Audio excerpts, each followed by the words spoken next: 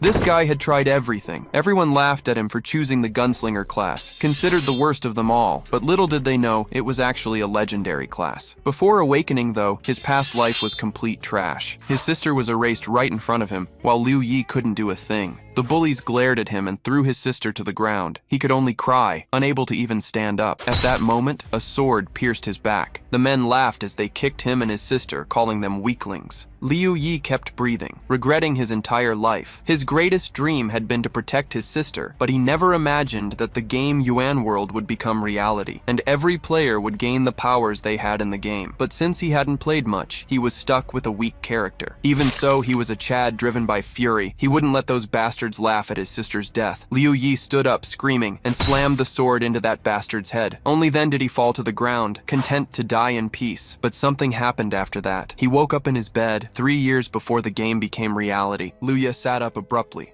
unable to believe what was happening. He clearly remembered being killed. Looking around, he didn't recognize where he was until he realized it was his old apartment, where he had lived 3 years ago. Suddenly, the door opened, and a female voice echoed through the room. Liu Yi froze, unable to believe his eyes. In the hallway stood his sister, holding a box that contained the access key for the game Yuan World. With a trembling voice, he asked what year it was. Liu Yun, surprised by the question, joked that he seemed to have woken up in a bad mood and said the year was 2030. That hit him hard. Liu Ye stood motionless, unable to believe what he was hearing. Getting up quickly, he ran to the window. With his mouth agape, he realized he had returned to the exact day the game Yuan World first went live. Without hesitation, he hugged his sister tightly and promised himself that this time, he wouldn't let them die. He would become the strongest player, as long as this wasn't all just a dream. It was July 27th, 2030. The virtual reality game Yuan World was launched, and on September 1st, it took control of the world. All players received the abilities of their in-game characters. The marginalized and the lower classes of society suddenly acquired incredible powers. For the first time, they felt a strength they never imagined they could possess. Because of this, chaos erupted, and endless wars for money and power began. Our protagonist chose the path of a player who simply explored the game's world. This led him to a tragic fate. Due to his low level, he ended up dying in Yuan World. However, by some miracle, he had an unexpected stroke of luck. He was reborn and returned 3 years in time to the exact moment the game was about to be released. This time, he was determined to become the strongest. Mentally, he returned to reality and was surprised when his sister pushed him away. Without realizing it, he had started to hug her. She was extremely embarrassed, thinking her brother was just messing with her. Scratching his head, he gave an awkward smile and said, surprised, that it really did seem like that. We fast forward 8 hours to the launch of Yuan World. Our protagonist put on his virtual reality headset and lay down on his bed. He knew there were only 34 days left before the game would dominate the world. If he could become the strongest player in that time,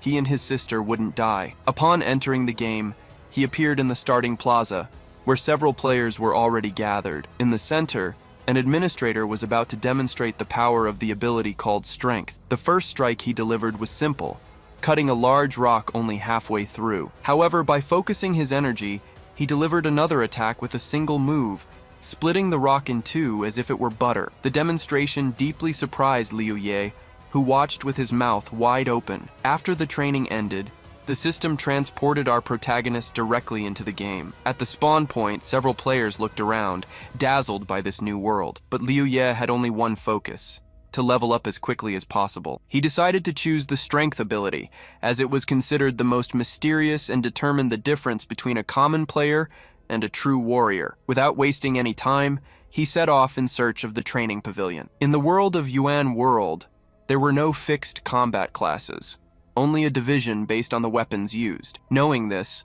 Liu Ye wanted to master a weapon as quickly as possible, as the foundation of power lay in its mastery. Once he reached 100% proficiency with a weapon, he would have complete mastery over the Strength ability. With this sense of urgency, he hurried to the weapons pavilion, worried that all the training areas would be crowded. However, to his surprise, when he entered the place, he realized it was completely empty. Liu Ye didn't care. He was determined to achieve his goal. He went straight to the weapon rack and began his selection. The katana was his favorite weapon, so he decided to start with it. But he knew he had to test all the available options. After 5 intense hours of training, he was exhausted. Even so, he managed to completely master the use of the katana, making it his primary weapon. Despite his fatigue, he knew he had no time to lose. Without hesitation, he picked up a longsword and began a new training cycle, pushing himself to the limit and ignoring his own exhaustion. In the weapons pavilion, a couple walked through the corridors, admiring how realistic everything around them was. Suddenly, the girl noticed a training pavilion behind the guy. Curious about the sounds coming from inside, she asked what could be in there. The guy looked up, saw the sign above the entrance, and commented that it was probably a training area. Without hesitating, the girl peeked around the corner of the door. It was then that she spotted our protagonist, training tirelessly with a sword, honing his strikes against a wooden dummy. She noticed that Liu Ye was the only one training there, which seemed quite strange to her. The couple approached the weapon rack but didn't pick up any weapons. They first wanted to understand how the training worked. They watched for a few minutes, then threw the weapons on the ground, saying it was a boring activity reserved for losers. As they were leaving, the guy explained that the training pavilion was only for increasing weapon proficiency and offered no other advantages. He even emphasized that reaching 100% proficiency required at least 10,000 strikes. The girl suggested they leave immediately and invest that time in leveling up. The guy agreed instantly. Before leaving, the girl glanced back at Liu Ye one more time. For some reason, he was etched into her memory. Liu Ye, for his part, didn't even notice anyone had been there. He struck relentlessly, showing no intention of resting. On the first day, he completely mastered the katana and the halberd, but his long-awaited special ability wasn't granted. On the second day, he reached maximum mastery with the spear, axe, shield, and hammer. Still, his power did not awaken. On the third day, while other players had already reached levels 10 to 20, Liu Ye was still at level 1, and his strength remained hidden. For a moment, he considered that maybe he should level up before continuing to train, but he quickly dismissed the thought. If he wanted to become the strongest player, he had to obtain his ability at any cost. Nothing would stop him. Once again, the scene shifts to the street near the training pavilion. The same couple was walking by, discussing the fact that a player had died. The penalty in UN World was cruel. Upon death, a player lost all their experience levels. In the middle of their conversation, the girl spotted Liu Ye again and was incredibly surprised. He was still training. The guy next to her was also shocked. He said there were many more exciting ways to play, far better than spending days training non-stop. The intrigued girl couldn't understand why Liu Ye was so persistent. Her friend suggested that maybe he knew some hidden secret. Excited, he thought about trying to master a weapon too. However, the girl shot down his idea. She claimed it was useless, as Liu Ye had already been training for 3 whole days, and nothing had changed. While other players were reaching level 20, he was just honing his weapon skills. He wouldn't stand a chance of winning that way. Liu Ye, however, completely ignored the couple. He had a goal and wouldn't waste time on distractions. The girl grew irritated with his obsession. She said Liu Ye seemed like a gaming addict, and that even if he did become the strongest fighter, she would never try weapon training. To her, the time was better spent leveling up. With no patience to stay there any longer, she pulled her friend's arm and insisted they leave. They needed to gain more experience as soon as possible. Days later, our protagonist received an unexpected notification. He had mastered 18 types of weapons, and as a result, earned the title of Weapon Master. Now he was able to use the abilities and characteristics of the other 17 weapons with any main weapon he chose. With a whip in his hands, he was exhausted and stood motionless, processing the message before his eyes. He couldn't understand what was happening. He had mastered every possible melee weapon, but his long-awaited special ability never manifested. Because of this, he decided to ditch bladed weapons. Perhaps his true talent lay with firearms. Without wasting time, he headed to the firearms pavilion. As he walked, he reflected on something curious. In his previous life, he had never encountered a player who used power with firearms. Upon entering the pavilion, an impressive hall was revealed before him. There was an immense variety of weapons arranged on metal racks. Without hesitation, Liu Ye chose a pistol. The days were passing quickly. More than 5 days had gone by, and he was certain that other players had already reached level 30. Meanwhile, he was still at level 1. Looking at the huge selection of weapons, Liu Ye felt a tightness in his chest. There were too many options, and because of that, UN World might take over the world before he could master them all. For a moment, he questioned if it was worth continuing, but then, the memory of his sister's death came rushing back with full force. That level 20 player who killed her, the blood boiled in his veins. He had no choice. He couldn't turn back. Without power, he would never become the strongest player. Taking a deep breath, he raised the pistol and began his training. Even if his destiny was to die again, he would never give up. Meanwhile, at the training pavilion, the girl who had previously mocked Liu Ye's dedication decided to come back and check on his progress. However, when she looked inside, she found no one. Surprised, she thought he had given up and left for good. Suddenly, a loud bang echoed through the area. The thunderous sound made her freeze in place. What was that? Instinctively, she followed the noise and went up the stairs toward the firearms pavilion. Peeking around the corner of the door, she was dumbfounded. Liu Ye had stopped shooting. The reason? He had completely destroyed the training target. Around him, a strange greenish aura flickered, as if his very existence was changing. The girl covered her mouth with her hands, stifling a scream. Her eyes reflected pure horror. What on earth was happening to him? Liu Ye, for his part, remained paralyzed. He wasn't looking at anything, as if he were lost in a void. But in reality, he was reading the notification he had been waiting for so long. The message read, "Congratulations, you have reached 100% mastery with the pistol. As a reward, you have acquired a new ability." A shiver ran down Liu Ye's spine. He had finally received his power. Now, for the first time, he felt prepared for the impending disaster. A faint laugh escaped his lips. The next step was clear: level up and catch up to the other players. His stats were basic: strength, 5 agility, 5 endurance, 5 intelligence, 5 senses, 5. The only exception was his special resistance, which had only 1 point. Additionally, a new passive skills icon had appeared, but it was empty. Heading for the exit, Liu Ye was ready to start leveling up. However, as he reached the door, he noticed a girl standing in the hallway. She tried to act natural, looking away and casually whistling a tune, pretending she hadn't seen anything. Liu Ye, however, didn't waste time trying to figure out if she had seen something or not. He simply walked right past her, as if she wasn't there. The girl, in turn, felt strangely embarrassed. A wave of irritation washed over her, and she didn't understand why she was so flustered. She wanted to ask what had happened inside the pavilion, wanted to understand the strange aura she saw around Liu Ye, but she hesitated. In the end, she remained silent. Upon leaving the training pavilion, Liu Ye had an insight. Only a weapon truly suited to the player could grant power. With this in mind, he decided to go to the equipment shop. He needed to buy a pistol, ammunition, and a close combat weapon. On the way, he heard rumors about Yuan World. The most relevant piece of information was that the game had reached the milestone of 10 million online players. This only confirmed his concern. Time was passing way too quickly. Arriving at the shop, Liu Ye chose his gear. He acquired a low-level pistol called the White Dragon, which cost 500 coins. He also bought a box of 300 common bullets for 300 coins, and a low-level dagger that cost him 200 coins. In total, he spent 1,000 coins on his new acquisitions. As he left the shop, he felt a bit discouraged. The prices were too high, and the fact that the in-game currency had a value equivalent to real money made everything even more expensive. To him, the company behind Yuan World had gone overboard with the item prices. Still, he was satisfied with his new weapons. Looking at the dagger, an idea struck him. Without hesitation, he activated his special skill, Weapons Master. This skill allowed him to overcome the limitations of weapons and apply the powers of one to another. The first real test of his new power was about to begin. Determined to test his skills, Liu Ye went to the Mirror Kingdom Gaming Company. This place allowed players to create a mirrored copy of themselves to fight against. The rules were simple. If a player managed to defeat their copy, they would receive extra money and experience.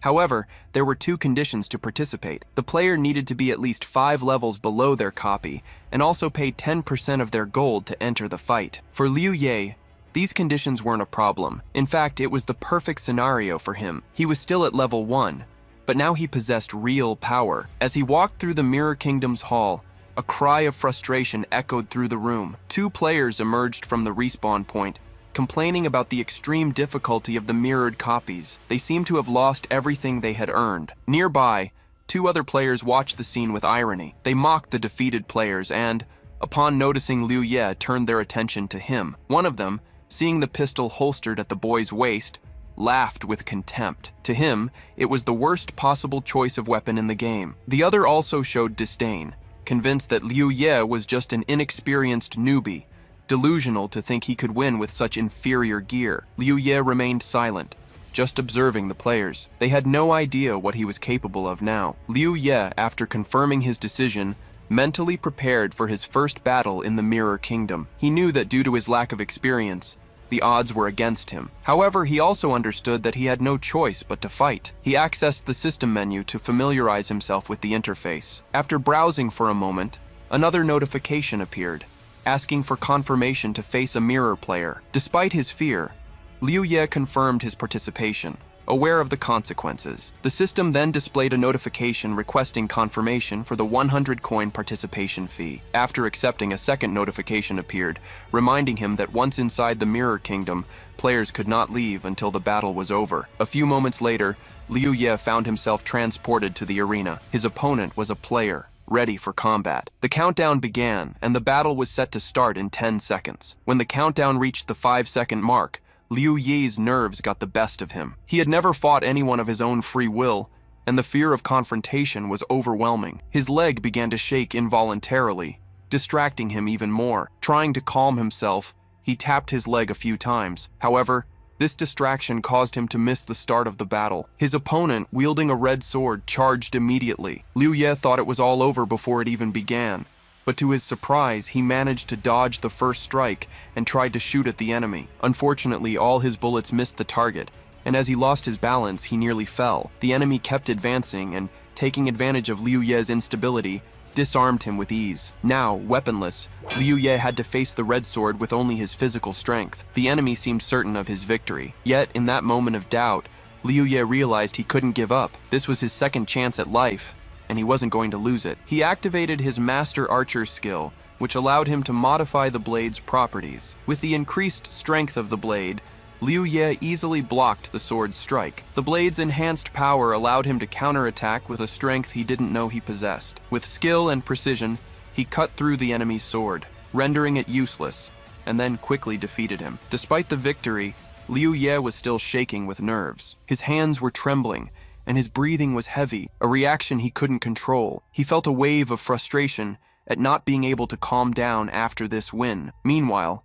a few minutes earlier, 2 other players were walking through the arena, discussing their plans to gather members for their teams. They talked about how hard it was to win battles in the Mirror Kingdom, especially with the large clans competing against smaller teams. As Liu Ye celebrated his victory, the 2 players who had been watching him were stunned by the outcome. They couldn't believe that a level 1 player with minimal gear had managed to defeat an opponent 5 levels higher. In reality, the 2 players weren't looking for allies.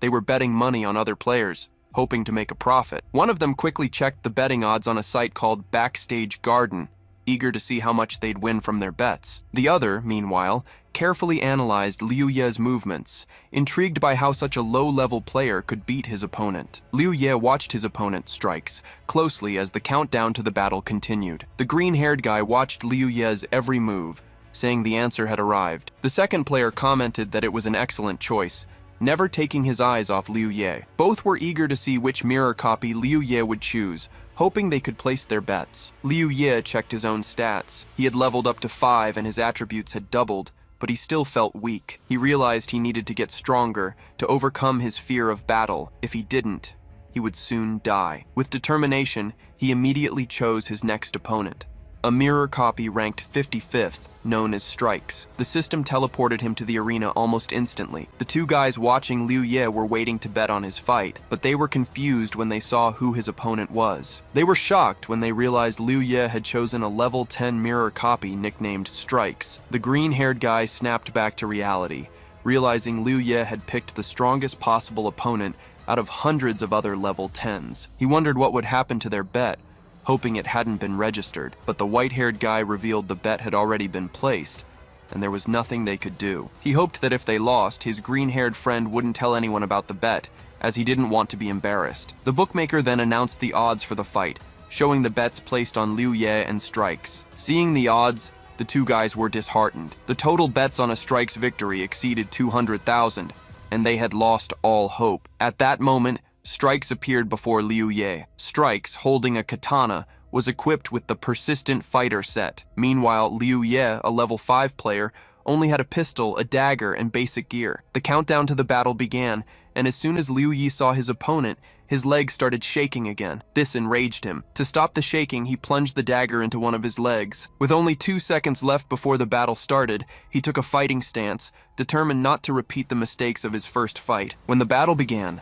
Liu Ye wasted no time and immediately rushed toward Strikes, skillfully dodging his attacks. Although Liu Ye's pistol was powerful, his aim wasn't the best, and Strikes managed to dodge or block most of the shots. After a few moments, Strikes grew tired of this and quickly disarmed Liu Ye. Without hesitation, Strikes went in for a fatal blow. It seemed like the blow would be impossible to dodge, but Liu Ye wasn't ready to give up. He activated his special ability and his eyes glowed blue. Liu Ye made an incredible forward leap, narrowly dodging Strikes' deadly blow. After sliding back a bit, he realized Strikes wasn't chasing him. With a moment to recover, Liu Ye assessed the situation. His health was at 20 out of 100, and his cognitive power was at 28 out of 30. The battle had just begun, but Liu Ye was focused on his survival. Liu Ye was one step away from defeat. His normal attacks couldn't even scratch his opponent, and he realized he had chosen an adversary he couldn't defeat. He should have opted for a weaker fighter and used that time to level up instead of going so far so fast. But even so,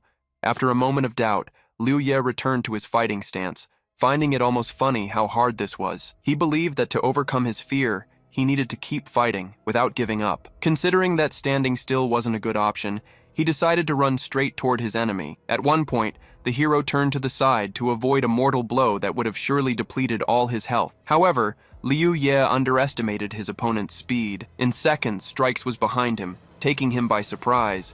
Liu Ye realized he had no chance of winning, so he decided to risk it all. Before the fatal blow, he turned to face Strikes, drew his pistol, and fired. In a final clash, they both exchanged fatal blows. Strikes' katana sliced Liu Ye in half, while the shot from Liu Ye's pistol destroyed Strikes' head. The system determined that Liu Ye dealt the fatal damage faster than Strikes, and so he was declared the winner. His reward was a large amount of experience, money, and a level up. Now, Liu Ye was much stronger, at level 13. All his attributes increased to 17, except for endurance, which only went up by 1 point. He let out a sigh of relief, realizing he had been on the verge of death and yet had won that incredible battle. Many other notifications arrived, the most important being that he had reached level 10. Now his rebirth ability had evolved into the capacity to choose his development path. Meanwhile, the two guys who had bet on Liu Ye's victory were surrounded by a crowd and pushed against the wall. Those who lost the bet had to hand over all their money to the other participants. One of the guys was on the verge of tears, asking if they could just give half the money instead of all of it. But the one-eyed gang pointed at them and said that wasn't an option,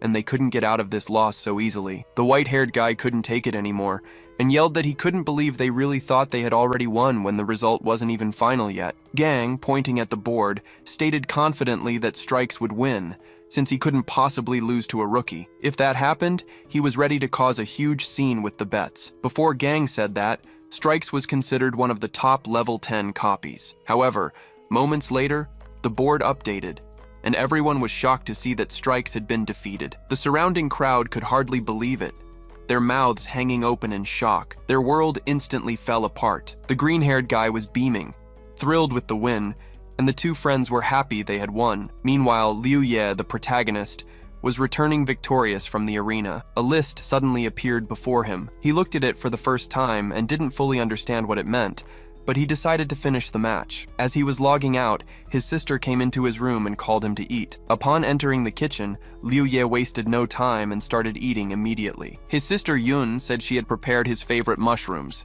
but Liu Ye paid no attention to her words. He was too immersed in his thoughts about Yuan World, where he had discovered 2 new skills he didn't even know he had. The first skill was Invasion Flame, which offered an incredible effect. The damage per second dropped from 50 to 25, but the total damage was about 250 health points. Besides his skills, Liu Ye also thought about the dangers posed by his opponents and considered the idea of forming his own team. After eating quickly, he thanked his sister and headed to his room. This surprised her, as he had barely eaten a single plate. It even hurt her a little, and she thought that he would need to find someone else to cook for him. Now we return to Yuan World. In the Mirror World's buildings, a man was at Gang Zi's feet, begging him to let him keep half the money as he had proposed. However, the man wasn't so simple. He kept pleading, saying that all the money he bet on Strikes' victory wasn't his, but his family's. If he lost it all, he would probably be severely punished. Gang Zi, still mocking him, said that just a minute ago he had refused such an offer, and now he was making the same one. Before he could finish speaking, a red-haired guy appeared and slammed Gang Z's head against the wall, telling him he had to return all the money lost in the bet against strikes. The red-haired guy's name was Jack,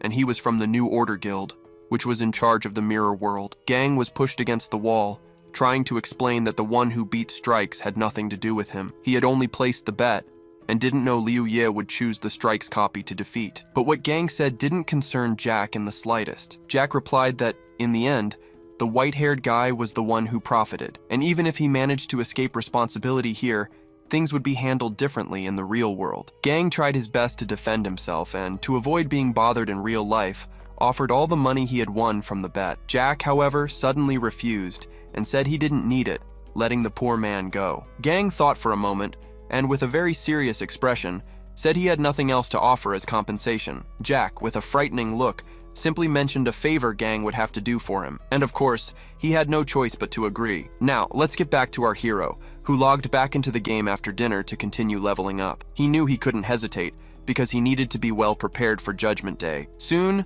Liu Ye received a notification confirming his choice to upgrade the Kai Heal skill. Without hesitation, he confirmed the enhancement and immediately received 3 notifications. The first was about the skill he had chosen. The second informed him that his tally was complete, and his combat power was now 15.6. Additionally, he received a new title called Low-Level Warrior. One of the biggest surprises for Liu Ye was realizing that by choosing the skill, he had acquired a dual attribute, and several of his stats had increased considerably. Looking at his stats, he was very surprised, as some of his attributes had risen significantly. Liu Ye recalled becoming very weak after surpassing level 100. Now, he realized that even though he was only level 13, his new traits and bonuses put him on par with a level 26 character. Liu Ye began to reflect on the possibility of defeating a level 20 strikes with his current strength. However, Liu Ye transformed from an insecure guy into someone confident, determined to challenge strikes. He now saw him as a worthy opponent and wanted to test his strength against him. Then, a notification appeared before him,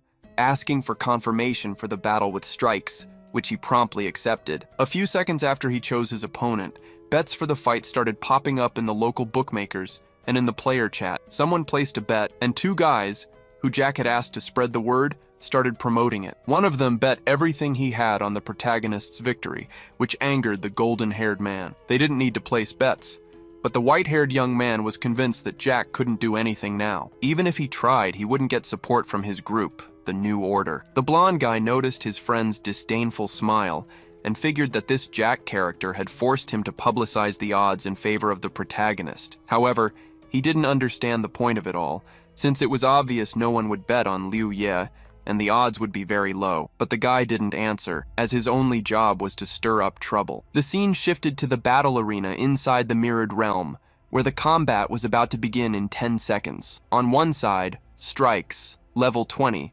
armed with 2 katanas and advanced armor. On the other, Liu Ye, level 13, with only a pistol, a dagger, and starter gear. Liu Ye began to ponder, thinking that with enough cognitive power reserve, he could predict the right moment to destroy Strikes easily. The system announced the start of the battle. The protagonist didn't hesitate and attacked immediately.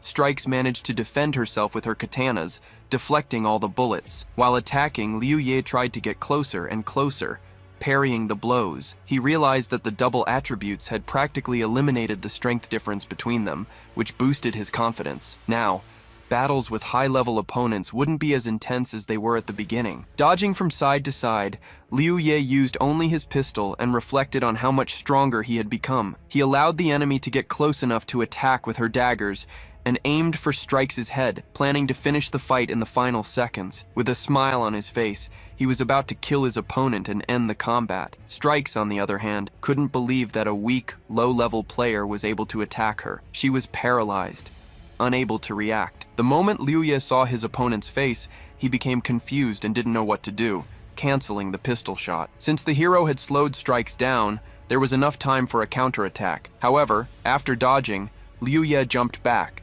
avoiding any damage. Suddenly, he was overcome with a wave of anger as he remembered his opponent, freezing his action and clutching his head, unsure of how to proceed. He didn't understand why he hadn't shot. He thought about the fact that he was scared, that he simply feared death. Looking at his opponent and his weapon, the young man thought he would never be able to take his destiny into his own hands. More importantly, He thought he would never grow up and would continue to fear everyone in his path. Gripping the gun tighter, he understood his future was being decided right there, and his opponent, the girl, also understood that only one winner would emerge from this battle, and that the protagonist's destiny was at stake. Taking an impressive leap towards Strikes, they both decided to clash head-on. Strikes landed the first blow, which should have cut off our hero's head, but Liu Ye managed to dodge, moving quickly behind her. Then he grabbed her by the head, aimed the gun, and in that moment, his thoughts were clear.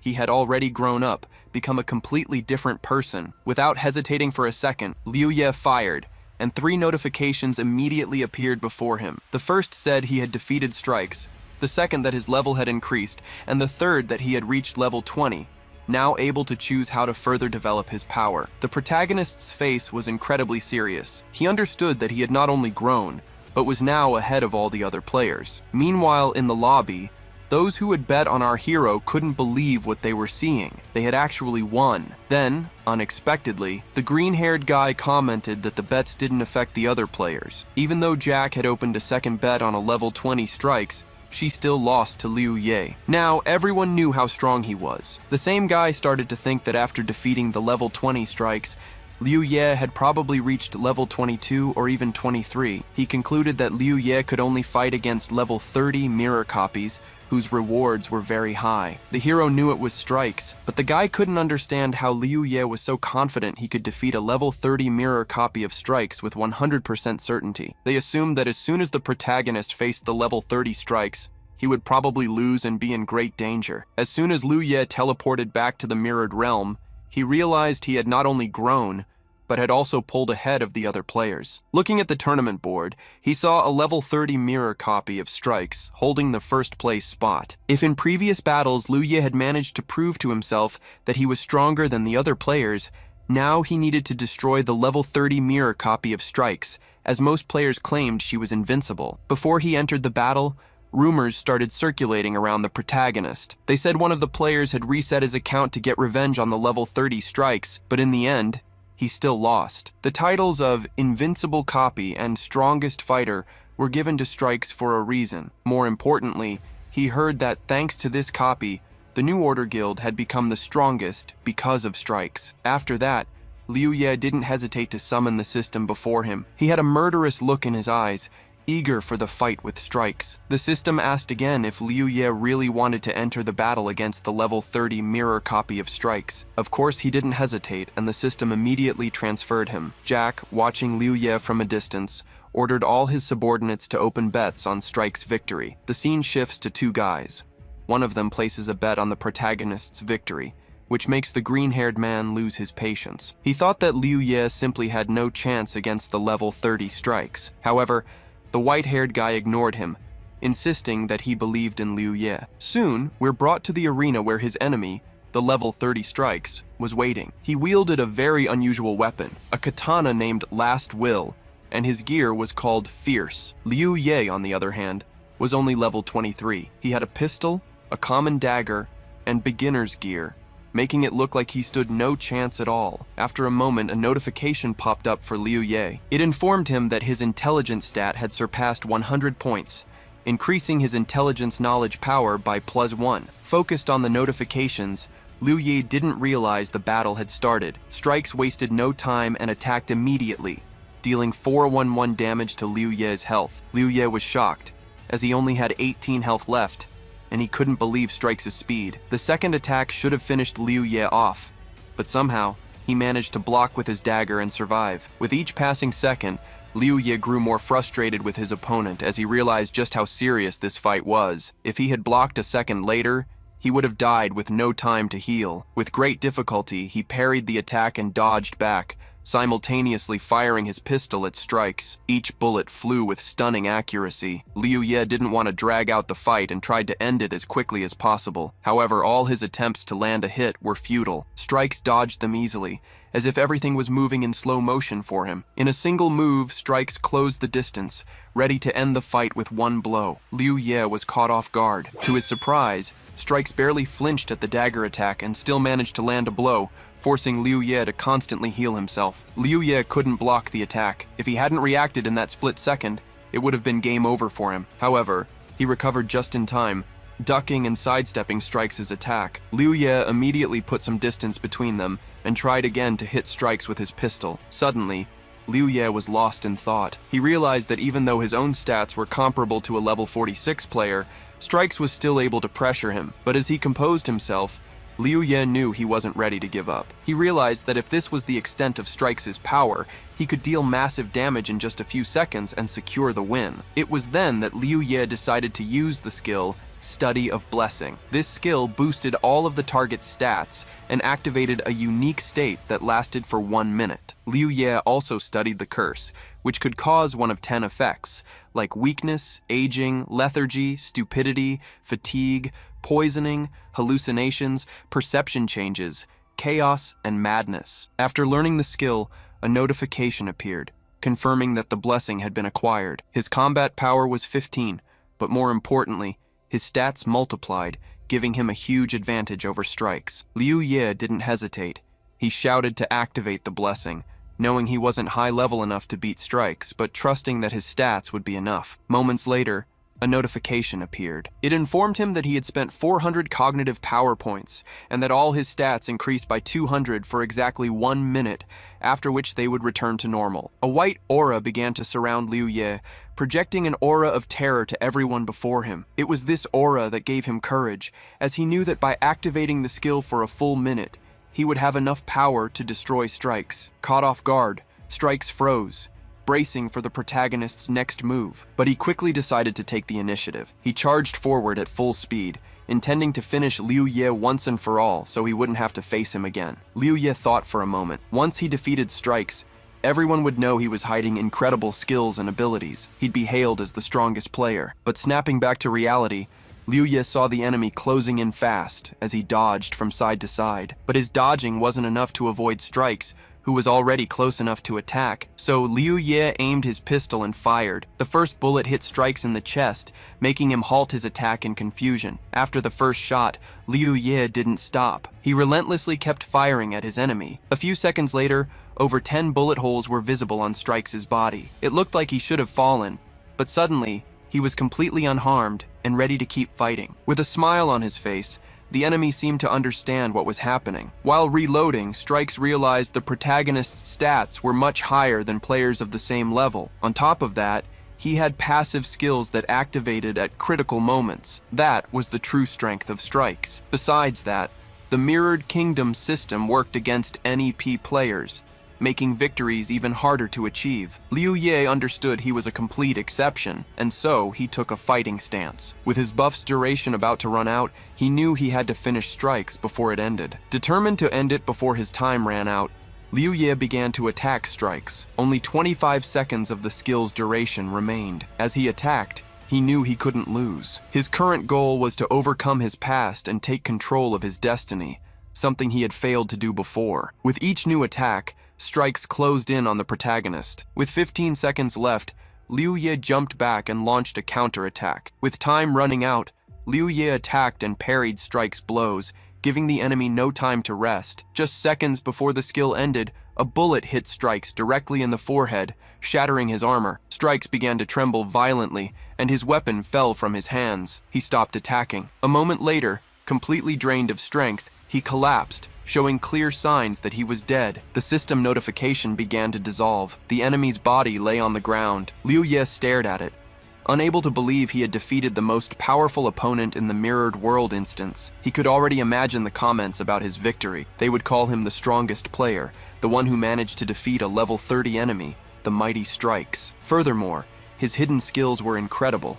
granting him the qualities of an invincible warrior. Someone commented that such titles meant nothing to level 30 players, as they belonged to completely different worlds in terms of strength. To illustrate, one of the spectators explained that a level 30 player was, at best, like the ground beneath the protagonist's feet, meaning they could never reach his level. The protagonist's imagination sent his self-esteem soaring, lifting his spirits even higher after the victory against Strikes. Then, several notifications popped up on his interface. The first one congratulated him on his victory against Strikes, while the second informed him of his huge reward in both money and experience. He could barely contain his happiness. Not only had he gained money and experience, but he had also overcome a great fear. Just then, the system teleported him back to the Mirrored Kingdom. In the waiting room, Jack had watched the battle and couldn't believe that Liu Ye had defeated the strongest copy in the Mirrored Kingdom. What infuriated him most, however, was the money he lost betting on strikes to win. Meanwhile, two players who had bet on the protagonist were euphoric.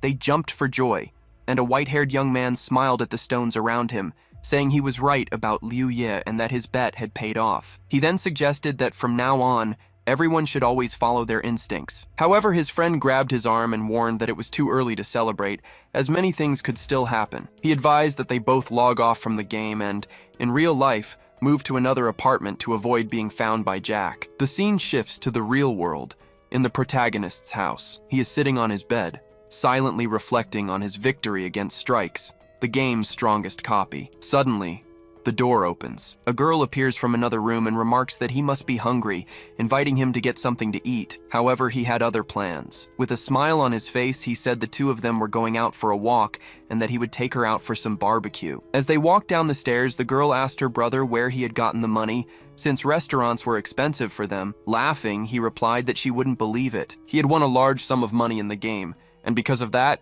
they needed to celebrate their good fortune. His sister accepted without question and didn't ask for more details. The next day, still at the protagonist's house, he made an online purchase. After completing the transaction, he received a confirmation that the order would arrive in 2 months. Sitting at the table, he couldn't believe it. In just 24 days, Yen World was supposed to take over the real world, making those 2 months far too long to wait. Still, he had no choice, as the nearest store he checked was out of stock. Instead of letting it get him down, he gathered his determination and decided he needed to work even harder while waiting. The scene then shifts, and we see two girls walking along the waterfront. They were extremely embarrassed, as all the passers-by were staring at them. The best friend suddenly decided to ask Yun why Liu Ye had asked the girl out on a date. Thoughts began to flood her mind, and she feared that something terrible had happened. Yun, however, kept a beaming smile from ear to ear and remained silent for a while, lost in thought. She was imagining how she would introduce her brother to her friend,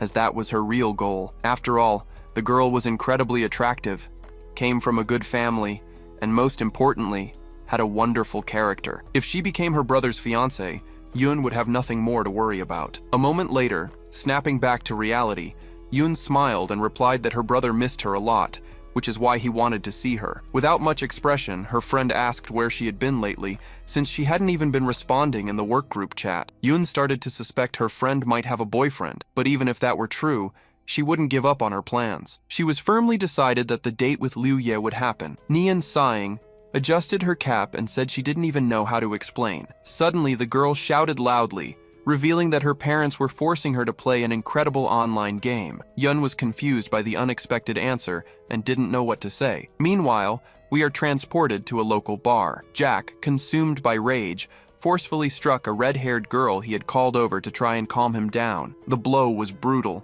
and the girl fell to the floor, hitting it hard. Even as she lay injured, struggling to stay conscious, Jack continued to attack her. He hated the way she tried to calm him, feeling that she pitied him, something he despised. A crowd began to gather, outraged by what they were witnessing, but no one had the courage to intervene. After all, this wasn't the first time Jack had acted this way. Noticing the stares from the people around him, he grew even more irritated and asked what they were whispering about. However, no one answered. On the contrary, one by one, they all began to disperse, running in opposite directions to avoid the same fate as the girl on the floor. Jack, still unsatisfied, spat on the girl before grabbing his phone when he heard someone call him friend. He answered the call immediately and asked if the person on the other end had found the protagonist's address. The answer was no, but the person claimed to have a plan. Jack listened intently and, without hesitation, asked if the plan was truly foolproof. When he heard that success was 100% guaranteed, his expression changed. His furious eyes made it clear that he craved revenge against Liu Ye and wouldn't stop until he got it. With a voice laced with malice, Jack said that as soon as they found the guy, he would send the rest of the money immediately. The conversation ended, and the scene shifts to Liu Ye, who had just logged into the game. He was standing in front of the Mirrored Kingdom's building, reflecting on the max level of the mirror copies, which was level 30. He understood that at his current level, he couldn't level up there anymore, as the enemies were too weak for him. Given this, he he decided it was time to leave. Turning around, he started walking towards the ruined kingdom, a place where he could grow even stronger. However, as he stopped to look at his own appearance, he realized he couldn't keep wearing his starter armor. It was time to think about buying a new set. Liu Ye headed to a weapon shop. As he approached the display window, a system window opened before him, showing the items available for purchase. However, when he saw the prices, he froze for a few seconds. His expression made it clear he simply couldn't afford to spend that much on armor. Disappointed, he left the shop and continued walking through the mirrored kingdom. He soon realized there was no reason to stay, as it was impossible to get the materials needed to craft equipment in that place. So, he decided to go to the ruined kingdom, where he could easily get this material and craft level 20 equipment. Although he had enough money to buy level 20 equipment directly, he preferred not to rush. After all, he would soon reach level 30, and besides, he also needed to manage his money in the real world. Without wasting any time, he set off for the ruined kingdom. There, he intended to join a team, knowing it would speed up his progress and help him get equipment faster. Upon arriving, he saw many teams recruiting players to explore dungeons of different levels. Some were accepting level 20 players, while others were only looking for level 30 players for more difficult raids. He stood aside for a moment and overheard two players talking about a new guild order. They mentioned a recent raid on the level 40 Chaos dungeon. 10 players participated, but they were all defeated and had their stats reset. Liu Ye knew there were only 4 restrictions for completing a dungeon, regardless of the number of team members. In fact, the more people who participated, the greater the reward at the end. However, there was a crucial detail. Once inside the dungeon, there was no way out until it was completed. Furthermore, in Yuan World, dying in the ruined kingdom meant a total reset and the loss of all equipment. For this reason, teams were extremely selective when recruiting new members. With the skills he possessed, Liu Ye believed he would be accepted without any problem. Convinced, he approached the first recruiter, but was immediately rejected, as the team only accepted level 30 players. He tried again with another group, but was turned down because of his low-quality gear. On his third try, he didn't even get a chance to speak, as the team was already full and didn't need any new players. Frustrated and utterly disappointed, he fell to his knees. He couldn't believe that no one wanted him, even after he had defeated Strikes, a level 30 enemy. He thought his strength should be taken into account, regardless of his level and gear, as he had already proven he wasn't a weak player. Discouraged, he started considering grinding the easier dungeons for basic gear, but he knew it would be a long and tedious process. Still, he gathered the strength to get up and was preparing to follow this only option when he suddenly heard footsteps behind him. Right after, a voice announced that a team needed one more member. Curious, Liu Ye turned to see what it was about, not understanding who the offer was for. Before him stood Jack, smiling. With a calculating look, Jack suggested he join their expedition into a dangerous level 35 dungeon designed for 10-player teams. Exchanging glances with Jack, Liu Ye sensed that something was off about the proposal. Still, Jack kept talking, assuring him that the team was strong enough to handle the challenges on their own. They just needed one more person to complete the party. To activate the raid portal, they needed one more player. Surprised, the protagonist couldn't believe what he was seeing. He also felt like he'd seen Jack somewhere before, but he couldn't remember exactly where. Jack didn't give Liu Ye time to think. He said if he wasn't interested, he'd find someone else. Not wanting to miss this chance, Liu Ye immediately cut him off and accepted the offer. Jack just waved his hand and told him to follow. Together, they went to the entrance of the level 30 portal, which was designed for a group of 10 players. When they arrived at the meeting point near the ruined royal portal, they found a crowd. The surrounding players wore impressive armor, leading many to comment on the leader's unexpected choice. No one expected him to recruit a rookie armed with just a simple pistol. Liu Ye observed the other players and quickly realized they were very well equipped. Their purple gear indicated that more than half the team had equipment of timeless rarity. He held his head, thinking, and wondered if he could steal at least some of their gear. Suddenly, one of the players shouted that since everyone was gathered, they should leave immediately. He wanted to reach level 40 as quickly as possible. A bald man approached with a smile and said that upon reaching level 40, they'd need to change their equipment, and if that were the case, he could give his old gear to the group. However, the player just smiled and refused, unless someone would buff his weapon with 3 rare items from their inventory, which no one accepted. The group then started moving toward the portal, with Liu Ye following slowly behind them. Watching the players, he noticed they all seemed to know each other well. He didn't understand why they had called him for this level 35 mission. However, noticing the team's malicious smiles, he realized this friendship hid ulterior motives. The portal finally opened, revealing a vast desert expanse. In the center of the landscape, there was only a mysterious crystal. Jack and another player were the first to cross through the portal and began to survey the area. Soon, one of the team members noticed that the mission objective was to protect the crystal. Jack immediately took command, ordering everyone to surround the crystal and ensure its safety. Everyone followed the instruction, except for Liu Ye, who hesitated for a moment. That's when Jack warned that anyone who let the monsters reach the crystal would have to pay for the damages out of their own pocket. Liu Ye was surprised by the team's organization, though he didn't show it. Still in no hurry to get into position, he observed the crystal carefully. Suddenly, a notification appeared before his eyes. The mission was loading. A few seconds later, another message informed him that the task was to protect the crystal for 3 waves of enemies. At the bottom of the screen, he saw the crystal's health bar and the penalty for failure, death for all players. Just then, a shout interrupted his thoughts. Someone announced that the monsters were attacking. Liu Ye looked out at the desert, but he saw nothing but a dense fog. However, he soon realized this was no ordinary fog. It had been generated by the monsters themselves. From within the smoke screen, an enemy emerged at high speed. The creature looked like a spider, but it had absurdly large fangs. The bald man yelled at Liu Ye to get closer to the crystal, warning that if he didn't follow orders, he could be killed. Without arguing, the protagonist obeyed. Meanwhile, a swarm of monstrous insects flew toward the bald man, who was holding an immense axe. It looked like his game was about to end right there, but the man had entirely different plans for this raid. With a single swing of his axe, he destroyed several beetles at once. He watched the others,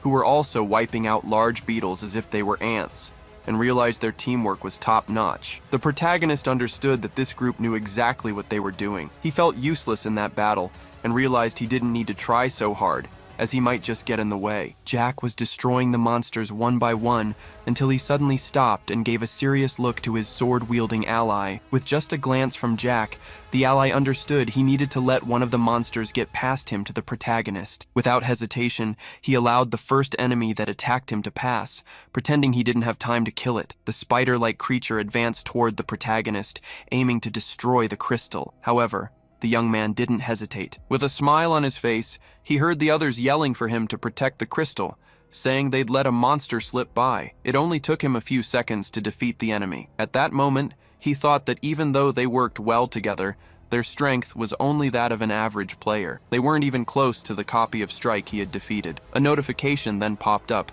informing them they had protected the crystal from the first of 3 waves. The next one would arrive in 10 minutes. After finishing off all the monsters, they sat down to rest. One of them commented on how skilled the protagonist was. At first glance, no one would guess he was a master, since few could defeat a monster 10 levels higher with beginner's gear. The swordsman who had let the monster slip by was blaming himself for his mistake. If the 10th member of the group hadn't suddenly vanished, there wouldn't have been a gap in their defense. The bald man reassured him, telling him not to worry since the problem had been solved. He then turned to the protagonist and told him that in the next wave, he would have to fight alongside them on defense to ensure no monsters got through. The young man sitting next to Liu Ye suggested they invite the protagonist to join the team so he could get noticed. He then asked the protagonist what he thought about joining their group. That way, he wouldn't have to look for people to form his own party. Besides, by playing together, they could take on high-level challenges. The protagonist really liked the offer and even considered accepting it on the spot. Right after he agreed,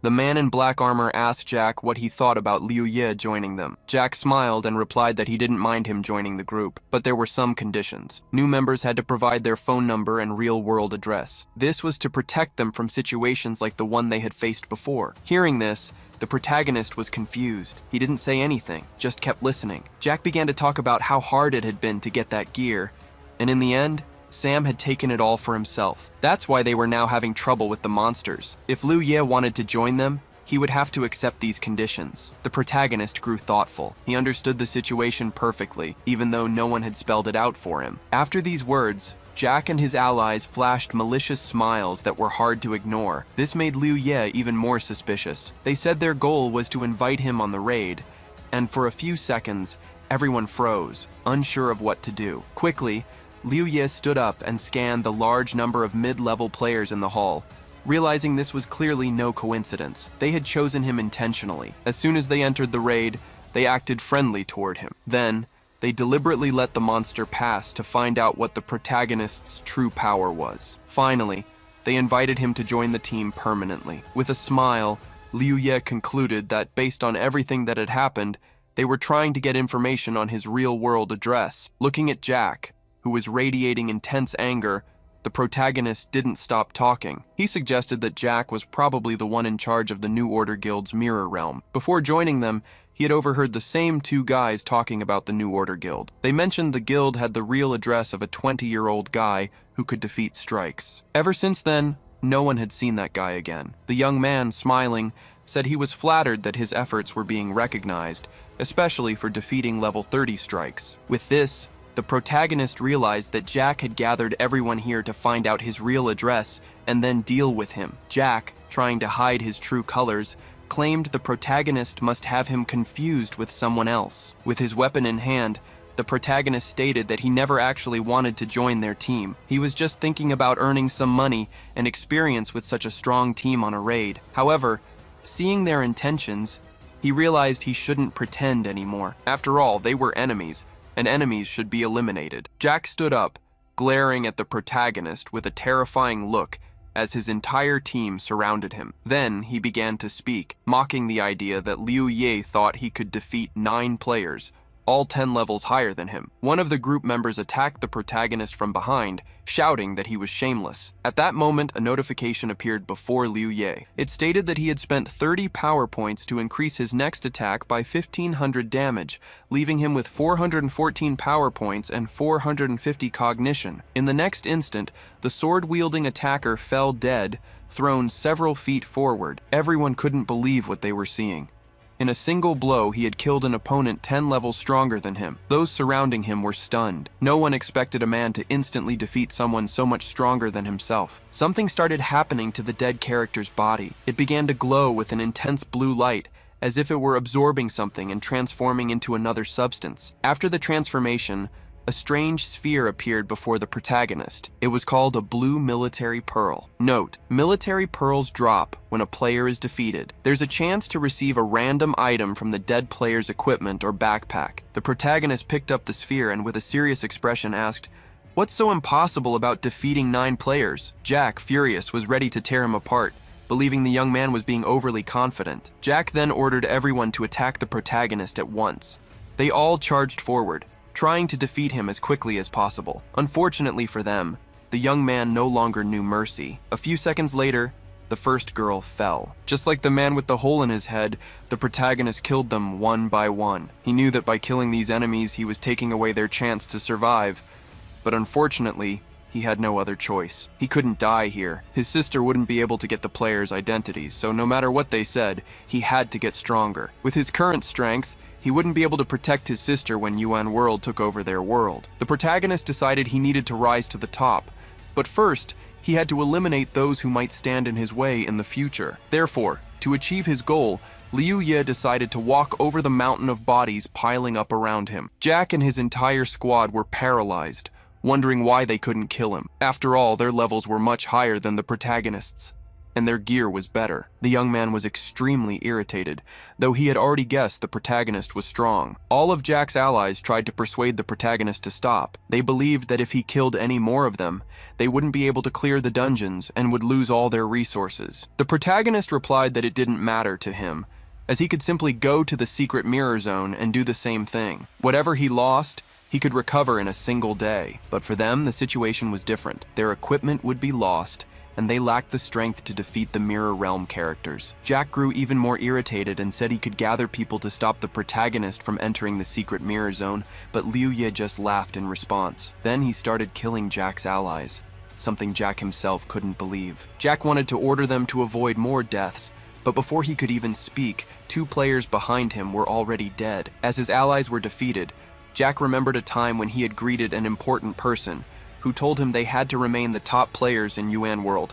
If they managed to maintain that position, it wouldn't matter what they did to achieve it, because he would support them. However, looking at them, he added that if they failed, he would not only stop supporting them, but also expose all their crimes, ensuring they were punished immediately. When Jack came to his senses, he realized everyone around him was dead. Only he remained. Liu Ye prepared to finish Jack off, but he knelt and began to beg for mercy, pleading for the protagonist not to kill him. The young man didn't answer, just stared at him with a serious expression, which only made Jack even more furious. He felt so pathetic that it disgusted him. Jack said that if he were spared, he would reveal the secret about Yuan World. Liu Ye smiled and told him to speak immediately, without holding back. Jack asked the protagonist to promise he would kill him right after he spoke, but he was sent flying several meters back. Liu Ye said that since Jack didn't want to talk, perhaps it was better for him to go to the next world, as he didn't really want to know the secret anymore. Jack landed a few meters away from Liu Ye,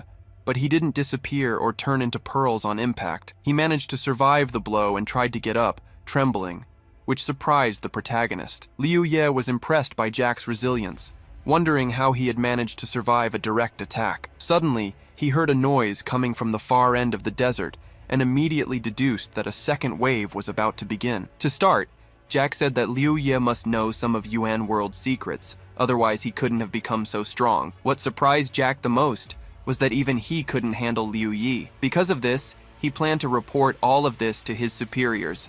After that, Liu Ye wouldn't just have to deal with Jack, but would likely die and be sent back to level 1. Getting to his feet, Jack continued, asking if the protagonist really thought he could stand up to people stronger than him, like Jack. That was impossible, since very few people could level up that way. When the secret Liu Ye seemed to know became useless, Jack was sure he would no longer have an advantage. The man began to beg again, asking the protagonist to let him go. In exchange, he would reveal his secret, and together, they could use Liu Ye's incredible strength to clear the rest of the dungeon. Liu Ye smiled and asked why he thought he would die and be unable to clear the dungeon by himself. Jack couldn't believe the protagonist's words. He was only level 28, and no matter how strong he was, everyone has their limits.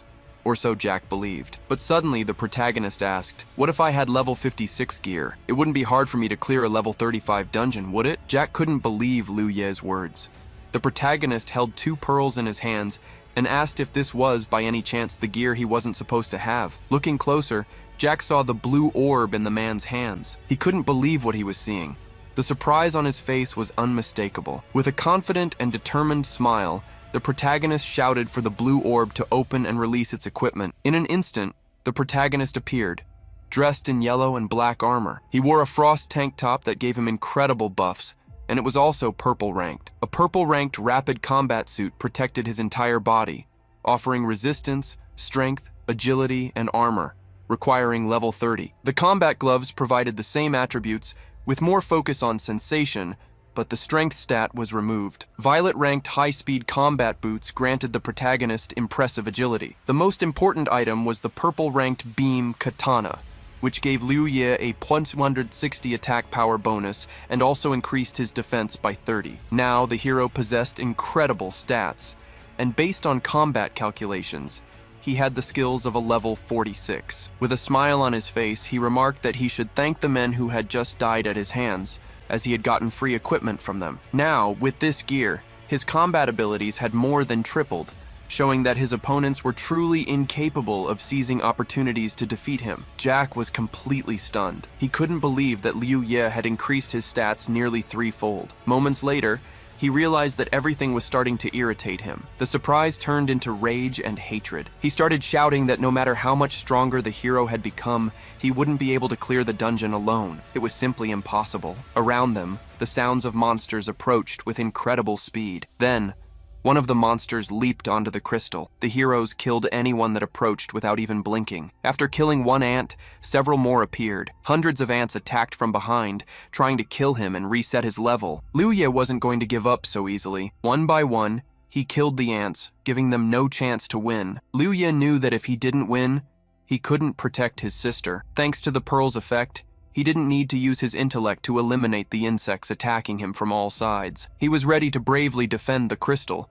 despite enemies coming from every direction. His life was on the line, and he needed to secure this victory. He defeated the ants one after another. The number of corpses just kept piling up, but it seemed endless. When Liu Ye's health dropped to almost 0, he used a healing spell, allowing him to continue the battle without losing strength. Meanwhile, Jack managed to kill a few ants. He noticed the protagonist's health was low, but to his surprise, he healed quickly. Jack couldn't believe his eyes. He thought Liu Ye was using rare potions and yelled that it didn't matter. Jack believed he just needed to dodge and he could outlast Liu Ye. Liu Ye paid no attention to Jack, focused on killing the creatures surrounding him. Jack kept screaming that he would pay for his arrogance, but Liu Ye just smiled and told Jack to worry about his own survival. He said he could easily destroy the monsters and handle the situation, so even if Jack begged for mercy, it wouldn't save him. These words angered Jack even more. He couldn't believe that even in such a desperate situation, Liu Ye was so confident and bold with his statements. Staying alert,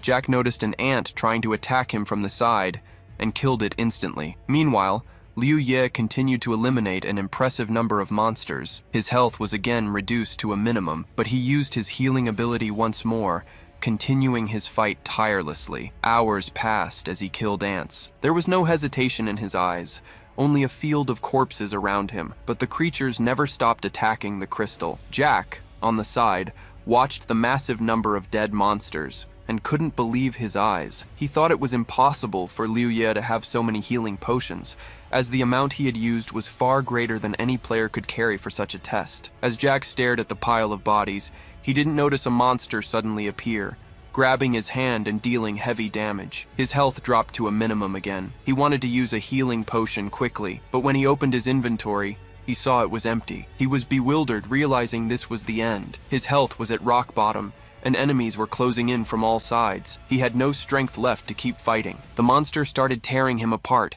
attacking him relentlessly, wounding every part of his body it could. Even in such a desperate situation, Jack couldn't accept that he would die first and not get to see Liu Ye die before him. But looking over at the hero, he realized Liu Ye was still handling all the enemies, killing them without much trouble. He decided Liu Ye would pay for this insolence once he respawned in the lobby. The young man watched everything with a smile because he wasn't tired at all and still had plenty of strength. He even enjoyed facing all the monsters that attacked him. After all, that's how he gained experience and combat skills. At that moment, Jack was sent to the lobby, his level nullified. A notification appeared on the protagonist's screen, indicating that his team had only one person left: himself. By meeting all the conditions, the reward for completing the dungeon would be increased tenfold. After several hours of fighting the insects, the hero crouched on the ground, exhausted, trying to catch his breath. An impressive number of defeated ants lay around him, all eliminated by him, and finally the wave of attacks ceased. The insects stopped attacking, and looking at the mountain of bodies, he felt relieved, knowing that the ants would disappear before the second wave. If that didn't happen, he wouldn't know where the crystal was and wouldn't be able to protect it. Not far from him, he saw the inscription, Golden Orb. The Golden Orb allowed a player to receive 3 random items from a dead player's inventory. As soon as he saw the orb, Liu Ye quickly stood up with a smile on his face. He couldn't believe he had actually found the Golden Orb, as he'd expected from the manager of the mirror copy. Finally, he had done something right. Approaching the Golden Orb, the protagonist picked it up and thought for a moment, knowing he didn't have much mental energy left. He would have about 10 minutes to rest, which would restore half his strength. Naturally, this wouldn't be enough for him, as he was on the third and final wave. Now he realized he shouldn't have attacked the Zukovs so early. He should have waited for the final wave. Now, all he could do was hope the Golden Orb would yield something valuable to help him face the last wave. As he spoke the words to open the Golden Orb, a notification appeared before him, offering a choice between equipment and items. Liu Ye started to reason logically, thinking that his strength, agility, and armor would soon reach 100 points. He wondered if he could get equipment that would improve these 3 stats and increase his combat ability. Therefore, he selected the equipment option. Immediately, a notification popped up saying the system was opening the orb and the equipment would be retrieved. He received a set of purple and gray amber equipment, which gave him 10 agility and 5 senses. The exact same second ring fell into the protagonist's right hand. The third item he got was a purple class pendulum pistol, which gave him 200 strength, 30 wisdom, and a locking ability. Plus it could triple the damage of each attack or stun the target. The pistol also had an automatic reload, but it took a full minute to recharge completely. Liu Ye was in a state of shock, unable to believe what he was seeing. To him, this was simply incredible. He believed this was his lucky day, as he not only received buffs for all his gear, but also upgraded his main weapon. Accessing his stats, The protagonist noticed that 4 of them had surpassed 100 points, which made him very happy. This meant his combat ability was stronger than ever. After thinking for a moment, Liu Ye realized that if it weren't for those who attacked him, he wouldn't have become so strong. So he decided to thank them. The protagonist thanked them with a smile on his face. He was ready to enter battle, knowing he was only behind in terms of his level. But as soon as he protected the crystal in this dungeon, he would catch up to the top players. Now, we shift to the city at night, where we find ourselves in a room where players are revived after death. Jack was in the middle of the room, talking to his boss, head bowed, saying that Liu Ye definitely had some kind of secret that allowed him to have stats exceeding his level. After everything that happened, Jack claimed that if this weren't true, he wouldn't have died at the protagonist's hands. He told the boss that even if he didn't believe it, he should know about the complexity of the Ruined Kingdom dungeon. A level 28 player clearing a level 35 dungeon alone was too much, and there was definitely something wrong. Otherwise, he wouldn't have been able to kill everyone. The boss, looking at Jack with a scornful gaze, said he was giving him one more chance. Within a few days, he needed to level up, and the boss would deal with Liu Ye personally by sending others to handle him. Jack thanked the leader for giving him another chance,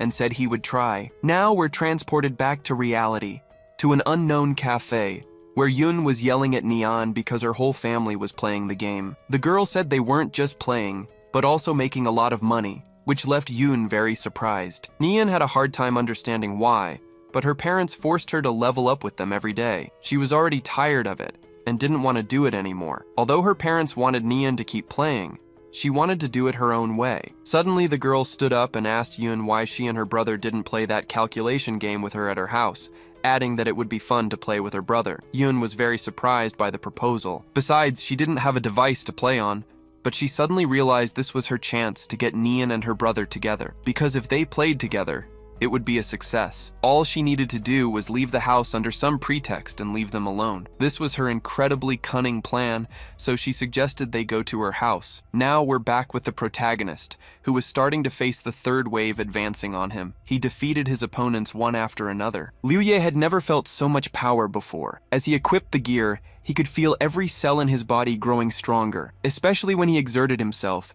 He felt as if the blade in his hands was even lighter. His steps grew faster, more agile. His jumps were so high they allowed him to tower over all the creatures around him. In these moments, he felt incredibly majestic, standing out from the horde. Liu Yi spots something that grabs his attention. It's a creature that even confuses him slightly, but he doesn't look away for even a second. He decides to unleash his strongest attack, leaping down and wiping out an entire horde of ants with a single strike. But that wasn't enough for him. He wanted more.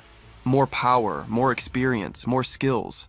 And most importantly, as he destroyed the ants, he wanted to reach places he had previously only been able to gaze upon. Then, just as he was high above all the monsters, the same creature he'd noticed before appears in front of him. It was a level 35 spider boss. Without hesitation, the protagonist decides to finish it off right then and there. Suddenly, notifications start to appear before Liu Ye. The character was congratulated for clearing the dungeon and received his rewards. He gained an impressive amount of experience, 360,000 points, which was then multiplied by 10. In addition, the character received the title Dungeon Defender. For each ally lost in the dungeon, the player's stats increased by 10%. Now, his stats were incredibly high. Upon reaching level 36, he had an immense amount of experience, and his stats, like damage, defense, resistance, strength, agility, endurance, intelligence, perception, distributable points,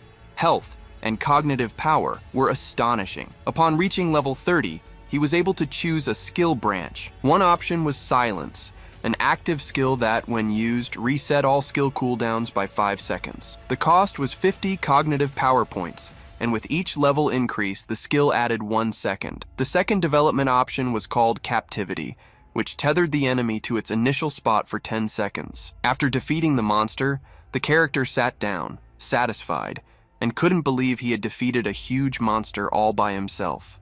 Most importantly, he was very happy to have gotten so much stronger in just a few hours, something he himself couldn't believe. Now, we shift to the real world, at the protagonist's home, moving from the virtual to reality. Liu Ye stepped out onto the balcony for some fresh air. He thought about his actions, Incredibly proud of his recent achievements, he was just waiting for the opportunity to get into the game to make his sister as strong as him so she could protect herself in the future. Suddenly, Liu Ye heard a door close behind him. When he entered the room, he saw his sister was home. She was in the hallway, holding a gaming device. She said it was very difficult to get the device, but she was lucky to have a wonderful friend, Nian, who helped her get it. However, the device caused her to lose connection. His sister walked into the room, and someone followed her. For a few seconds, Liu Ye was in a state of shock, unable to believe his sister had gotten a device to enter Yuan world. But then, his expression changed. He became incredibly happy because now she could play with him. With a huge smile on her face, Yun said that since Nian got the device for her, she needed to be properly thanked, and so Nian would be living with them. Nian greeted Liu Ye without hesitation. He, in turn, still couldn't believe it was a real device for Yuan world. It was incredible. However, his sister felt ignored at that moment and was very annoyed. Liu Ye picked up the box and started asking how they got the device. Not that it really mattered to him. The important thing was that he had the device now. His sister grimaced. She couldn't believe her brother was ignoring the beautiful girl beside him, focused on his new toy instead, especially since he knew Nian was going to be living with them now. Nian, meanwhile, was very surprised that some device could make Liu Ye so happy. Now we go back one day in time, to an unknown level 40 dungeon. A vast forest under a bright moon surrounds the area. Several people were sitting around a campfire, discussing how if they cleared the level 40 dungeon, they would surpass the second-ranked team, which would increase their profits. They were also talking about the incredibly strong girl who helped them find a village. This girl was in the New Order group, and her team ranked third. Her name was Wei Shi. Suddenly, a man named Chao Yang approached her. He said she could ask to join the first-ranked team after clearing the dungeon, which would speed up her development. Confused, she didn't understand what he was saying, and completely ignored his approach. Then, one of the team members told the captains that if Wei Shi left, they wouldn't be able to progress as quickly anymore. They ignored the man's concern and began to discuss how the team would have no future if she left. Besides, they had invested a lot in her, and they couldn't just let her go, especially when they needed her the most. The captain took a deep breath and said they couldn't hold a person back because of their feelings. He believed she wouldn't forget them even after reaching the highest rank in the New Order. The captain decided to confirm this, and with a smile he asked her. In response, he only saw Wei Shi's smile. The team member, holding his head in his hands, realized he couldn't just wish her luck on her new path. Another member agreed with the captain, saying he was right, and there was no reason to hold back Wei Shi's progress, as they were too weak. Everyone started saying that if the girl had a hard time on the first team, they would gladly welcome her back. It was just like before when she first joined. They would help with whatever she needed. They were all incredibly kind to the girl. In response, she smiled, thanked them, called them brothers, and said they were very good to her. Since they were being so kind, she wanted to ask one last favor. After she said that, she looked very embarrassed, and everyone around her was shocked, not understanding what she meant. There was a dead silence. A few seconds later, an intense light appeared. All the team members fell, showing no signs of life. Whoever was still alive used a healing skill, and couldn't believe what they were seeing. Wei Shi, who had been with them the whole time, had betrayed them. She wanted to be incredibly strong, but her level wasn't high enough, so she decided to activate the dungeon's reward. This way, she would become the strongest player in the Yuan world. The captain was furious with her. After everything they had done for her, was this how she repaid their kindness? Again, Wei Shi just laughed and waved her hand, saying there was no need to be so angry. It was just a game, and they could always get back up and level up again. The captain refused to listen anymore and told her to go to hell. She was an ungrateful creature and he attacked her. Wei Shi was able to dodge the bullets and said she had warned him many times that no matter how much he shot at her in the Yuan world, the bullet speed was limited. Therefore, a bullet couldn't outpace a player with an agility stat over 100. Then, the girl simply got behind the captain and pierced his neck. Wei Shi repeated coldly that cold steel was an entirely different matter, because its power depended on the user's stats. Speed and damage weren't limited, so she was able to kill the captain easily. The next day, we are transported to a level 45 dungeon, where 20 people are fighting a humanoid monster. The captain reports that several people have run out of potions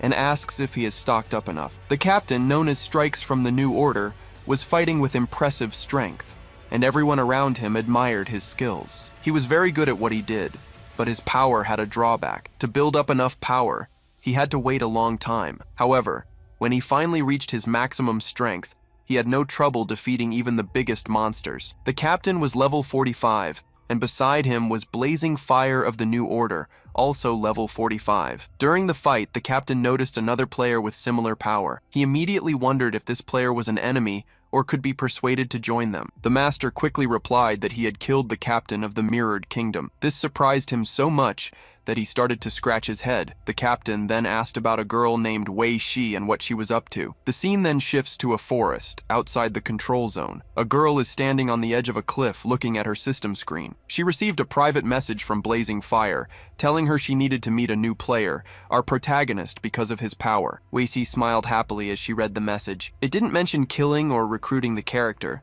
but she knew powerful players were quite rare. If she managed to recruit the protagonist for the guild, it would mean she was doing everything for the guild's benefit. However, if she killed him, she would be going against the guild's development. The master, seeing this, didn't care about our character's future and left the decision to her. The girl, with her great worth, had to prove her competence by recruiting the protagonist. After thinking it over, she decided she would kill him. Meanwhile, at Liu Yi's place, he sat at the desk in his room and drafted a plan of action for the game. He needed to level up his character and gear to 60, and also prepare a fortified camp in the real world before the apocalypse. In his past life, he remembered the highest level any player had ever reached was 60. If he could reach that level before the real world was taken over, he would effectively be the strongest player. With that power, he could ensure his own safety and his sister's. With the collapse of public order and the scarcity of resources, only the most powerful guilds could restore balance. In this scenario, food became the most valuable currency. Therefore, it was essential to stockpile supplies and establish a safe camp for him and his sister. With the funds he had, he decided to rent a neighboring building, while the rest of the money would be invested in buying rice and canned food. Now, all he had to do was wait for the supplies to arrive. In the game, he was only level 36, still far from his goal. To reach the max level, he just needed to stay alive and keep gathering resources in the real world. That way, he and his sister could live in peace after the takeover. Upon entering the game with his sister and her friend, he led them to the Armory Pavilion. He explained that in the world of UN World, strength was the most important skill, and it was based on weapon practice. To maximize their growth, it was essential to master different types of weaponry and awaken their true power. His sister analyzed the spear, while he reminded Nianchu that skill without ki was useless. So, they should practice with all the weapons until they reached their full potential. Currently, Nianchu was at level 32. They both agreed to the plan. After that, Liu Ye walked to the exit. Watching them, he reflected on how his actions had changed the course of history. In his past life, Nianchu didn't come to his house. He didn't believe his interference was related to her bringing the device for Liu Yun. In the past, thanks to Nianchu, he and his sister survived for 3 whole years. Now he felt it was his turn to repay her. With this determination, he ran out of the pavilion. Jumping for joy, he felt he was getting closer to his goal, reaching level 60. Half a day later, Liu Ye emerged from a level 35 dungeon, now at level 37. One of his team members, smiling, commented on his impressive strength, saying he could clear a dungeon designed for 10 players all by himself. Another teammate agreed, mentioning that without him, the group would have a much harder time. Excited, they decided to tackle the dungeon again, but Liu Ye refused as he had other priorities. The disappointed players insisted he add them as friends and promised to call them next time. He smiled, scratched the back of his neck, and agreed. However, upon returning to the team finding room, he nervously clenched his fists, thinking about a big problem. Clearing a level 35 dungeon for 10 players took at least half a day, maybe even a full one. The experience gained there was equivalent to half a level. If he continued at this pace, in 20 days before the real-world takeover, he would only reach level 50. Reaching 60 would be impossible. Sitting alone in the empty hall, he pondered his first experience clearing that dungeon. That's when he received the title of Dungeon Protector, and realized there was only one solution. By sacrificing 9 teammates, he could maximize his experience. In his previous life, dungeons like this were called slaughterhouses, and players who used this method were known as gutter rats. If he followed this path, he would become one of them. However, if this was the only alternative, his thoughts were interrupted by the sound of a notification. A system window popped up before him, announcing a new message. Opening it, he saw an invitation to a dungeon. It was a level 40 expedition for 10 people. Reading the familiar name, he was surprised. Then, surprise turned into joy. Getting up from the bench, he exclaimed that this was the girl who, in his past life, became the strongest fighter. Liu Ye wondered why she would suddenly invite him to a dungeon. If he accepted, he would have a unique opportunity to level up quickly. A confident smile appeared on his face. Besides, she was a member of the New Order. In the past, he had never met her under such circumstances, so he was sure she was plotting something against him. His legs trembled for a moment, but his eyes remained steady. Only the dungeon would allow him to grow. With that in mind, he made his decision. He accepted the invitation. The team list was displayed before him. The players' levels ranged from 37 to 45. Seeing the familiar names on the list, Liu Ye smiled when he noticed Lin Fei. He recalled how, in his past life, he'd claimed the reward from a desperate situation by finishing the quest alone. To do so, he had destroyed all of his comrades. He remembered how his old teammates had trashed him in the general chat. The girl nicknamed Cookie had a similar story, but in her case, she started harassing the other players. In the end, she killed them all in self-defense. The other team members had similar pasts. The team for this dungeon had been hand-picked by Wei Xi herself. Liu Ye touched his chin thoughtfully, wondering how Wei Xi could have known these players were trouble. After joining the group, a chat became available. He announced that since everyone was gathered, they should head out. Wei Xi sent a point on the map for them to head to. Lin Fei, seeing the new member, questioned Wei Xi's choice. He doubted this was the player she mentioned and wondered why he was still level 37. Wei Xi replied that on this team, levels didn't matter. What was most important was strength. Liu Ye opened the map and noticed that most of the members were in Muxu City, while the others were in the out-of-control area, or on their way there. His expression grew serious as he analyzed the situation. The out-of-control zone was a dangerous place. Muxu City's controlled territories were divided into 5 zones. Muxu City served as a resource resupply point for all players. All the dungeons within the city were under control and had long since been modified. There were dungeons for beginners and greater challenges. The especially dangerous zone was for players seeking extreme challenges. The controlled danger zone, on the other hand, was completely altered, and all its creatures were sealed within the city. He had already been to one of these dungeons with Chicken Crown. The Chaos Zone was a deadly territory. Muxu's influence over the dungeons there was minimal. Creatures above level 30 roamed freely outside the dungeons. The out-of-control zone was even worse. Players died almost immediately upon entering. There, creatures above level 70 wandered about. Finally, the Destruction Zone. Muxu City had no control whatsoever over this area. The creatures from the dungeons there couldn't be sealed. Max-level monsters, capable of annihilating everything. After some time, Liu Ye was already in the out-of-control area, approaching the meeting point. He was running quickly through the forest when he suddenly heard a scream. He turned, trying to identify who could be screaming. Right after, monsters made of branches and leaves appeared in the forest clearing. Seeing them, he ducked behind a nearby rock and watched as the creatures ran toward the stream, releasing vines along the way. He realized the monsters weren't that strong individually, but their numbers were a problem. A single sound could attract them in successive waves. That scream could only have come from a careless player. After a few moments,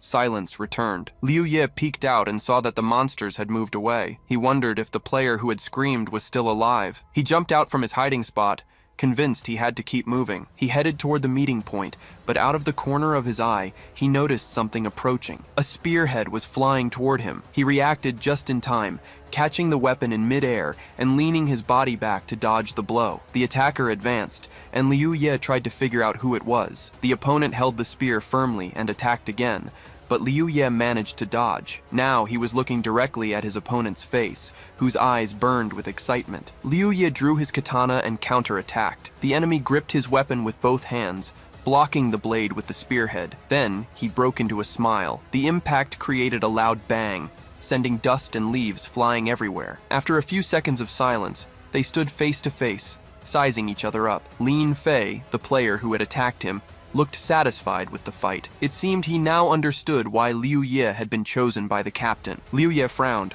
hesitating for a moment. Lin Fei, still smiling, acknowledged that his strength was no match for Liu Ye's, but he felt he had earned some respect from him. Before leaving, he pointed out that they needed to get to the meeting point quickly, or else they could be surrounded by monsters. With that, he left without further delay. Only then did Liu Ye lower his katana and watch Lin Fei walk away. He recognized that this player possessed true power, and there was a good chance that Wei Xi had this kind of strength as well.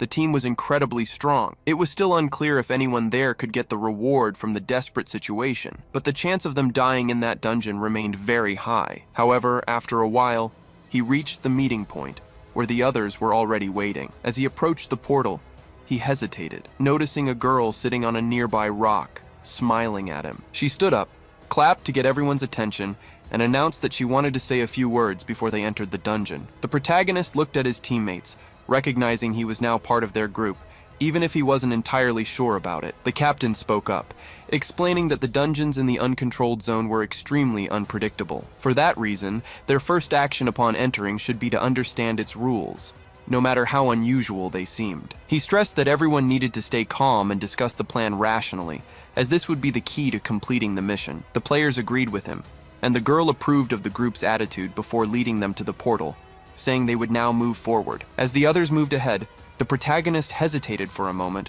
remembering his earlier uncertainties. He reflected on his feelings and realized that ever since meeting Wei Shi, considered the strongest player, he had started to doubt his own abilities. He didn't know if his unease was insecurity, nervousness, or just the fear of never being their equal. He also feared failing and seeing all his efforts go to waste. However, instead of letting these doubts consume him, he looked up at the moon shining over the forest, took a deep breath, and moved forward, determined to prove his worth. As soon as they crossed the portal, images began to appear before their eyes, narrating the dungeon's story. A doll was lamenting that her companion no longer wanted to play with her. Leaning against the wall, unconscious, was the woman she used to have fun with. Without any emotion, the doll stated that if she didn't want to play, it would find another toy. The hallways then filled with corpses. The one responsible for the scene, a small, blood-stained mechanical puppet, expressed boredom, saying its old companion had been the most fun. Now, with no one left,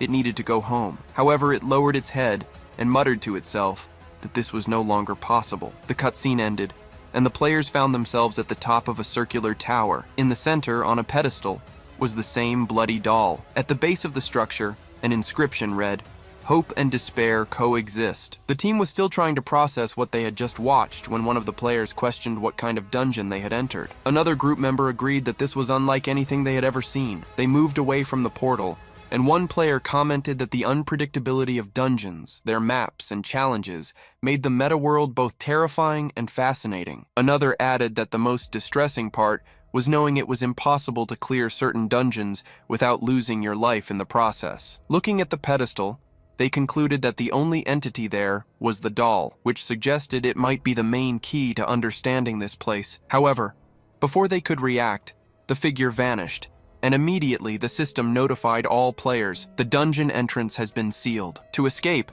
they must complete the mission titled Puppets Tricks. The dungeon required the players to destroy the doll. A puppet would appear in one team member's backpack, and the other's task was to eliminate the puppet's owner. The dungeon would only be completed if the player with the puppet survived for up to 6 hours. If the time ran out, the mission would fail. According to the rules, the puppet's owner could transfer it to another player if they managed to kill one of their allies. The protagonist was surprised as he read the mission description. He thought that this dungeon seemed to be created especially for those who wanted to get rewards in a desperate situation. The mission indicated that if the player left the puppet for the last survivor, they would have a 100% chance of winning the grand prize. The system announced that the puppet had appeared, and the countdown had begun. Lou immediately decided to check his backpack to make sure he didn't have the toy. However, as he opened the system window, he stopped and thought this wasn't the right time. He knew that once the other players calmed down, he would have to check if he had the puppet. If he did, he would have to decide whether to turn it in, but that would make him a target for everyone else. Facing two powerful fighters wasn't the best position, and his chances of death increased drastically. The other players started eyeing each other suspiciously, and the atmosphere grew tense. Liu Ye noticed that everyone seemed wary of the person next to them. Maybe they were hiding something, or perhaps they were in the same situation as him. It was then that Wei Shi clapped her hands, getting the group's attention. Liu Ye shifted his gaze to her as Wei Shi smiled and spoke. She suggested that since everyone knew the mission's objective, whoever had the puppet should just give themselves up accepting certain death. She proposed that everyone would give a fair share of the reward. Weishi asked if all the players who didn't have the puppet in their backpack agreed with the idea. Most of the players agreed with her proposal. Taking advantage of the distraction, the protagonist saw a chance to quickly check his backpack while everyone was focused on her. He opened the system window and looked through his inventory. However, his eyes widened in surprise. He discovered the puppet was in his backpack. He thought to himself that he had just joined the team, and they had already given him this puppet as a gift. He frowned as he looked at his inventory one more time, then glanced at the other players. His main goal now was to eliminate one of the team members so the puppet would pass to someone else. He needed to get rid of the imminent threat, but he still didn't know who to target. Even if he handed over the puppet, he'd struggle to fight two powerful players who would surely show no mercy. Without waiting for a response, one of the players asked if anyone wanted to confess. Liu Ye remained silent, lowering his gaze, but was soon caught off guard by the team captain, who walked up and faced him directly. With a confident smile, he stated it was time for Liu Ye to admit he had the puppet. Liu Ye was surprised by the sudden accusation, but quickly composed himself, his expression turning serious. As he processed the captain's words, one of the female players called him by name, claiming he liked to stand out. Then she demanded that he speak for himself. Liu Ye, however, remained stiff and silent. He looked back at the other team members, noticing they all had peculiar smiles. The memory of the glances they'd exchanged sparked a growing suspicion. Slowly, he realized that even without directly analyzing each other's reactions, they had found a way to confirm he had the puppet. They were all working together. Upon understanding the situation, Liu Ye let out a laugh. It all seemed so obvious now. A sudden invitation to such a strong team was nothing more than a disguise test. Though he still didn't fully understand the woman's hostility towards him, he concluded that this dungeon was specifically designed to eliminate him. The large number of players gathered here was proof of that. He gave the female player an assessing look, and, analyzing the situation, concluded that by inviting him to complete the dungeon, she had signed her own death warrant. After all, the only reward in this desperate situation belonged to him. His smile widened as he better understood the game they were trying to force on him. The woman, in turn, commented that he was rude, but it didn't bother her. Liu Ye had already shown his strength, but he was still far from being a match for the rest of the team. They didn't waste time on pointless arguments. The sooner the battle ended, the faster they could move on to the next leveling session. Faced with this, he simply agreed. It was then that Lin Fei shouted, offering him a chance to defend himself. To him, this would make the fight more interesting. After all, they wanted to crush his hopes little by little. Wei Shi, for her part, covered her face with her hands and lamented how cruel they were being. However, she soon pulled her hands away, revealing a cunning smile. With a sharp gaze, she stated that Liu Ye shouldn't force them to act this way. Without hesitation, Liu Ye quickly swapped his equipment for a pendulum and aimed the weapon at her. However, he hesitated before shooting. Wei Shi observed his hesitation and concluded he didn't want to act rashly. She also realized he wasn't even aware that he was being spared. The other team members, upon seeing the weapon he was holding, reacted with scorn, trading insults among themselves. They scoffed that they should have been more careful. After all, a fool who shot without thinking wouldn't stand a chance against opponents like them. Lin Fei smiled, pondering that if they had been warned about Liu Ye, it was because he had some kind of special ability. Perhaps his shots had the ability to imprison his enemies. The other players laughed, remarking that he knew the metaverse meta. Magic prisons were well-known tricks in that world. One of the allies suggested they take the situation seriously, because in the Met, it was possible to create traps. This specific type of technique was what they called a cage. Wei Shi laughed again, clearly enjoying the whole situation. Liu Ye then smiled and activated his capture ability. Wei Shi's smile vanished instantly, and she leapt back, stopping a few meters away. She looked down at herself and, seeing she was still unharmed, tried to hide her nervousness. For a moment, she shuddered and called out to Lin Fei, warning him they shouldn't mess with Liu Ye. She realized it would be safer to attack him together to end this confrontation as quickly as possible. Meanwhile, Liu Ye kept smiling, satisfied that he had trapped Lin Fei inside the cage. The trapped player struggled to break free, but the chains held firm. The other team members reacted with surprise, crying out in shock at what had happened. Even Wei Shi stared at her teammate, in disbelief at the scene before her eyes. It was at that moment that Liu Ye used his special pistol ability, called Lockup. The technique allowed him to choose between tripling the damage or stunning the target. He chose to increase the damage, and immediately, The system announced that 100 knowledge points had been consumed. His next attack would deal 5,000 damage. With his eyes gleaming with determination, he raised the weapon, aimed directly at Lin Fei, and without hesitation pulled the trigger. The fired bullet cut through the air, heading straight for the immobilized player. The bullet pierced Lin Fei's body, tearing a huge hole in his stomach. He lost all his health points and collapsed to the ground. The system announced that Liu Ye had eliminated Lin Fei and successfully transferred the doll to another player. With a team member's death, the Dungeon Defender title activated, increasing all stats by 10%. Additionally, he received a pearl as a reward for the kill. Meanwhile, the other team members stared at their fallen comrade, shocked by what had just happened. Liu Ye, on the other hand, was reflecting on his situation and what he feared most: the two scenarios that could lead to his death. The first possibility was facing Wei Shi and Lin Fei together in a direct assault. The second,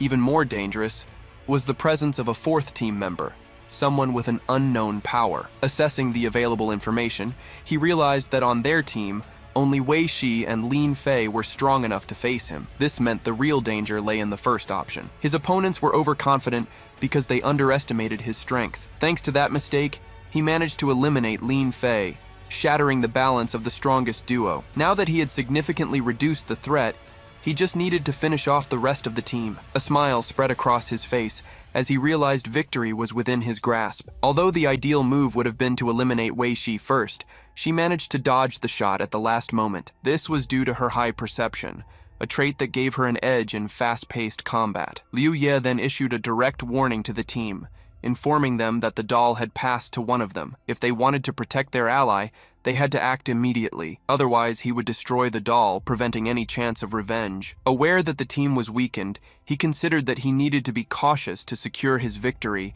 and collect the dungeon's reward. His next step was to identify the player who had the doll in their inventory and keep it until the end. The team captain, hearing this, cursed loudly before freezing in place. The sense of immediate danger made her spin quickly toward the group and order everyone not to move. She knew Liu Ye was trying to find the player with the doll. The other team members, visibly nervous, formed a circle around one of their own, trying to hide them. The player in the center, frightened, instinctively took a step back. Liu Ye noticed her behavior and smiled, realizing he had found his target. The player's terrified look confirmed his suspicion. He reflected that, at that moment, she was completely surrounded. Without wasting time, he propelled his body forward and activated his skill, boosting his stats by 200%. He charged directly toward his goal, determined to eliminate anyone who tried to stop him. With his katana in hand, he advanced, cutting down the players in his path. Their resistance was insignificant. The system announced he had defeated 6 opponents, increasing his stats by 70%. Some of his attributes surpassed the 1,000-point mark. As a reward for the eliminations,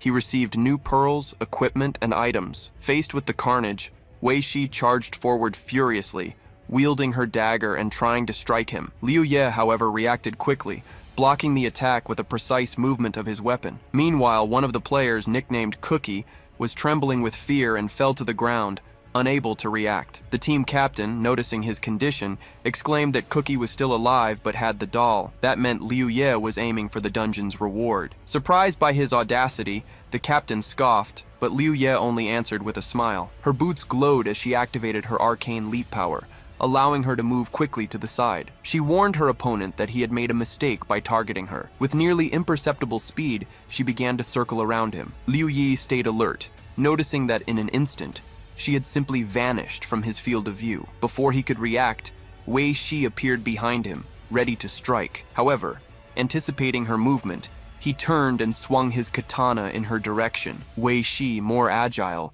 dodged again and reappeared behind him, striking with a punch. Without giving him room to recover, she continued to attack repeatedly, drastically reducing Liu Ye's health. He then activated his recovery power, instantly restoring his health bar. Then, he raised his blade over his opponent. Wei Shi, surprised, announced that the damage she had dealt was 9,000 points, equivalent to 75% of his health. She recognized she was facing an absurdly resilient opponent. The blows of their blades clashed with a loud clang. Confident, Wei Shi stated that at this rate, he would run out of healing potions before the battle was over. That would guarantee her victory. Liu Ye, however, just smiled. Without hesitation, Wei Shi switched weapons and executed a sudden attack. The blow was devastating, reducing his health by 9,800 points. But, just like before, Liu Ye restored his health in the same instant. Stunned, Wei Shi pondered what was happening. She knew the level 30 instant recovery potion restored only 1,000 health points, and each player could only carry 10 vials inside the dungeon. However,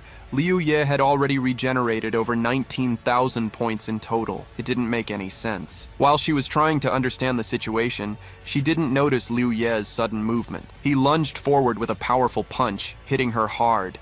Then, with a smile on his face, he apologized. Liu Ye confidently stated that he was the only winner there. Wei Shi gritted her teeth, dodging at the exact moment he attacked again. He watched her with a displeased look as she quickly retreated, stopping beside Cookie. It was then that she made an observation. Given Liu Ye's enormous health pool, she was convinced he possessed support skills. Liu Ye smiled at her deduction and replied that Wei Shi, on the other hand, had invested all her distribution points into dexterity. Besides her strength in close combat, her speed reached an abnormal level, and her attacks almost always resulted in critical hits. For a brief moment, her expression turned serious. Then, she forced a smile and admitted that because of this, her cognition power was extremely low, leaving her completely exhausted now. She reflected that she was probably out of options. Perhaps the best course of action was to simply kill Cookie and end this confrontation once and for all. Liu Ye immediately grew cautious.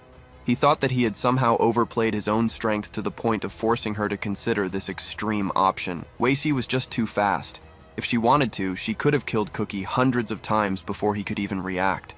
But if she knew she couldn't defeat him directly, why was she still hesitating? Her behavior seemed contradictory. Liu Ye then asked what exactly she was waiting for. If Cookie was still alive, it meant it wasn't time to celebrate just yet. The system notified him that the enhancement of all stats was complete. Additionally, the pendulum and captivity skill had recharged. His eyes widened and, without wasting a moment, he pointed his weapon at Wei Shi, ready to activate his skill. However, his body suddenly froze in place. Confusion flooded his mind. What was happening? Before he could understand, Cookie delivered a fatal blow to the team captain. Wei Shi looked at Liu Ye with a confident smile. The truth was revealed in the following seconds. Shortly before, Wei Shi had instructed Cookie to kill her and then take his own life, thus ensuring Liu Ye could not claim victory. She promised her companion double the reward if he followed the plan.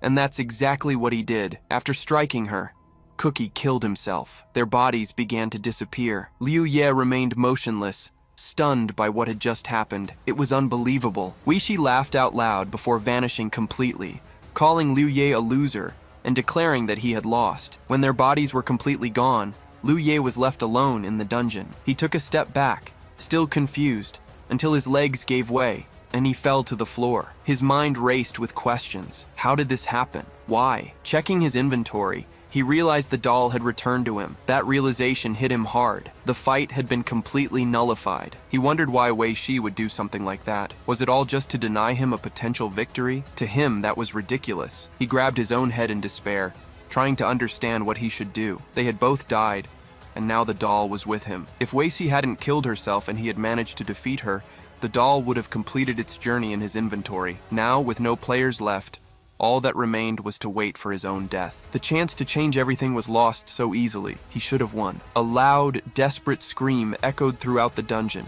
After a while, his breathing stabilized. He lay on the ground, trying to catch his breath. Staring at the ceiling, he muttered to himself that there had to be another way. If all his allies were dead, then Yuan World wouldn't just let him lose like this. This meant there had to be another method to get around this situation. He stood up and looked around, trying to think of all the possibilities. Then he decided to explore the room, determined to find a way out. Upon reaching the edge of the platform, Liu Ye reached out and felt something invisible in front of him. He quickly realized it was a transparent wall. Analyzing his surroundings, he concluded that the special dungeon's territory was limited to the size of that cylindrical platform. After another careful inspection of the area, he headed to the central pedestal. With the doll in hand, he climbed onto the pedestal and stood cautiously, assessing every detail around him. Soon, his eyes landed on a plaque engraved with an intriguing message: "Hope and despair exist together." Looking closer, he noticed a scratched marking just below the main inscription. Approaching, he realized something was written in small letters. Running his fingers over the stone surface,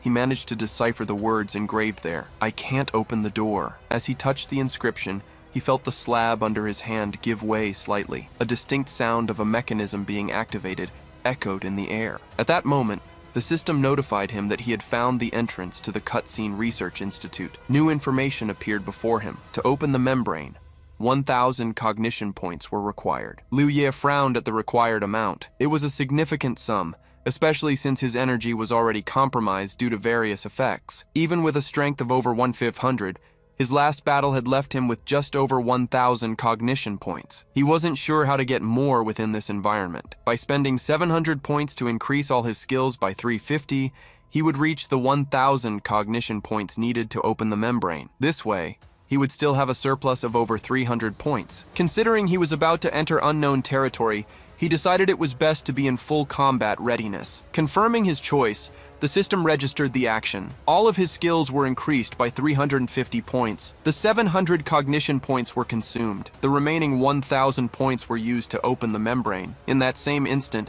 the pedestal before him transformed into a door. A strong gust of wind blew against his face. Suddenly, a male voice called his name. The tone of the voice carried urgency, urging him to make a decision quickly. The voice mentioned the need to choose between two options: display what follows you, or dissolve and map everything. Liu Ye blinked, confused, not fully understanding the situation. The man insisted, warning that the choice had to be made immediately for his computing power to be activated. Feeling lost, Liu Ye tried to find some logic in it. What exactly did these options mean? And what would be the consequences of a wrong choice? He analyzed the context. If this was a fixed system test, then they were likely on the verge of a major disaster. The key point seemed to be the idea of computing power. He pondered whether displaying this power meant ensuring his own survival, or if it was just a tool that could be used to escape the imminent catastrophe. Reflecting on his past life, he realized he had never gotten this far to face such a dilemma. If the goal was to ensure his and his sister's survival, the most logical option would be to display what follows him. However, if the only way to avoid the disaster was by using an external resource, then the safe path would be to dissolve and map everything. Liu Ye knew that if the disaster was inevitable, the only way to face it was to be prepared to deal with the consequences. He also considered that the purpose of mapping the computing power might be related to selecting individuals with certain qualities, but how could he be sure he was making the right choice? At the end of his reflection, he concluded that he needed to ensure the Forgotten Ones had access to the perfect computing power. After all, only a few could return to the characteristic of imagination. If the first world hadn't emerged, the player's level would never have evolved to where they were now. Convinced that this was the best possible decision, Liu Ye chose to dissolve and map everything. At the moment he confirmed his choice, sparks appeared before his eyes. He held his breath, waiting for the result. However, as soon as the light faded, he realized he was in the exact same place. His body remained motionless for a few seconds, until he finally frowned and looked around. Nothing had changed. The conclusion was inevitable. He had chosen the wrong option. Liu Ye sat down and crossed his arms, wondering if the right answer was to focus on revealing who was following him. He still had 350 cognition points left. Because it was a parasite in his body, the puppet kept him in a constant state of battle, making his cognition recovery incredibly slow. Even so, with the 5 hours remaining, he could gather 1,000 points and get the chance to take the test twice. That would be enough. All he had to do was wait. He closed his eyes and prepared to wait. After an hour and a half, the system notified him that he had accumulated 700 cognition points. He snapped his eyes open, sped up his recovery, and spent 1,000 points to open the membrane. Once again, he was presented with the same two options: focus on displaying who is following him, or dissolve and map everything. Liu Ye was about to click the first option, but he hesitated at the last moment. If the test was just about choosing between these options, then why couldn't he just enter the research institute by making the right choice? If the door blocked the puppet's path, then it would never be able to enter the institute it considered home. Something was wrong. But what was it? Was it a matter of knowledge power, or maybe it was related to a specific trait? The available information indicated that the puppet had left the institute out of stubbornness and now wanted to return, but the door was stopping it. Maybe it wasn't about the right choice, but the right attitude. Liu Ye frowned, considering this possibility. After thinking it over, he decided to trust his judgment and chose the second option again. Once again, he returned to the platform. Nothing had changed. He only had one more try left.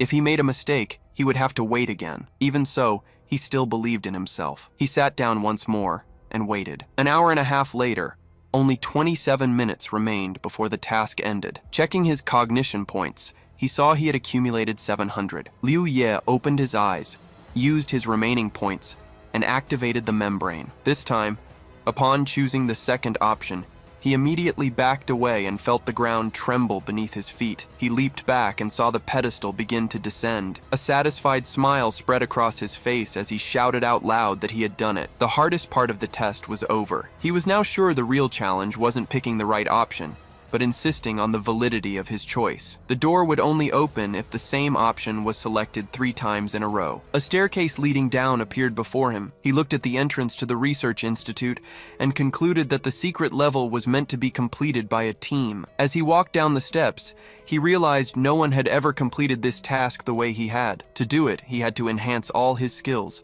rely on pure wisdom, and activate a special counterattack. Without these upgrades, opening the door 3 times would have been impossible. Right now, no one else could access that hidden level. Liu Ye knew he had been very cautious. Still, desperation could lead him to make risky decisions. Being bold, however, didn't mean being reckless. If he had known before entering that his team was so unstable, he wouldn't have made the mistakes that led to so many deaths. He walked down a long, empty, and well-lit hallway. At the end of the path, he found a door. In front of it lay a bloody corpse. As he got closer, he saw it was a woman. Suddenly, a bright sphere appeared before him. Liu Ye looked down at his own chest, surprised, and saw the sphere detach from him. It floated over to the corpse and merged with the body. Right after, the system announced that the evil doll had been purified. As a reward, Liu Ye received 1% of the membrane's computing power. He sighed in relief. The system then announced that the Desperate Situation achievement had been unlocked,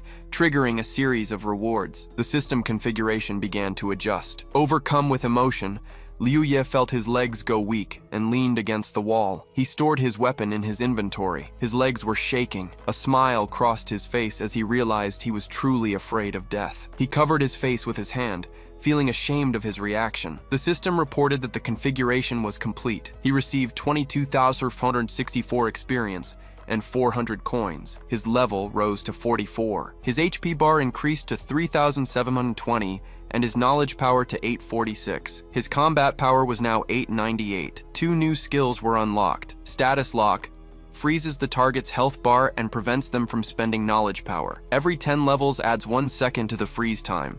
All skills are applicable to the target for 10 minutes. Consumes 50 cognition points. Every 10 levels, the duration increases by 10 seconds. Liu Ye clenched his fists in excitement. He still couldn't believe what he had accomplished. He thought he had only defeated Wei Shi, but in reality, he had overcome something much greater. He jumped into the air and exclaimed, laughing with joy. The dungeon began to disappear around him. Meanwhile, his sister and her friend had already mastered their weapon skills. The two looked at each other, pleased. Wei Shi was waiting for Liu Ye at the player's resurrection point. 6 hours had passed since she last saw him. He still hadn't returned.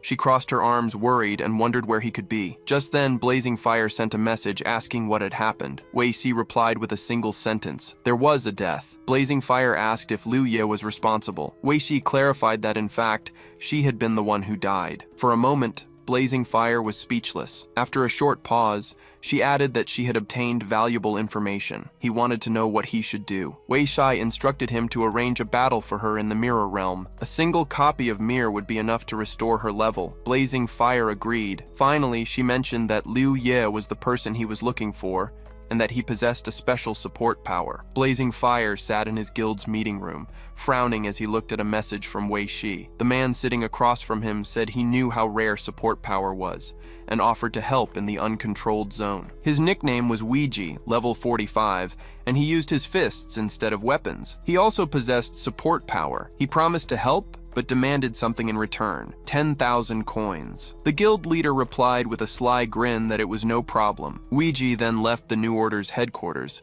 where his friend was already waiting for him. Seeing him, his friend excitedly asked how it went. They had all been jumping for joy, having scoured the entire network to find the owner of the support power. Ouija ignored the excitement and, in frustration, kicked a post, making his friend flinch. After calming down a bit, He said he had arranged everything. His friend exclaimed that this was the first step of their plan and questioned why he was so angry. Weiji crouched down and yelled, furious that he wasn't the only player with support power. Now they had to rethink their plan to reach the top of the new order. Meanwhile, Liu Ye was sitting in his room, looking at a piece of paper where he had jotted down his thoughts. He pondered the hash power permission, which represented the authority to control the computing output of a specific large machine. He then wondered if the reward for upgrading the special dungeon was just the start of a major quest, or if it had a deeper meaning. Liu Ye questioned what would happen upon reaching 100% computing power and the relationship between the hash power permission and the test. Rubbing the tip of his nose, he felt exhaustion taking over,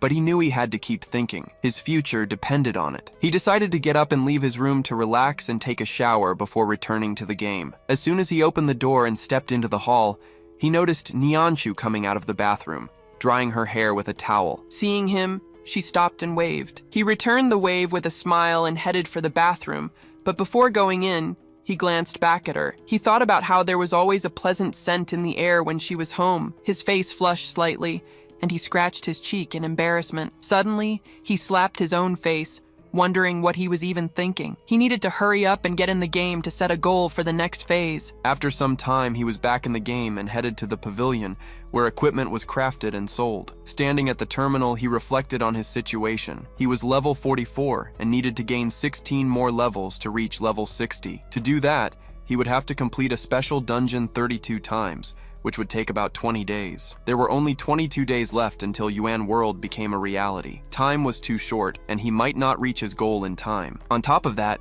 he still had issues with his equipment. There were two ways to obtain metal or equipment. The first was to use coins directly. The second was to upgrade lower-level equipment. Currently, he had 11,021 coins. Of that, 6,750 were rewards from running a special dungeon, and the rest came from dismantling equipment he didn't use. The system asked if he wanted to create 40 purple items for 650 coins each, and upgrade them from level 30 to 40 for 400 coins. He realized he was still missing 3 pieces of equipment: a headpiece, a necklace, and an emblem. Combining 9 pieces with the remaining 40 would cost him 5,550 coins. The system reported it would take 100 seconds to level up the purple equipment. Liu Ye calculated that he would need 16,129 coins to reach level 60. This meant he would have to play more than 40 additional times. He crossed his arms thoughtfully, realizing that if he wanted to reach his goal, he'd have to take risks and seek extra rewards. But who should he target? Suddenly, a new message arrived, catching his attention. Before opening it, he hesitated for a moment,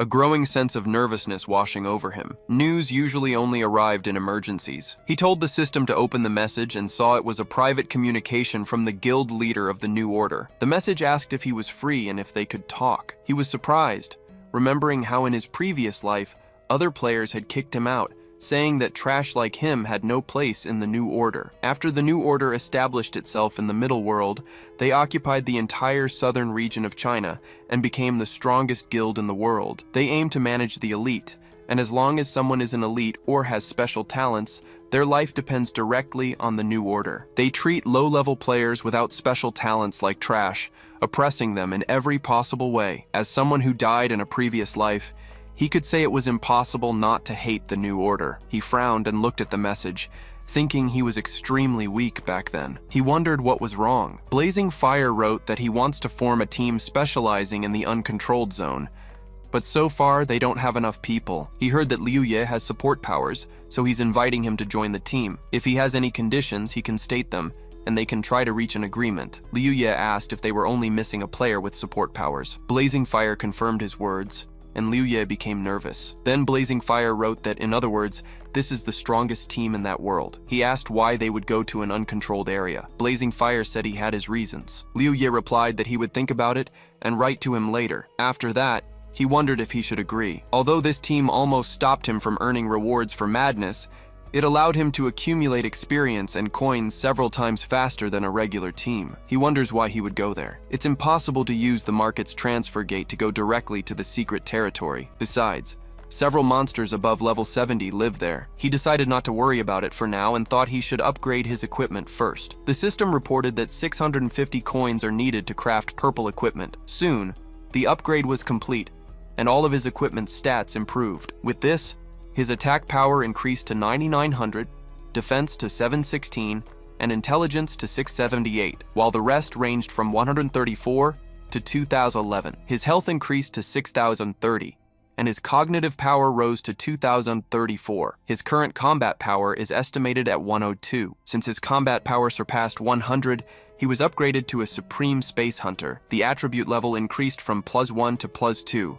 Because of this, his attack power rose to 11,400, defense to 892, resistance to 159, health to 8,040, and knowledge power to 2,112. The main character looked at his upgraded equipment and was very happy, thinking that combat strength gives such cool boosts. After he surpassed 100 attributes, the mark increased, and his strength was amplified by 30%. If he continued to improve his combat effectiveness, he would be able to increase all his other attributes as well. How much is needed? 200? 100? Or 1,000? He suddenly frowned as he thought of something else and looked away. He thought that the battle force system could be turned on as long as he had power, but if he has such opportunities, then other players do too. The members of the team formed by the New Order's president. Such a team is equal to a group of 10. The clones made going to the uncontrolled zone a more viable possibility than it initially seemed. Liu Ye sent a message to Blazing Fire, informing him that he would join the team. The reply came immediately, stating that his decision was reasonable. He was told that the team already had a player with support power, ensuring there would be no risk for him. Additionally, Blazing Fire mentioned that Liu Ye would receive a reward of 100 coins. Liu Ye was surprised. He didn't understand the reason for such generosity. It was clear the leader was very wealthy, but didn't seem to care about that detail. If there were any ulterior motives behind that act, he would at least have the benefit of securing enough money to feed himself. He relayed the information to the group, and the president of the New Order soon replied, saying there was no problem with it. Satisfied, Liu Ye noted that he was now part of the team. The invitation to officially join the team was made and accepted without objection. After that, a message was sent in the general chat for the other members to greet the newcomer. Wuji showed interest, asking if he would be the second support player besides himself. After a brief exchange of greetings,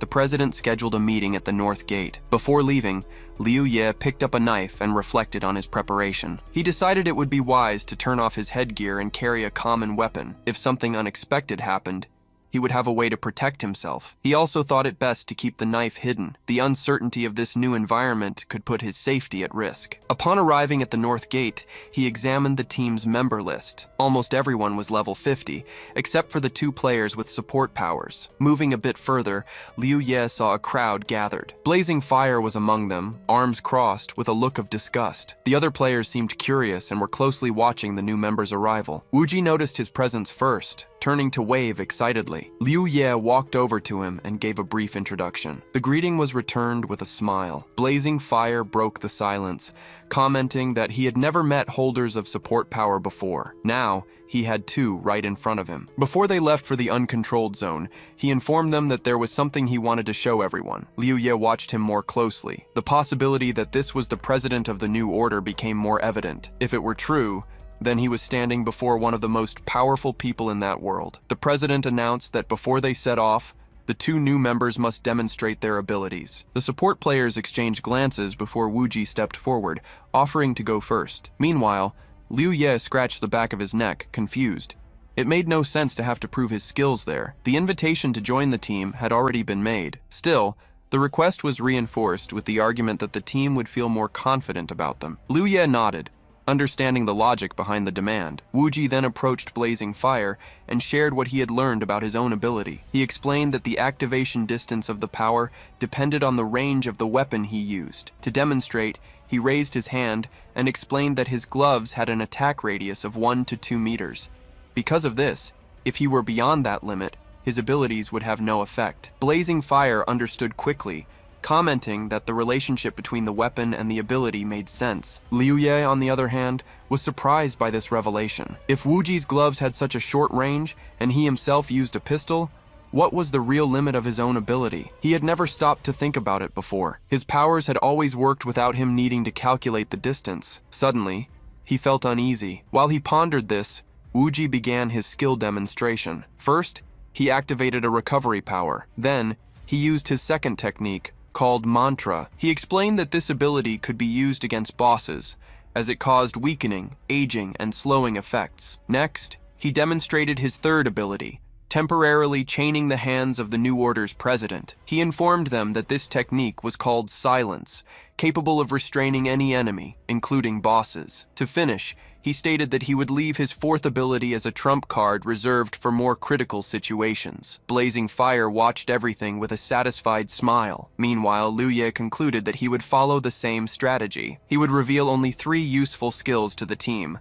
keeping the fourth a secret. When his turn came, he stepped forward and explained that he used a blade with an attack radius of 3 meters, superior to Wuji's. He repeated the demonstration of the recovery ability, followed by the second technique, called Blessing. The third ability was Prison. To illustrate, he used the technique on the president, who was completely immobilized. The ability was quickly deactivated, and Liu Ye explained that the effect lasted about 10 seconds, though he couldn't guarantee it would work on bosses. He also mentioned that Blessing could remove any negative condition, including his own prison. Just like Wu Ji, he kept his fourth ability a secret. At the end of the demonstration, he exchanged a look with Wu Ji, noticing the confidence reflected in the other player's eyes. Blazing Fire absorbed all the information before declaring that he understood both of their capabilities. With that cleared up, he announced they could finally leave. Turning to the other members, he made a statement. Due to the lack of support players, the group had always been limited to the peripheral areas of the uncontrolled zone. However,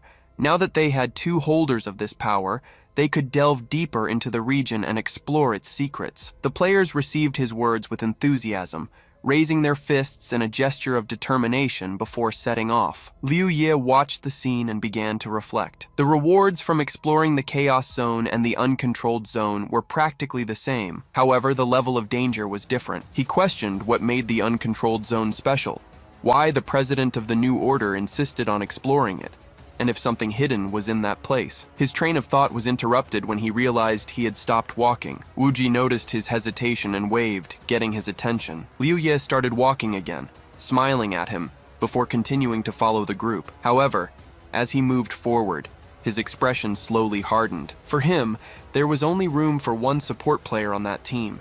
It was only a matter of time before Wu Ji was eliminated, and when that happened, Liu Ye would be the sole holder of that power on the team. Upon reaching the entrance to the Uncontrolled Zone, the players were met with the decaying landscape that awaited them. Tall, ruined buildings were scattered everywhere, creating a dark and oppressive scene. The team captain took the lead, explaining the unique aspects of this area compared to the Chaos Zone and the Danger Zone. The main difference was that the difficulty in the Uncontrolled Zone was determined by the number of team members. For that reason, their group consisted of 10 people. However, even though this was the minimum number allowed, the difficulty would still be equivalent to a squad of 80 combatants. Because of this, they had to stay alert at all times and never act recklessly. Furthermore, the captain warned them that killing monsters in this region offered no rewards. Given this, if they encountered any, their priority was to find shelter immediately. If there was no safe place nearby, they were to do their best to distract them. If it became necessary to sacrifice some team members to ensure the survival of the rest, then so be it. A heavy silence fell over the players after that statement. Without further delay, the captain leaped forward, throwing himself off one of the buildings. Without hesitation, the other players followed his lead, jumping after him. Liu Ye, on the other hand, remained crouched for a moment, scanning the surroundings. Then he pushed himself forward and jumped as well. As he neared the ground, he noticed the darkness around him growing thicker. As soon as his feet touched the ground, he looked up at the sky. A flash of lightning illuminated the horizon between the ruined buildings. Glancing to the side, he saw the other team members, and, near them, a monster perched atop a half-destroyed building. The creature, noticing the player's presence, let out a deafening roar. Liu Ye frowned, assessing the situation. Blazing Fire, keeping his composure, ordered those with camouflage skills to use them immediately. The players reacted quickly, scattering in search of hiding spots. As soon as they started running, the monster leaped from the roof and gave chase. But before it could get close, a second creature appeared out of nowhere, grabbing the first monster with brutal force. The captured being let out a piercing shriek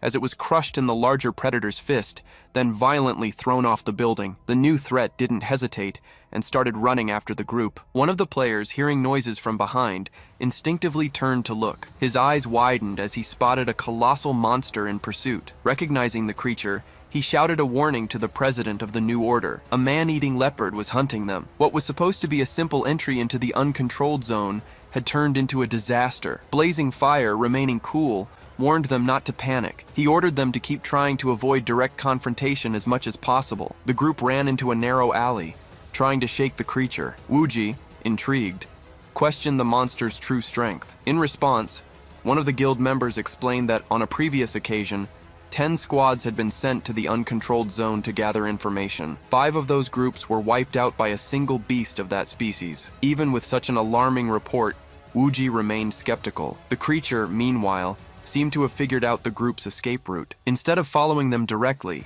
it took a shortcut, smashing through a building wall and appearing before the players at the end of the alley. Blazing Fire, without hesitating, called out to a blindfolded team member and ordered him to distract the monster. The player immediately stopped and obeyed, activating his taunt ability. The effect would last for 1 minute, reducing the leopard's speed by 10%, but in return, it would increase its attack power. As soon as the ability took effect, the monster abruptly halted its charge, focusing its attention on the new target. The player then ran in the opposite direction of the group, luring the beast with him. Wuji watched the scene intently, considering how he could take advantage of the situation. Then, he shifted his gaze to Liu Ye, his expression growing even more serious. Without hesitation, he raised his hand and activated his marking ability on him. From that moment on, Liu Ye would be within the perception range of all creatures within a 1,000-meter radius.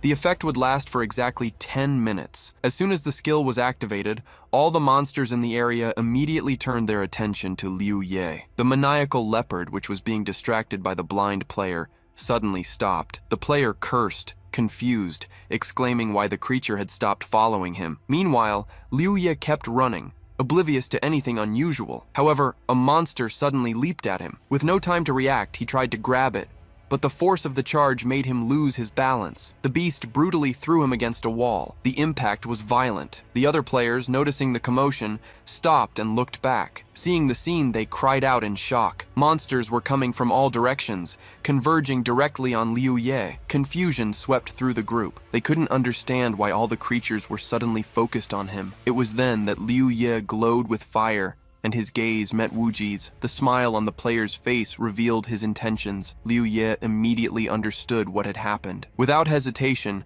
Blazing Fire dashed off to help Liu Ye. He ordered the others to return to the original shelter, saying he would try to rescue him. The team members called out to him, confused by his decision. As he ran, Wuji watched him and thought he was completely insane. At this rate, he wouldn't make it back alive. He told the others that Blazing Fire seemed determined, but Liu Ye had now become a burden to the team. One of the players wanted to protest, but his attention was diverted by the sound of crumbling buildings. The man-eating leopard was back. It seemed to have shaken off the taunt's effect. With no other choice, the rest of the group decided to head back to the shelter. Meanwhile, Blazing Fire kept running toward Liu Ye. At the same time, he monitored his health bar. He ordered him not to even think about dying there. Suddenly, a monster leaped from the side. Blazing Fire noticed the attack and quickly drew his sword. With an agile strike, he tried to slash the creature's chest. However, the attack didn't even scratch the beast's hide. He was surprised to see just how tough the defense of these monsters was. The creature retaliated with a vicious swipe of its claws. Blazing Fire gritted his teeth and blocked the attack, but was forced to retreat. He backed away, watching the monsters swarm around Liu Ye. The number of enemies was overwhelming. For a moment, he believed he couldn't save him, but then something caught his attention. Among the stiffened bodies of the beasts, he noticed that Liu Ye was still resisting. The monsters held him by his arms and legs, but he wasn't giving in. Liu Ye activated his freezing ability on himself. The system immediately notified that cognition power was not currently being consumed. His health points were 5,036 out of a total of 8,040. There were only 10 seconds left before the freedom status ended. Without hesitation, Liu Ye activated the blessing skill. He spent all his knowledge power points and increased his attributes by 1,406. His stats surpassed 1,000 points, and in some cases, reached over 6,000. The blessing spread through his body, dispelling the mark's effect. He tightened his fist around the hilt of his katana. The system notified that his energy had risen to 2,712 points, and his attack power increased by 50%. With an agile movement, Liu Ye swung his blade. All the monsters around him were cut down in a single blow. At the same time, The man-eating leopard charged forward. The creature rushed past blazing fire, tearing down walls in its path. Liu Ye noticed its approach just in time. He grabbed the beast's claw at the last second, trying to hold it back. The impact made his feet slide across the ground, but he held firm. Quickly changing his strategy, Liu Ye swapped his katana for a pendulum pistol. He used the stun effect and aimed the gun at the monster's head. The moment the creature prepared to attack him, he pulled the trigger. The shot was a direct hit. Seizing the opening, he switched to a conventional model and began firing non-stop. The bullets repeatedly struck the leopard's body, until finally, the creature gave way. With a loud thud, the monster collapsed to the ground, unconscious. Liu Ye climbed onto the beast's corpse and looked around confidently. Beneath his feet, the leopard's body began to disappear. Blazing fire, motionless, watched everything in shock. His voice trembled as he muttered that Liu Ye was a liar. After all, how could a support player possess such strength? The system notified that only 50 seconds remained before the blessing's effect wore off. Liu Ye immediately ran towards the president, who was still confused. Without wasting any time, he told him they needed to get out of there. Then, he kept running. Blazing fire, noticing a pack of monsters ahead, snapped out of his shock and chased after him. As he followed, he shouted for Liu Ye to wait for him. At the shelter, the rest of the team remained at the dungeon's entrance, protecting themselves. One of the members commented that he had no idea what was happening with their president. He wasn't even sending messages, possibly afraid he wouldn't get a reply. Another player agreed with this observation. Wuji, puzzled, asked why they didn't just go back. After all, what player could survive under these conditions? One of the men replied that the president and Liu Ye were still alive. If their health bars hadn't dropped, it was because they were using skills that temporarily block damage. However, Liu Ye seemed particularly unlucky. No one knew exactly what happened, but for some reason, he attracted a huge number of monsters from which it was impossible to escape. This was a real problem. After saying this, the man crossed his arms and gritted his teeth in frustration. Suddenly, one of their comrades exclaimed. They had appeared on the map, not far from the shelter. Wuji was surprised by the news. The others, however, were euphoric. Excited, one of them warned the group that the two might bring monsters with them. He ordered everyone to prepare to defend the shelter. The team members positioned themselves at the entrance, weapons ready. One of them commented that he didn't hear any loud noises approaching. A short time later, the guild president entered the shelter alongside Liu Ye. The group, relieved, celebrated their return. The only exception was Wu Ji. He watched them with a serious expression. In his mind, that president was a big problem. Meanwhile, the players began to praise Blazing Fire. They said he was incredible,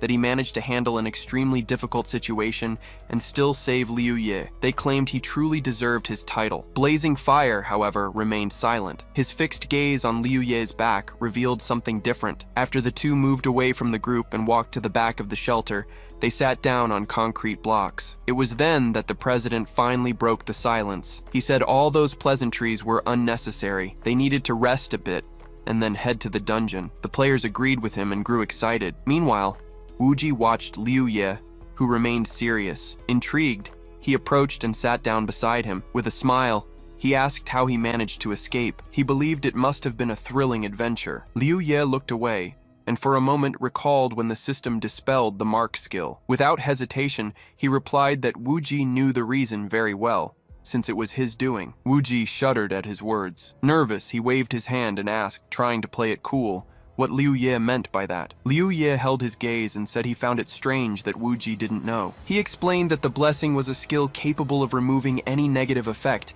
including the mark that had been placed on him. Wuji's eyes widened in surprise. Liu Ye continued, stating that the mark was a level 40 skill. Only 2 people there were capable of using it. Silence hung between them. Liu Ye drew a gun. With a cold expression, he revealed that from the moment he entered, he had considered finishing Wuji off. However, upon talking to him, he realized something. Wuji's indecision didn't come from fear, but from his determination. He slowly stood up and pointed the gun directly at Wuji. In a firm voice, he said that there was only one way to solve this. Wuji remained still and silent. Wuji cried out, shocked by what was happening. To him, this was absurd. They were partners, not enemies. The rest of the team stood alert, watching the conflict unfold, not fully understanding the situation. Meanwhile, Wuji wore a cynical smile. He found it ironic that Liu Ye was about to be killed with a gun, just like in a movie. To him, this scene only reinforced the need to isolate Liu Ye from the team. Besides, if the mark ability was level 40 and only 2 people could use it, then Liu Ye was certain that Wuji was the one who activated it. One of the players, outraged, yelled at Liu Ye, questioning his actions. However, Blazing Fire remained seated, not intervening. Liu Ye just watched, a faint smile on his face. Wuji, still trying to defend himself, pounded his chest. He claimed he had only asked how Liu Ye escaped the monsters, and suddenly a gun was pointed at him. His expression showed indignation as he turned to the president, looking for support. He wanted to know if this was really acceptable within the team. Blazing Fire remained silent. Wuji insisted, pointing out that Liu Ye probably wanted to kill him just for being another support fighter. If that happened, he would be the only one with that power. Wuji feared that Liu Ye would start imposing his own conditions, and that the president would end up giving in to them just to get through the dungeon. To him, this was all wrong. He then looked at the others and demanded they pay attention. He wanted everyone to see that Liu Ye was dead weight and had no right to remain on the team. Liu Ye, for his part, just kept watching calmly. To him, the situation was clear. Wuji was the one truly responsible for all of this. Turning back to the president, Wuji insisted that he needed to be replaced. One team member tried to intervene, asking them to leave the discussion for later, when they were safe. However, Blazing Fire stood up and placed a hand on the player's shoulder, stopping him. His attitude indicated that the conflict had to be resolved right here and now. Wuji grew even more apprehensive. To him,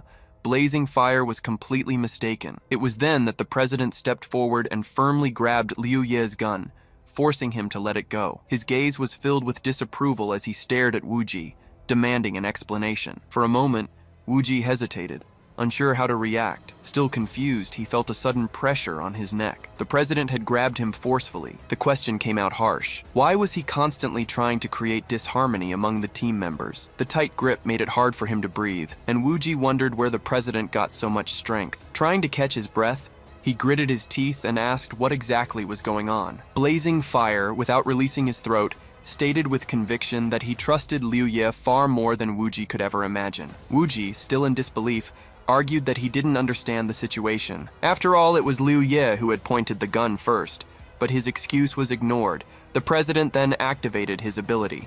His voice was firm as he declared that Liu Ye would never have done that without a reason. The shock washed over Wuji. He couldn't believe the president trusted Liu Ye so much that he would ignore his words. To him, this was unfair. He hadn't done anything wrong, but before he could say anything else, the Shadow Blood Shell ability was activated. A viscous red liquid completely enveloped him, trapping him inside the bloody shell. His body was sealed, and his health began to gradually decrease. He tried to activate a recovery skill, but realized in despair that he was completely blocked. As his health drained away, Wuji started to panic. Staggering, he tried to approach Liu Ye and, in a final act of desperation, grabbed his throat. His eyes were filled with terror, his breathing erratic. Then suddenly, his body went still. The last bit of air escaped his lungs. Powerless, he fell to his knees. His health hit 0. In an instant, he vanished. The bloody shell dissipated, splashing onto the ground before returning to Blazing Fire. Liu Ye, who had watched everything, finally broke the silence, calling out to his comrade. Then he sat down and murmured a thank you, smiling faintly. His mind replayed the moments when he faced all those monsters alone. A disturbing thought occurred to him. If he hadn't done that, he might have been forced to kill all his teammates. After a few moments of silence, Blazing Fire turned to Liu Ye. With a serious look, he made an unexpected proposal. He wanted Liu Ye to join the new order. Then he added a promise. Within the guild, he would have the highest position. Blazing Fire apologized for killing Wuji earlier. He knew there was bad blood with the New Order members, but he believed recruiting a strong player like Liu Ye was worth overlooking past conflicts. The guild members were surprised by their president's request. Never before had he shown so much hesitation when inviting someone to the New Order. Plus, he was offering exceptional conditions, something unheard of. One of the players pointed out that everyone else in the guild had to pass multiple selection stages. He didn't understand what made Liu Ye so special to get a direct invitation. Liu Ye, in turn, asked an unexpected question. What was the price? Blazing Fire was surprised by the question. Before he could answer, another player jumped in, calling the question absurd. To him, it made more sense for Liu Ye to hear the benefits before even thinking about the costs. However, Liu Ye explained that when joining a guild, you shouldn't just consider the positives. The most important thing was to understand the price. The guild president kept a confident gaze on Liu Ye. Then, he lowered his head and smiled. He said Liu Ye wouldn't have to pay anything. However, Liu Ye didn't believe him. He knew that when the time came to pay up, he likely wouldn't be willing to accept the cost. The real price was the willingness to sacrifice everything when the guild needed it, including levels and valuable equipment. In return, he would receive generous compensation. Liu Ye frowned and looked at him suspiciously. To him, crossing the uncontrolled zone dungeon would inevitably lead to a massacre. His words had an immediate impact. The president and the guild members became alert. After a moment's hesitation, Blazing Fire nervously replied that he didn't believe it would end that way. He claimed the probability was minimal. Liu Ye, however, didn't seem convinced. He said that many promises had been made without any guarantee they'd be kept. Blazing Fire remained silent, watching him closely. Liu Ye continued, stating he was willing to form an alliance, but he would never give up his equipment or his level. Furthermore, he wouldn't play with anyone else after this dungeon. The players considered his words an insult. To them, Liu Ye had no idea how great this offer was. The annual salary for guild members was over 2 million. The only price was giving up your own equipment during the game. In their view, Liu Ye had to be either a fool or a lunatic. Blazing Fire, however, just sat on a concrete block and sighed. He admitted it was a shame to lose such a promising player, but he also understood that not everything revolved around the new order. The Union was still a viable option. Liu Ye smiled and thanked him for understanding. As he watched Blazing Fire's calm expression, his thoughts drifted to the past. If he hadn't been through so much stress and known the real importance of gear and levels for survival, his decision might have been different. With his current strength, even the president of the new order was personally inviting him to the guild. For many, this would be a huge opportunity. Looking down, Liu Ye mulled over the possibility. For a moment, he felt a slight pang of regret for rejecting the offer. However, he quickly pushed those thoughts aside. With a faint smile, he reminded himself there was no need to apologize. The only reason the president wanted to recruit him was his strength. If he kept getting stronger and stayed alive, more and more people would seek him out. Meanwhile, Blazing Fire stared at the chat window with a grim expression. In the chat, a player named Bai Shou wished everyone good luck. He wrote that the first uncontrolled zone dungeon would be special. It would have 10% of the membrane's computing power. After a few moments, he added that one of the conditions for a perfect clear of a special dungeon was facing a desperate situation. He also mentioned that he had failed completely on his last attempt. Not only did he fail to clear it, but all of his allies died. Now he didn't even know how long it would take to recruit new members. Reading this message, the president gritted his teeth. He cursed mentally, thinking about the implications of that information. If one of the conditions for clearing it really involved a desperate situation, then things could get even more complicated. His gaze fell on Liu Ye. He thought he'd failed the first step by trying to bribe him, but he knew his strength was still an essential asset. He had to keep pushing. Meanwhile, in the chat, Zeno commented that they seemed to be on the move. He stated that the group was heading to an uncontrolled zone to find the computing power membrane. Baisho added that 50% of that power was available. He said they would soon see how much each of them could take for themselves. Chino chimed in, mentioning that both the Chaos Zone and the Danger Zone also had 10% of this power. However, he didn't think it was worth investing in them. Another player backed this up, explaining that the cost-benefit ratio was better in the uncontrolled zone. There, it was possible to get 10% of the computing power all at once. In the Danger Zone and Chaos Zone, however, you could only get 1% per attempt, even though the difficulty level was the same. Xuanshou suggested they send players who could handle the situation as best as possible. This information made the president think, maybe it was better to recruit a player who was a good team player, like Strikes. If a massacre really happened and Liu Ye refused to cooperate, he would have to use Strikes to eliminate him. Deep down, he hoped it wouldn't come to that. After that, they continued their journey. Liu Ye reflected that by temporarily joining the New Order's team, he would have the chance to witness the guild's full strength in action. This way, the assault on the uncontrolled zone's dungeons could begin. The team had a main tank, a player known as Fresh Meat Fan, as well as a support tank, who was the president of the New Order himself. There was also a support fighter who never removed his blindfold, and a damage dealer who wielded twin swords with lethal precision. Additionally, a damage-gathering specialist stealthily eliminated monsters, playing a crucial role on the team. With impeccable coordination, the group took only 4 hours to clear a level 50 dungeon. As they ventured deeper into the uncontrolled zone, the number of cleared dungeons increased. On the 4th day, the group had already completed 12 dungeons. It was then that Liu Ye reached level 50. The achievement brought satisfaction, especially since reaching this level unlocked the special level 50 rebirth power ability. Before him, 2 skills were available to choose from: cooldown reset and scan. The first skill allowed him to reset the cooldown of all other abilities, but it had a 12-hour recharge time. The second skill made it possible to scan the area map within a 1,000-meter radius, identifying resources, living creatures, and nearby players. However, every hour it consumed 100 cognition points at a rate of 10 points per second. This ability had no cooldown, and for every 10 levels, the scan radius increased by 100 meters. On the 3rd day in the uncontrolled zone, Liu Ye had reached level 50. On the 6th day, the team finally found what the guild president had been looking for. Upon spotting the portal to the special dungeon in the uncontrolled zone, Blazing Fire couldn't contain his happiness. Shortly after, a new player appeared to replace Wuji, who had died earlier. Before that, the guild president had to temporarily invite a second-tier member to fill the spot. Meanwhile, Strikes was running through the narrow streets between ruined buildings. With a precise leap, he launched himself from the ground and landed atop a building, where a team awaited him at the dungeon entrance. He paused for a moment and looked around. Currently at level 56,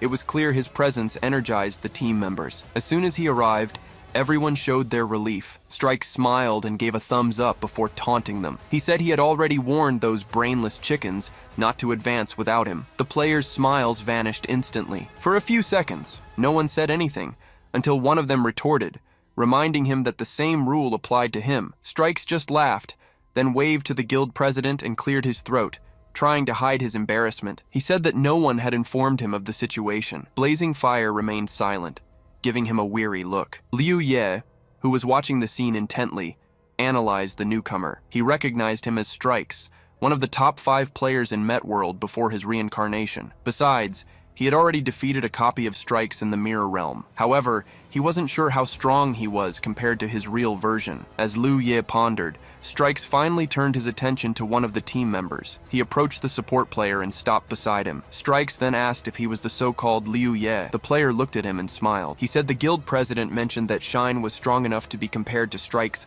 little toe. Hearing this, Blazing Fire and the other team members grew visibly tense. Liu Ye frowned. If Strikes was comparing him to a toe, then maybe it needed to be ripped off. He should just pray he wouldn't have to pay with his own life. Blazing Fire interrupted the conversation, scolding Strikes. He told him to stop talking nonsense. Strikes, in turn, apologized to Liu Ye, explaining that he had a habit of saying impulsive things, but that he didn't have a bad temper. Then, he looked at the guild president and added that if Liu Ye was really as strong as his toe, then that was a good thing. Before he could say anything else, Blazing Fire raised a finger and ordered the others to take him into the dungeon. The players grabbed Strikes and dragged him toward the portal. They said that since he was so powerful, he should go first and prove his words with action. Strikes protested, claiming he wasn't like them and didn't need to be pushed. Blazing Fire watched the team depart and sighed. He wondered how he had managed to get that man into the guild. Now, alone with Liu Ye, he turned his attention back to the dungeon entrance. Before them was the portal to the long-awaited special dungeon of the uncontrolled zone. To calm his excitement,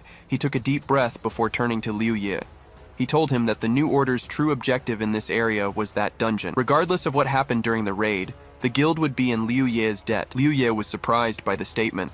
This only heightened his curiosity. What exactly was the guild president seeking inside that special dungeon? Blazing Fire, without taking his eyes off the portal, exuded confidence. After a moment, he took a few steps forward and ordered Liu Ye to follow him. Before entering the dungeon, Liu Ye reflected on his situation. In his past life, he never had the chance to speak directly with the president of the new order. As a low-level player at the time, all he knew were rumors, stories that described the guild leader as a ruthless man, indifferent to the lives of others. However, after spending a few days under his leadership, Liu Ye began to realize the reality was more complex than he had imagined. For a brief moment, he considered the possibility that they could become friends, but he quickly dismissed the thought. True friendships only formed between those with similar interests, and what he felt now was just a reflection of the temporary pleasure of teamwork. Deep down, he knew that if a conflict arose between him and the new order, there would be no room for companionship. The only person he could trust was his sister. If circumstances placed them on opposite sides, he would have to accept the guild as an enemy and fight with everything he had to survive. With this resolution in mind, he stepped through the portal. The moment he did, the environment around him changed abruptly. The scene unfolding before him wasn't real. It was a memory recorded in the location. Two figures watched with satisfaction as something moved inside an incubation chamber. The creature had been born successfully. After removing it from the incubator, the scientists confined it to an isolated room to monitor its growth. One of them, excited, commented on the experiment's success, praising the power of technology. The Research Institute's director, pleased with the progress, asked about the brainwashing process applied to the creature. The response wasn't encouraging. All the methods tested so far had only served to irritate it further. Suddenly, without warning, the creature began to move at an alarming speed. Before the scientist could react, the monster shattered the containment glass and charged at the director. In the scattered fragments on the floor, its reflection revealed a terrifying image. In the midst of the chaos, one of the scientists, gravely injured, crawled to a table. With what little strength he had left, he warned the others to stop the creature's escape. The director, filled with dread, made a desperate decision. He shot to his feet and, with a shout full of urgency, declared they needed to destroy it. Then, he slammed a large red button. The scene shifted again, bringing Liu Ye and the rest of the team back to reality. They now stood on a mountaintop before the entrance to the Research Institute. The group paused for a moment, surveying the area. Liu Ye recognized the familiar pattern. Another special dungeon with cutscenes integrated into the narrative. As he watched, Blazing Fire reviewed the mission information provided by the system. The interface confirmed the dungeon mission had been generated and that teleportation was disabled. Mission: an experiment gone wrong. The objective was to transport the Screaming Serpent's life source to membrane number 304, located in the core of the Research Institute, for the incubation of ancient organisms. The mission, however, had strict rules. The life source could not be removed from the player's inventory. Their lives were directly connected to the item. Anyone who broke the bottle would die instantly. In a matter of seconds, a bottle appeared in each player's hands. Blazing Fire assessed the situation and concluded that everyone had received the life source. For them to succeed, they would ideally need to reach the destination without any casualties. Taking a deep breath, the guild leader signaled it was time to move forward. Liu Ye held the bottle firmly, examining it closely. Up to this point, he had only been in 2 dungeons with cutscenes, one of them during the special mission with Wei Shi. As the group prepared to move on, no one noticed the presence looming above them. High above, a shadow moved silently, watching their every step. The calm was shattered by a deafening scream. A colossal serpent suddenly appeared, its voice reverberating across the entire mountain. The group spun around immediately, a chill running down their spines as they faced the creature. Blazing Fire reacted quickly, trying to coordinate the players and instructing them to get into combat formation. However, before they could react, the serpent let out a second scream, this time releasing a powerful sound wave. The impact was devastating.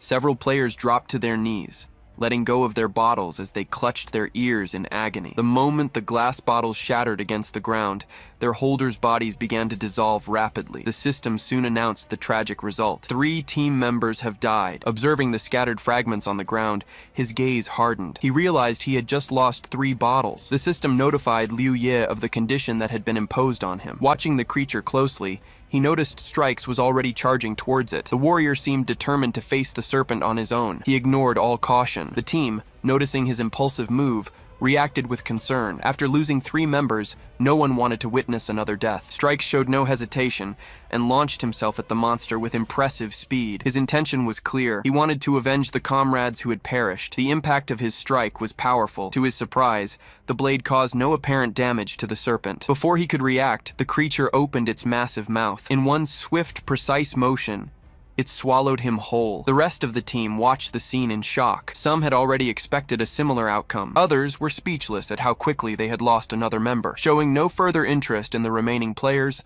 the serpent moved away. It disappeared into the forest. It was then that a detail caught the guild president's attention. The liquid from the deceased players' bottles began to distribute itself among the remaining ones. He quickly understood what this meant. To complete the mission perfectly, it wasn't necessary for everyone to reach the destination.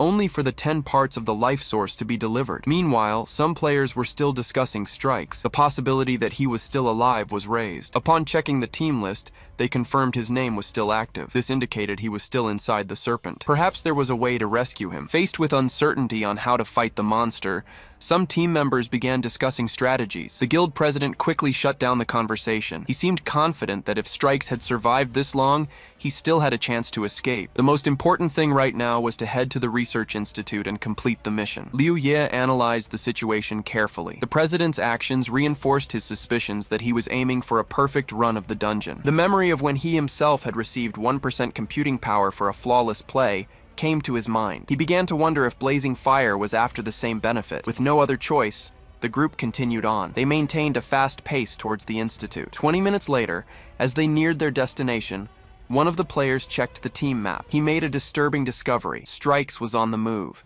He was moving at an abnormal speed. At first, they thought he might be running to catch up with them. They soon realized something was wrong. The conclusion came almost immediately. It wasn't Strikes who was moving, but the creature that had swallowed him. The warning came too late. Suddenly, one of the players noticed movement in the nearby bushes. He alerted the president. Blazing fire stopped in his tracks. He turned just in time to see a screaming serpent emerging from the vegetation. Its mouth was wide open, ready to attack him. Reacting with speed, he activated the Blood Shadow skill. He dodged the attack at the last second. As soon as he repositioned himself, he quickly assessed the situation. He ordered the players to get into their combat stances. At the same time, he instructed Strikes to attack the creature from the inside if he was still alive. The serpent, noticing the movement around it, redirected its attention to the players. The players decided to attack the serpent together. As they advanced, they landed blows on the monster, but their attacks seemed to have no effect. The creature, seemingly impenetrable, remained unharmed. Suddenly, the snake swung its tail violently. Several players were thrown aside, hitting the ground hard. They quickly recovered, restoring their health. Meanwhile, one of the fighters used a whip to strike the creature's face. He tried to distract it using a taunt skill, moving from side to side. Without hesitation, he ran in the opposite direction of the others, speeding past the guild president, who was waiting for a chance to face the monster. The serpent then let out a deafening roar. Sound waves spread across the battlefield. One of the players had no time to react. His bottle shattered instantly. In an instant, his body began to disintegrate. Terrified, he realized his death was inevitable. The rest of the group shouted his name, but nothing could be done. Blazing Fire and Liu Ye silently watched the spot where their comrade had been just seconds before. The impact of the loss was clear. Another team member, still shaken, brought news about Strikes. The player trapped inside the serpent reported that its internal defense was incredibly tough. He couldn't harm it from the inside. Blazing Fire turned his gaze back to the imposing creature. Up close, he noticed a peculiar detail. The monster's structure resembled an insect more than a snake. This explained its abnormal resistance. Liu Ye quickly understood the greatest danger of the situation. Since the bottles couldn't be stored in the inventory, the serpent simply destroyed them with its sound waves. Every blow was a direct threat to everyone's life. The tension mounted. The possibility that nearly the entire team would perish right at the start of the dungeon seemed real. Silence fell for a moment. Without warning, the screaming serpent began to move again. To everyone's surprise, it turned and disappeared into the forest. The players were confused. Why would the creature leave them alive after eliminating 2 of them? As they tried to find an explanation, they noticed that the liquid from the broken bottle had been redistributed among the remaining flasks. The fluid's hue became brighter. Blazing Fire analyzed the situation and began to form a hypothesis. The monster wasn't just attacking randomly, it was, in a way, testing them. If a perfect clear was really the president's goal, Liu Ye pondered what it would take to achieve it. Killing the serpent might not be the way. The real objective could be to connect all the remaining life sources. Blazing Fire ordered everyone to stay alert. Now that the monster had moved away, they had a chance to reach the research institute. Without wasting time, they set off. 20 minutes later, they arrived at a huge building. There was a massive hole in the wall, indicating something had escaped. One of the players checked the map and alerted the president. The serpent was still nearby. Blazing Fire quickly assessed the situation. To buy time, he made a drastic decision. He ordered one of the players to break his own bottle. The chosen one hesitated, surprised by the order. Another player intervened, arguing they couldn't afford to lose anyone else. Blazing Fire, however, was adamant. With such a large number of players, it would be impossible to defeat the creature. What they needed now was speed, not brute force. If they could lure the serpent away, they would have time to explore the institute. Faced with the imposed decision, The player gritted his teeth and broke his bottle. The system notified the death of another team member. As soon as the flask shattered, the screaming serpent immediately turned in the opposite direction. The strategy had worked. They had distracted the monster. The players continued on their way, relieved. One of them, excited, praised the genius of the plan. Another stated they should thank the captain. Thanks to him, they now had a way to track the dungeon boss's movements. Blazing Fire checked the map and confirmed his theory. Meanwhile, Liu Ye began to reflect. Before, he refused to spend money on equipment and levels. Now, if Blazing Fire knew how to get a perfect clear, he could become a target as soon as they reached the Institute. In that kind of environment, surrounding him would be easy. Blazing Fire ordered them to hurry. The entrance to the Institute was already visible. The group ran through the clearing that led to the building. Reaching the stairs, they moved quickly towards the entrance. Liu Ye, however, suddenly stopped. A thought crossed his mind. He couldn't let them surround him in there. The other players noticed his hesitation. They stopped at the top of the stairs and asked what was wrong. Without looking away, Liu Ye turned to Blazing Fire. He asked a single question. What was the easiest way to finish this mission? Everyone listened but said nothing, figuring he should prepare for a battle against them. The president frowned and walked to the edge of the stairs. In a serious tone, he stated that Liu Ye was mistaken. The level of this dungeon was extremely high, and he had no intention of harming him. His only goal was to complete the mission. If Liu Ye didn't trust him, he could wait outside while the three of them finished the task. Despite the unknown dangers inside the Institute, the threat of the serpent outside was much greater. Liu Ye remained silent, assessing the situation. One of the players called out to him, questioning his hesitation. He wanted to know why Liu Ye distrusted the president. He thought it was an absurd joke. Another player agreed, pointing out they had cooperated for a long time. There was no reason to doubt him now. Did Liu Ye really expect the president to treat him like a brother? Liu Ye frowned, weighing his options. He discreetly glanced at the map. By his calculations, strikes would arrive in about 10 minutes. The serpent attacked every 20 minutes. Which meant the next attack would be in 13 minutes. If he was going to act, it had to be before the president met up with strikes. Blazing Fire turned to the entrance and, with a calm smile, stated that no one would be forced into anything. They just needed to complete the mission. With that, he entered the Institute. The other players, annoyed, insulted Liu Ye. They called him a traitor, saying they couldn't trust him at a crucial moment. They would go on without him. Liu Ye gripped his katana and assessed his chances. The freeze status lasted for 10 seconds. The blessing remained active for 60. Counting strikes, he faced 4 opponents with high combat power. If he used the freeze in conjunction with the blessing, he might have a chance to defeat them. If he made a mistake, he would lose his alliance with the New Order Guild.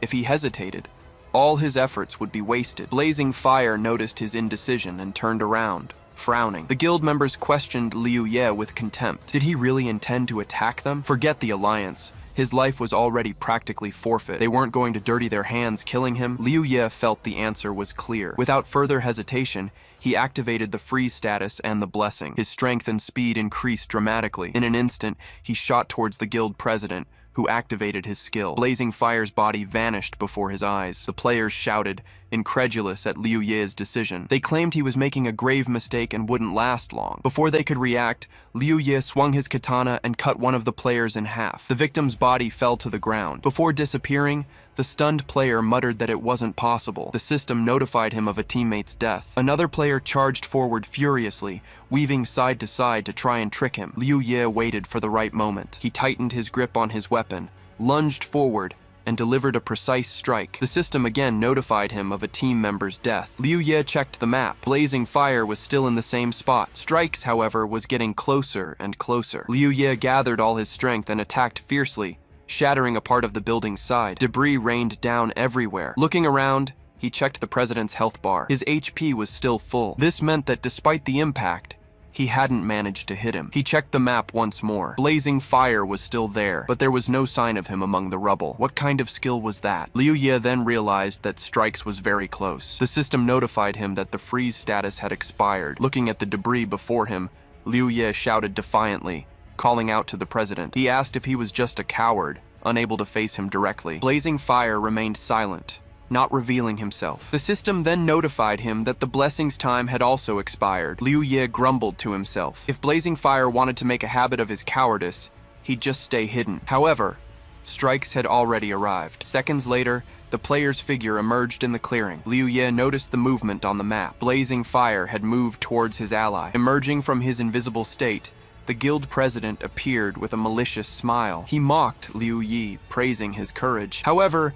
he pointed out that when facing the man-eating leopards, Liu Ye had revealed all his trump cards. Blazing Fire stated that, in the end, he had only sacrificed 2 of his men. Liu Ye didn't reply, just frowned. Strikes in turn unsheathed his sword. Without hesitation, he and Blazing Fire charged forward together to attack him. Hello everyone! Did you like the story? I loved it. If you want to follow the next part, make sure to subscribe to the channel and leave a like. See you in the next story, guys.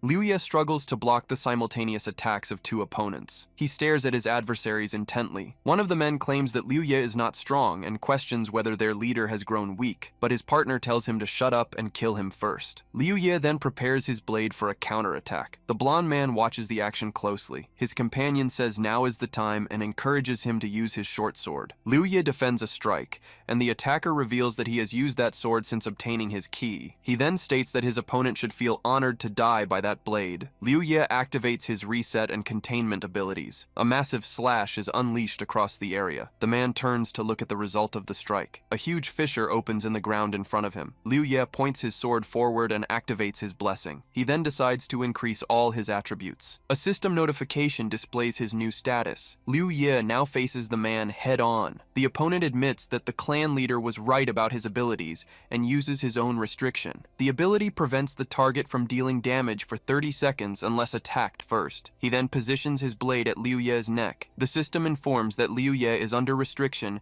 and unable to attack the target. The man mocks him, stating that his ability is the perfect counter and that he is his natural enemy. Liu Ye simply jumps away from danger. He then advances through the air toward the other opponent. The blonde man activates key sharing. This ability merges his attributes with the targets for 10 minutes. Liu Ye moves in to attack the dark-haired man. The restriction finally ends and his stats are released. The man celebrates that his attributes have doubled and praises his clan leader's ability, saying he is almost at his level. Liu Ye watches him carefully. He then decides to retreat. Liu Ye comments that they seem well prepared and that they planned this long ago. But the opponent responds that they are just being cautious and that he is not such a great threat. Liu Ye then equips his gun. The adversary questions the long-range weapon and mentions having heard about his lock ability. He then challenges him to use the ability on him, saying he will stand still to see if he can kill him. A system notification informs that the restriction and one of the blessings have ended. The man provokes him to attack, while his partner warns him not to be arrogant since the restriction has ended. Liu Ye points the weapon and says, "As you wish," and the partner warns about the power of that weapon. But the opponent says not to worry, as it is a normal weapon, and he can easily dodge. Liu Ye activates his freezing lock,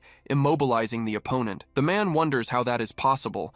He questions whether the weapon could be his Kai weapon, but his partner thinks it is impossible, since he also uses a katana. Liu Ye simply says goodbye to his opponent. A system notification shows that his next attack will deal triple damage. The leader asks if he can escape the lock, but the man says no, though he has an immunity skill for 10 seconds. His partner scolds him, saying that now Liu Ye only needs to destroy their bottles. The man turns with a different expression on his face. He explains that he placed the bottles on his back, and suggests that the leader use his shadow dive as a precaution, but the leader reveals that he already used that ability to escape the previous attack. A shot pierces through the immobilized man. The system informs that his teammate has died, and he realizes that the shot pierced his immunity and destroyed the bottles. The man shouts that it cannot be. He then steps back and stumbles. His body begins to dissolve into particles. He wonders if he lost, but promises that he will win next time. A notification confirms the death of his teammate, and Liu Ye lowers his head. He turns to leave. 2 items left behind float on the ground. Liu Ye says he feels no joy in victory,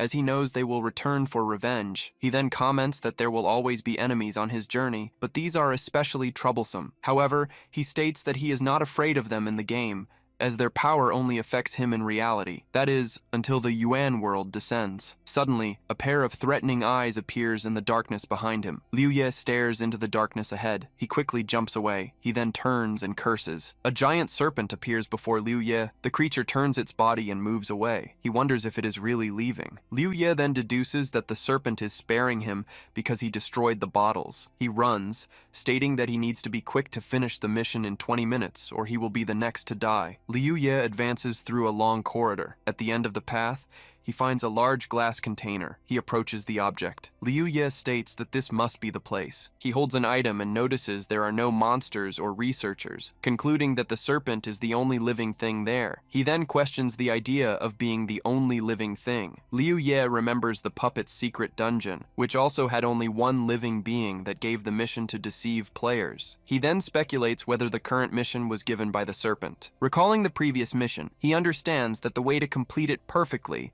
was to fulfill the puppet's wish. Liu Ye wonders if fulfilling the creature's wish is the key to perfectly completing secret dungeons. Liu Ye understands that the monster outside could have killed everyone, but left after a few deaths, which can only be its trick, and to complete the dungeon perfectly, he needs to fulfill the creature's wish. He then wonders what that wish might be. If the serpent gave the mission, the goal of creating another would not be to kill it, but rather to give it a companion, perhaps because it feels lonely or because there is no other way. Liu Ye wonders why he had such a thought. He considers it a real possibility, but first he needs to test if the serpent can enter the laboratory. He then turns and ponders what he'll do if it can't get in. Liu Ye decides to wait 20 minutes, and if the serpent doesn't attack, he'll try to convince it to leave with him. He remembers that the Imperial Soul engraving allows a monster to possess its master's weapon. A memory takes him to the equipment shop, where he discovered the New Order members were already level 50. He regrets not being better prepared, as he couldn't ask the others to wait for him. Then he recalls seeing various types of enhancement orbs. There he saw that enhancement and engraving orbs could be exchanged for dungeon essence. He realizes the items are convenient,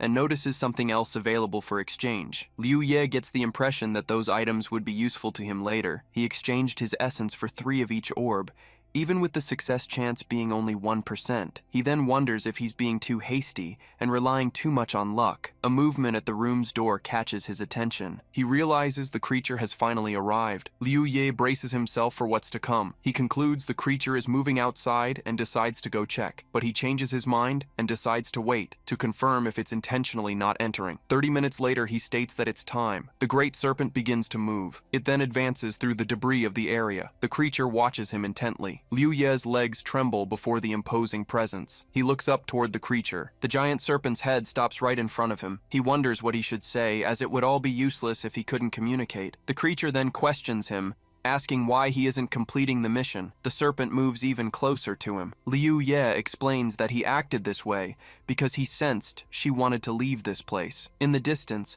something heavy collides with the ground. The serpent's massive tail strikes the ground with force. Liu Ye watches the display of power. A dark silhouette falls from the sky near them. He realizes that monster is too strong for a player to defeat. The creature then asks if he has a solution. Liu Ye replies that he has a way, but she will have to accept him as her master. The serpent raises its head and asks if he is worthy of being her master. The creature stares down at Liu Ye. He backs away but states that this is the only way. Liu Ye decides the situation is too risky and he should just get out of there. The serpent's face draws near. He stops retreating and plants his feet firmly on the ground. A system notification asks if he accepts being the serpent's master. A second notification asks if he wishes to accept the serpent's proposal. Liu Ye stares at the colossal creature before him. He then confirms he was right and accepts the offer. The system informs him that he is the serpent's master, but he needs to obtain the Imperial Soul to get her out of the dungeon. A status screen displays the creature's details and abilities. The serpent then demands that he get her out of that place. Liu Ye simply agrees to the request. He holds his weapon and an orb,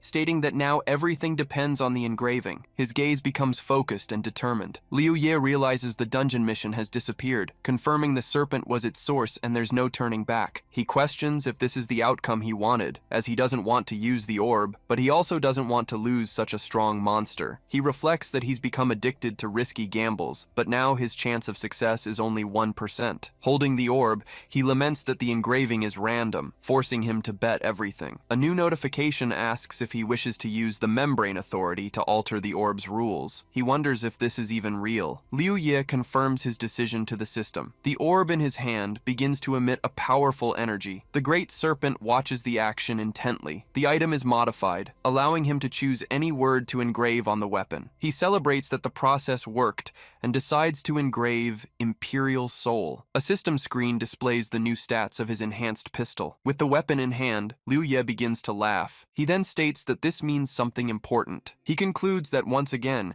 He has overcome the odds and come out stronger. With a gesture, he calls the wyvern serpent. He grins, baring his teeth. A notification congratulates him for completing the dungeon perfectly. The system calculates the rewards and raises his level to 57. A new screen displays his updated attributes and abilities. His weapon can now summon the serpent, and his combat power is recalculated by the system. A system notification informs him that since his computing power exceeded 5%, he has obtained the new skill, Architect. He then finds himself in a wild area, amidst the ruins of a city. His feet touch the ground. Liu Ye observes the desolate horizon before him. The sun begins to break through the dark clouds. He turns with a smile on his face. Liu Ye decides it's time to return to Mushu City. With 17 days left until the descent of the Yuan world, the scene shifts to Liu Ye's home in the real world. Sitting in his room, he feels completely exhausted after days of intense training and dungeon crawling. He reflects that it was worth it, as he's now just 3 levels away from 60 and has obtained a strong monster like the serpent. Then he wonders how Ayun is doing, and if she has obtained her key yet. He decides he should go see her, as he's neglected her all this time. He approaches the door, thinking he should have checked on her from time to time,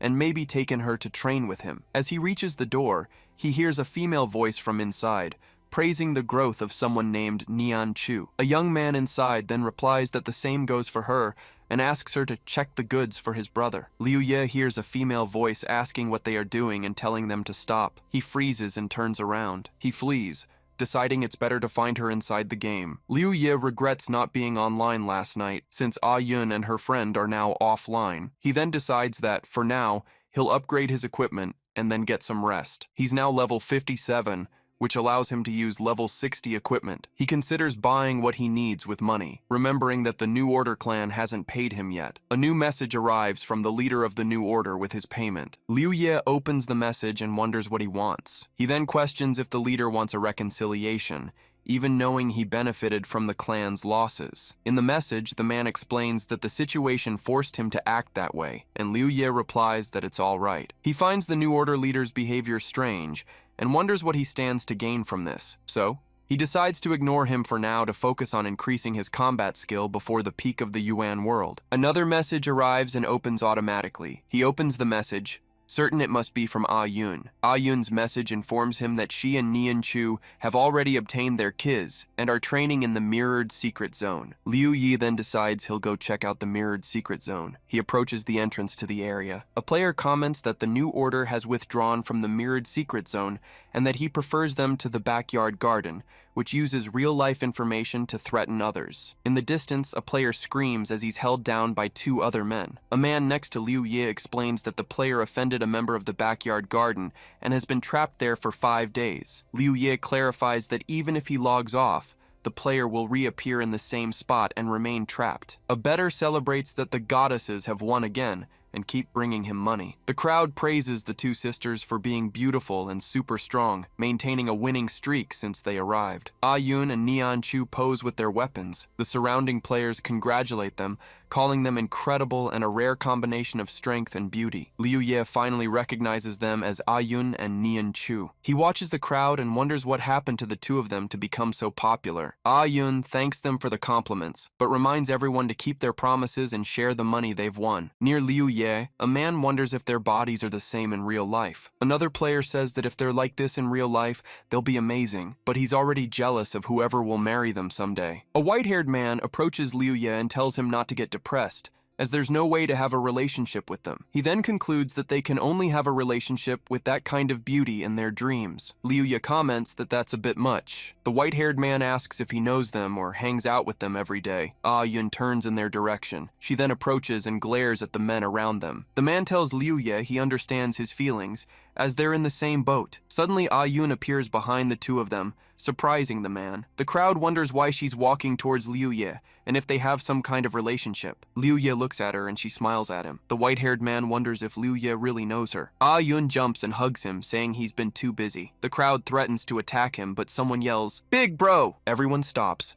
and one of them realizes who he is. The crowd then calls him brother-in-law. Nian Chu receives a new message. She then reads the message's content. A figure informs Sister Lee that they have been rejected again. She then scratches the wall and questions the audacity of the 2. The woman threatens that they won't be able to play anymore, and orders her team to capture them. Ayun rests on Liu Ye's shoulder, but suddenly her eyes fly open. Looking over his shoulder, she states that he is there. Ghost Li's messages are a series of threats and insults. Ayun suddenly hugs him and then hesitates. She then laments that because she was born so beautiful, even her own brother is enchanted by her. Liu Ye complains that she's too strong and that he's suffocating from her hug. A group of uniformed people marches in formation through the hall. 3 guild members watch the movement closely. Suddenly they are startled to see Liu Ye, Nianchu, and Ayun standing on the other side. Ghost Li and her followers approach, leaving the others confused about their presence and intentions. Liu Ye stands beside his companions, facing the approaching group. In moments, they find themselves completely surrounded. The young man faces Ghost Li and her 2 guards from across the hall. Liu Ye then moves in front of Nianchu and Ayun, extending his arm to protect them, but a hand grabs his arm,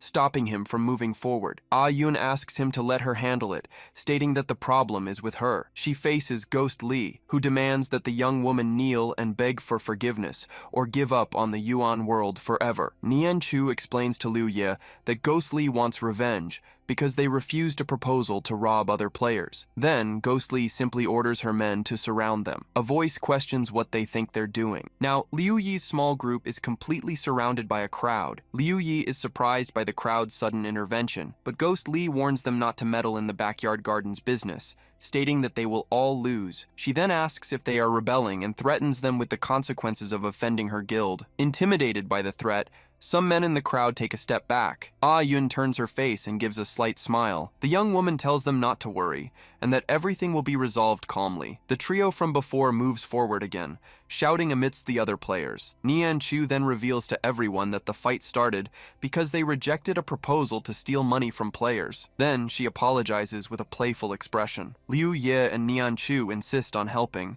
but Ayun states she can't ask for anything that might harm them. One of the men in the crowd starts to speak. He clenches his teeth, making a decision. Ghost Li scoffs at Ayun, saying no one would dare offend the backyard garden for her sake. But the man declares that their goddess got into trouble for everyone's sake, and they can't act like cowards. The declaration surprises Ghost Li, while Ayun watches with a smile. He continues his speech, stating that their brother-in-law is watching, and they need to act so they can face him. Liu Ye is completely confused by the sudden declaration. Beside him, Nian Chu covers her mouth as she laughs at the situation. The crowd advances on Ghost Li's group, and one of her men suggests they retreat as they are outnumbered, but she threatens them again, reminding them that offending her is the same as offending the backyard garden. One of the players replies that everyone hates their guild, and that they'll be trapped in the mirrored secret zone. Liu Ye watches the chaos, calling the crowd a bunch of bastards. Her own men hold her back as she screams she'll kill everyone, and the young man wonders if it was all resolved without him needing to intervene. The scene reveals the great tower of the mirrored secret zone. Liu Ye questions her about using the players to deal with Ghost Li,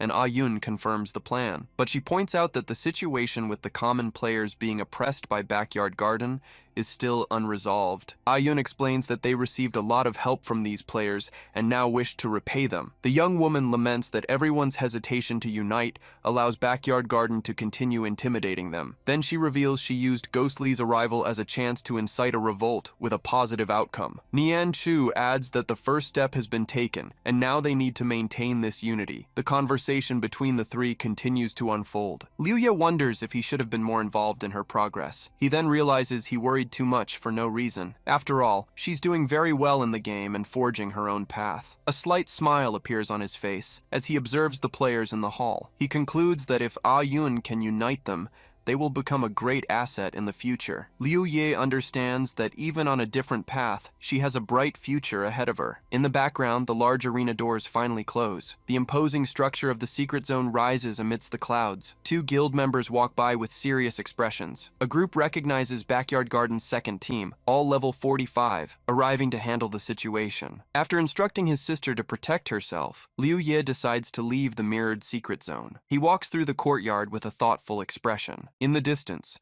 the young man observes the large battalion of the enemy guild gathering. Liu Ye analyzes that while their level is an advantage, their numbers are their true power. He continues on his way, believing that Ah Yun's fame will grow immensely if she resolves this crisis. With a smile, the young man decides to use the next 10 days to train, trusting that his sister can solve the problems on her own. But a sudden order to kill anyone leaving the zone puts him on alert. Hurried footsteps run in his direction. 3 players confront him for ignoring them and decide to attack. Liu Ye is confused by the sudden hostility. An announcement informs everyone that members of Backyard Garden are arriving. The news causes an immediate uproar among the crowd. Ghost Lee shouts for everyone to tremble in fear and await their punishment, demanding to know who dared to touch her. One of the players asks what they'll do now, as Ah Yun positions herself at the front of the group. Ah Yun calls for calm and announces that Neon Chu has gone to get reinforcements from her family's clan, reminding them they have the numbers. The group of players agrees that if they stay united,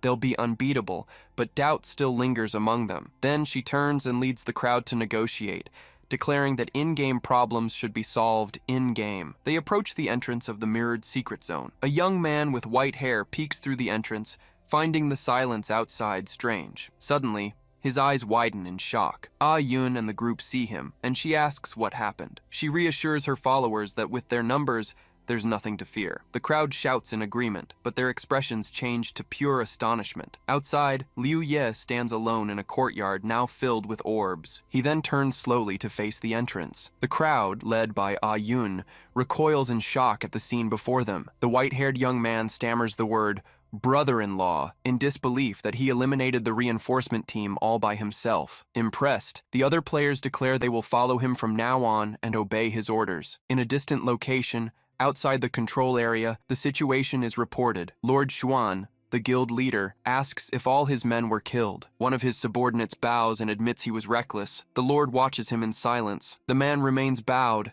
as the rest of the team awaits the decision. With a smile, Lord Xuan says the punishment of just dying and having their level reset seems too light. He then decides that 20 days of rest will be a fitting punishment. Other members mutter among themselves that for the loss of nearly 100 players, this seems more like a reward. The subordinate raises his head, and Lord Xuan asks if he has a problem with the decision. Immediately, the man thanks him for his mercy. Lord Xuan dismisses him, promising a new job when he returns. Next, he turns and asks what information they've gathered on the player. A member reports that he has connections to the New Order and that they were stopped while trying to investigate. Lord Xuan then realizes the young man is a protege of Lord Zhu. He concludes that Lord Zhu must have obtained some of the computational power and given it to the player, which explains his strength. Lord Xuan questions why Lord Zhu would entrust so much power to a mere player. He then plans to kill the young man in the madness area, where the Four Lords' agreement is not valid. With a sinister smile, he reveals he will blame Lord Zhu for the incident if the player is killed. Meanwhile, in the wild area,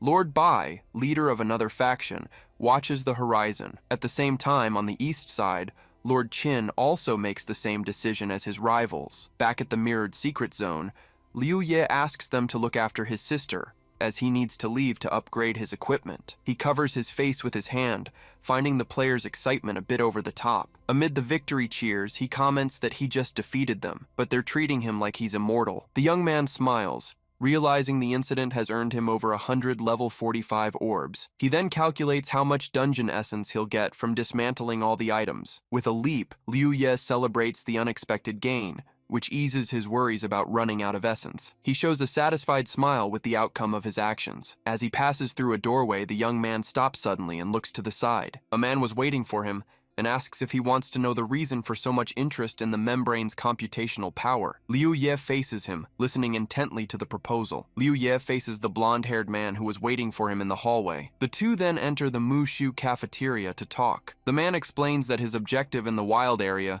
was the membrane's computational power, and the reason for his eagerness is that this power acts as a certificate to enter the madness area. Liu Ye recalls that in the past, a large-scale clan operation in the madness area resulted in everyone's death. The man then reveals that the authority to control the Yuan world is hidden inside. Shocked by this information, The young man questions if he's serious about controlling the Yuan world. Finding the situation interesting, Liu Ye asks why he would share such important information. The blonde man asks if he really believed the story about the Yuan world's authority. But since Liu Ye took the information seriously, he concludes the young man knows something and decides to get straight to the point. He confirms the madness area truly holds the authority and invites him to join his team to fight for it. The man states he needs Liu Ye's strength and asks if he's willing to help. With disdain, the young man asks if he'll try to kill him again to get the authority. Liu Ye then asks if he really thinks he's that stupid. The blonde man assures him that what happened before won't be repeated, as they will now explore the wild area together. He explains the team will be small and isn't looking for a fight, since computing power is needed to enter the area. So he proposes they share the authority,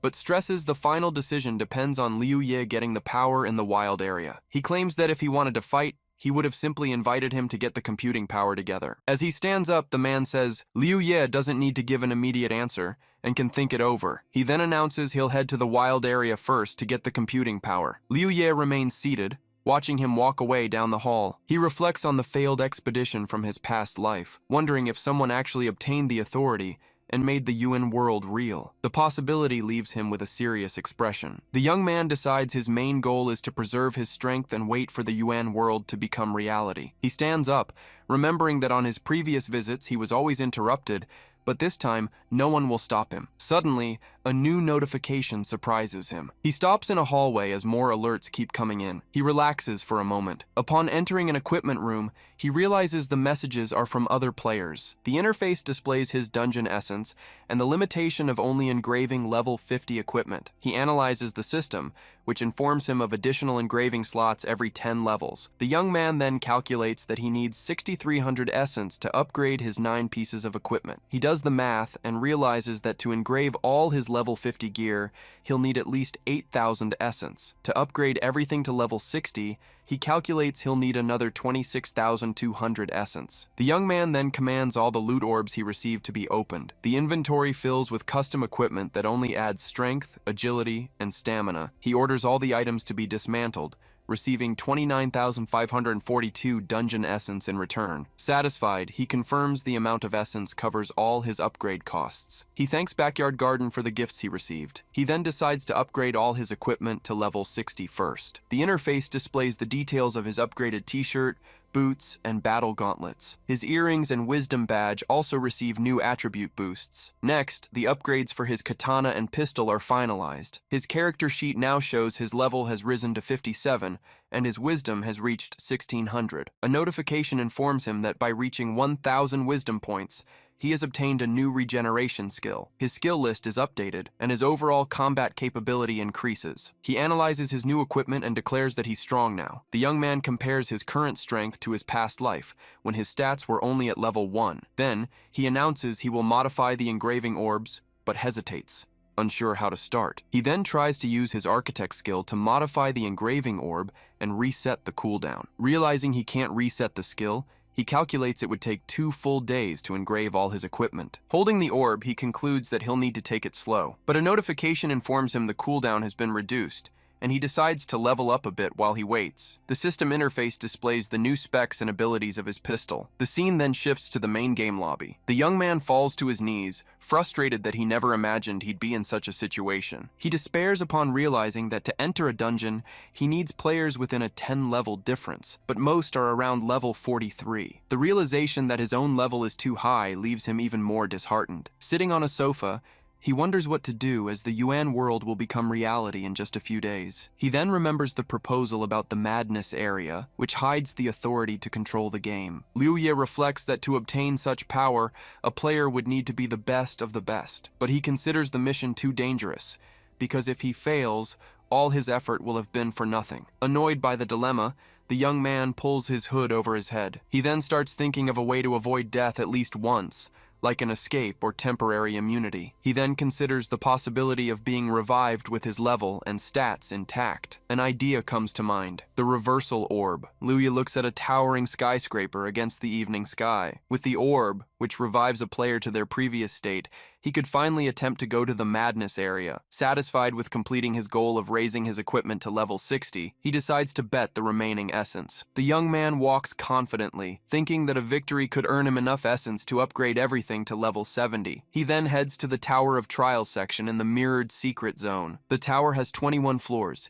each with an enhanced guardian to test the player's overall strength. To get the final rewards, one must clear all floors in a single run, and one of those rewards is the reversal orb itself. A leaderboard displays the current ranking of players who have advanced the furthest in the tower. Announcements state that the next round of trials will begin soon, highlighting the competition between the ranking leaders. White Knight, a level 33 player, states that he just needs to stay calm and keep his pace, but Devil Darkness, level 32, declares he's going to set a new record today. The crowd watches the scene, with one of them commenting that the player's display is embarrassing. Liu Ye watches the crowd, remembering that the Tower of Trials opens once every 8 hours. He realizes he's just in time and gets ready to enter the next round. The crowd parts to make way for the experts, since besides the 2 leaders, no one else has passed the 6th floor. 3 players comment that the 7th floor guardian is too strong, which explains why most get stuck. The young man then walks toward White Knight and Devil Darkness. The other players wonder if the newcomer is strong or just an idiot,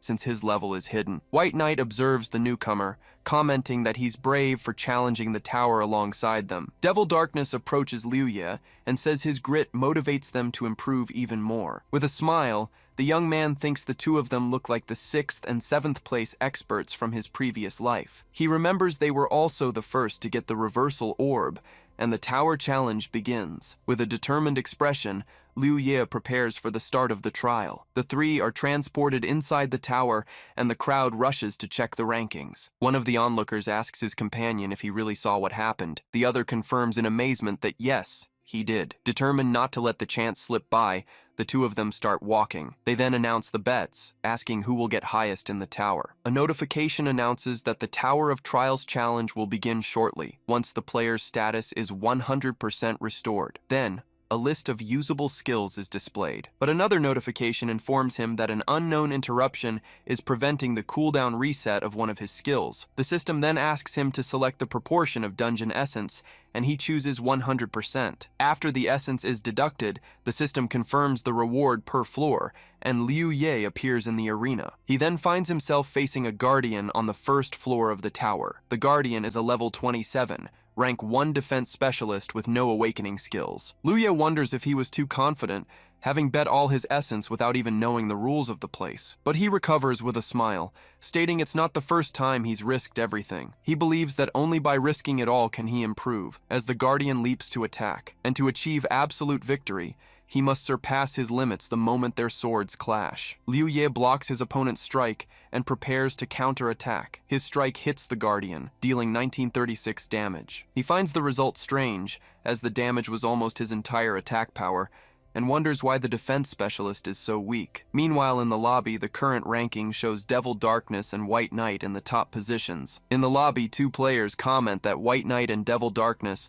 are as strong as expected for reaching the 3rd floor so quickly. One of them says he heard Devil Darkness has increased his power and is confident about reaching the 15th floor. He then reveals an emblem that will let him directly enter the Sky Tower Guild, planning to use it to gain fame. Elsewhere, Silly Kai lets out a restrained laugh. His companion worries about the plan's risk, since other players might realize Ye has some combat skills. After the initial excitement, the green-haired young man starts to worry. Silly Kai reassures him, explaining that guildless players like Ye wouldn't be that strong, and asks if he thinks Ye could beat the other 2. But his friend raises the possibility that Ye is actually only level 40. Silly Kai realizes the implication, stating that if Ye is really at that level, then they look shocked at the screen, which shows the number of bets on White Knight and Devil Darkness vastly surpassing those on Ye. Nervously, the 2 decide that maybe they should believe in Ye. Inside the tower, Liu Ye stands beside a defeated guardian as the accumulated reward is displayed. He strikes the next opponent, and the reward notification updates. A screen shows the accumulated reward increasing rapidly, with each defeated defense specialist. Liu Ye reaches the 7th floor of the Tower of Trials, and his status is displayed. Liu Ye finds it all too easy and unchallenged, questioning if it's because his level is too high or if the guardians are defined by their attributes. Then, the 7th floor guardian, who specializes in all attributes, appears before him. He remembers specializing in wisdom and wonders if the guardian is weak for not having the key combo. The two opponents face each other from a distance in the vast arena. With a smile, Liu Ye claims that if that's the case, then this will be a piece of cake. The guardian with the number 7 on its helmet prepares for the fight. As the enemy attacks, he deduces that its attributes are only twice his own, even though it has an attribute over 100. Liu Ye concludes that the 7th floor guardian is nothing special, as he also holds the title of high-level warrior. In the lobby, a player points at the screen, shouting that Ye's speed has increased and he's already on the 7th floor. Other players are shocked, not understanding how he's at the same level as White Knight and Devil Darkness. A spectator wonders what's going on with Ye and where he came from. He then scolds the crowd for shouting, saying the important thing is defeating the Guardian who specializes in all attributes. Turning to everyone, he explains that each of the 7th floor Guardian's attributes is double the challenger's. He states with conviction that Ye is just a normal, guildless player and will get stuck on the 7th floor like the others. But the ranking updates, showing Ye moving on to the 8th floor, catching up to White Knight. The same player who doubted him is left completely shocked by what he sees. Liu Ye arrives at the 8th floor of the tower. He comes across the rank 2 Guardian, an agility specialist. The Guardian advances with a strike, but he manages to dodge the attack. Then the enemy hits him with multiple blows while he tries to use a blocking skill. Liu Ye distances himself from the opponent and unleashes a series of attacks. His strikes hit the Guardian at multiple points, dealing continuous damage. A notification confirms that he defeated the agility specialist and displays his accumulated reward. He realizes that the opponent's agility rate was twice that of the previous Guardian. Then he concludes that after the 7th floor, the Guardian's attributes double. With a smile, he is transported to the 9th floor and decides that he will try not to use one of his skills to make it more fun. The tower ranking is constantly updated, showing Ye maintaining the same pace as Devil Darkness and White Knight. In the lobby, players comment that he is keeping up with the others and wonder where he came from, since he has no clan support. One of the spectators shouts that it is incredible that Ye has reached the two of them, as solo players should not be capable of such a feat. Another player questions him if he is not looking down on others, reminding him that large clans have resources that solo players do not. The same orange-haired player points out that he is also a solo player and does not need to insult others. The blue-haired player apologizes, but states that he will soon become a clanmate of Devil Darkness. Elsewhere, Devil Darkness narrates that he has challenged the Trial Tower many times. He used to come here whenever the guild did not have major missions, since the equipment was provided and dungeon essence was just a number to him. He kept trying multiple times but still failed, and now,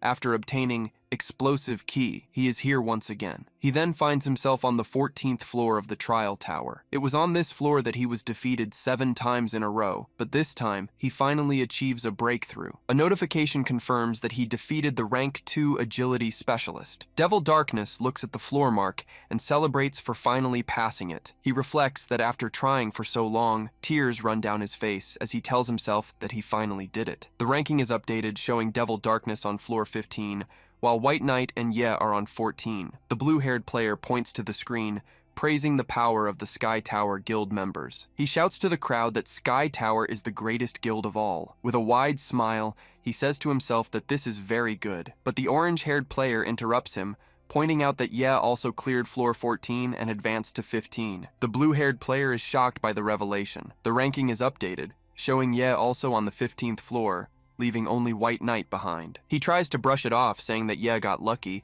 but begins to question whether he should switch sides and cheer for him. Inside the tower, Liu Ye stands before another defeated Guardian. He looks at his status and reflects that if he uses all attribute blessings, the challenge becomes very easy. A notification shows that his accumulated reward has increased to over 110,000. With a smile, he calculates that if he continues like this and clears the tower, he may obtain around 300,000 essence. He realizes that with the level requirement reduction, there is a chance to equip much higher level items and decides to push himself. A notification informs him that he is being transported to the 15th floor and he disappears from the spot. Elsewhere, Devil Darkness notes that he still has 30% of his explosion state and that he chose Retaliation Explosion. He believes that with this he can advance a few more floors and boasts about having defeated White Knight in the end. A notification confirms his arrival at the 15th floor of the Trial Tower. He then declares himself number 1 in the Trial Tower. The Guardian of the 15th floor, a level 52 defense specialist, appears before him. Devil Darkness analyzes the opponent, questioning whether his strength and armor exceed 1,000 since he has specialized skills. A notification informs that the 3-minute limit challenge is about to begin, and Devil Darkness decides he cannot be a coward. He prepares to fight, stating that as the number 1 of the tower, he cannot be afraid and will fight until he can no longer continue. He observes the giant guardian, noting that he only has higher strength and armor attributes. Then the opponent jumps to attack, and Devil Darkness refuses to give up without at least fighting. The two clash and exchange a direct punch, but Devil Darkness is defeated in a single blow, and a notification confirms that he failed the challenge. White Knight's companions shout that Devil Darkness is dead and has failed the challenge, just as he advances to the 15th floor. The crowd watches the scoreboard, wondering if the top players will advance or if a new record will be set. The orange-haired player mocks another, questioning if that's the true power of the Sky Tower. Then the blue-haired player reveals he picked up the wrong badge,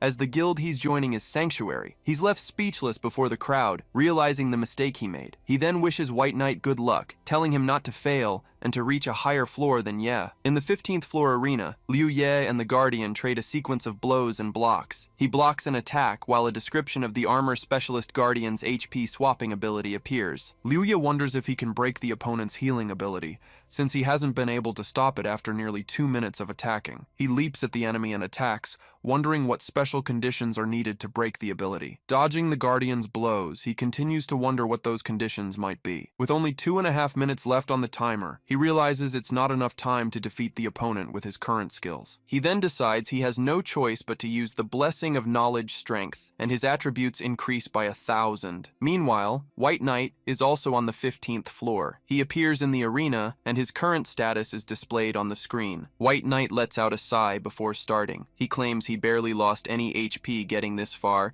and that advancing a few more floors won't be a problem. Before him appears the Guardian of the 15th floor, a level 53 strength specialist. Its specialized skill, Attack Power Burst, doubles the power of its next strike. The 5-minute challenge begins, and White Knight gets into a battle stance. He understands he can't take it easy like on the previous floor, as he needs to defeat it within 5 minutes. So he decides he has to go all out and leaps into the attack. Elsewhere, Liu Ye is breathing heavily, his knowledge strength partially spent. He finally understands he wasn't fast enough, as he needed to strike 3 times in 1 second to break the Guardian's ability. Liu Ye realizes he can't just focus on wisdom. He needs to balance all his attributes to gain new skills. A notification confirms the armor specialist's death and grants him a weight ratio reward. He's surprised by what the notification says. As he wonders if the reward's weight ratio increases after floor 15, he is transported to floor 16. In the lobby, the players shout that he's won, calling him insane and wondering where this unknown expert came from. The crowd in the lobby starts buzzing about his achievement. The orange-haired player comments with a smile that elite guild players aren't special,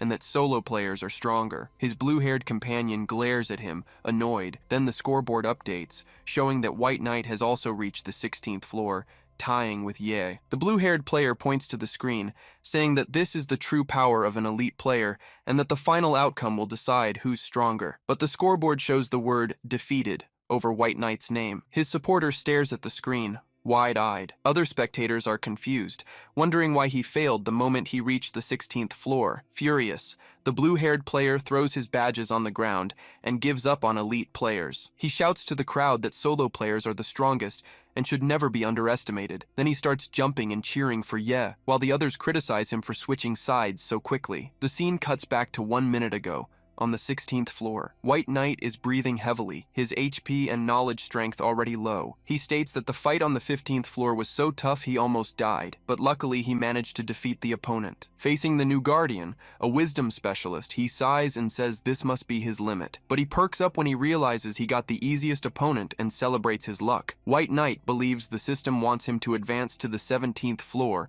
and decides to go all out. The guardian of the 16th floor prepares to fight. He manages to dodge one of the opponent's attacks, but the guardian attacks him with a sharp ki enhancement and a parry slash. White Knight is caught off guard by the blow. He's hit by the attack and wonders how the guardian can have the same skill as him. Then a notification informs him that he has died, failed the challenge, and lost all his accumulated rewards. Liu Ye finds himself on the 16th floor facing the next guardian. The opponent is a level 57 sensitivity specialist with the ability to predict danger. He realizes that this ability would work very well with his own, allowing him to avoid deadly attacks. So he decides that in the next equipment upgrade, he will focus on the sense attribute to obtain this ability. But for now, he leaps toward the opponent, determined to defeat him first. Liu Ye focuses on the battle that is about to come. He attacks with a sword strike, but the guardian easily dodges. The sensitivity specialist continues to evade his fast attacks. Liu Ye finally lands a hit, stating that his high-level warrior title gives him double the opponent's speed, and if that is not enough,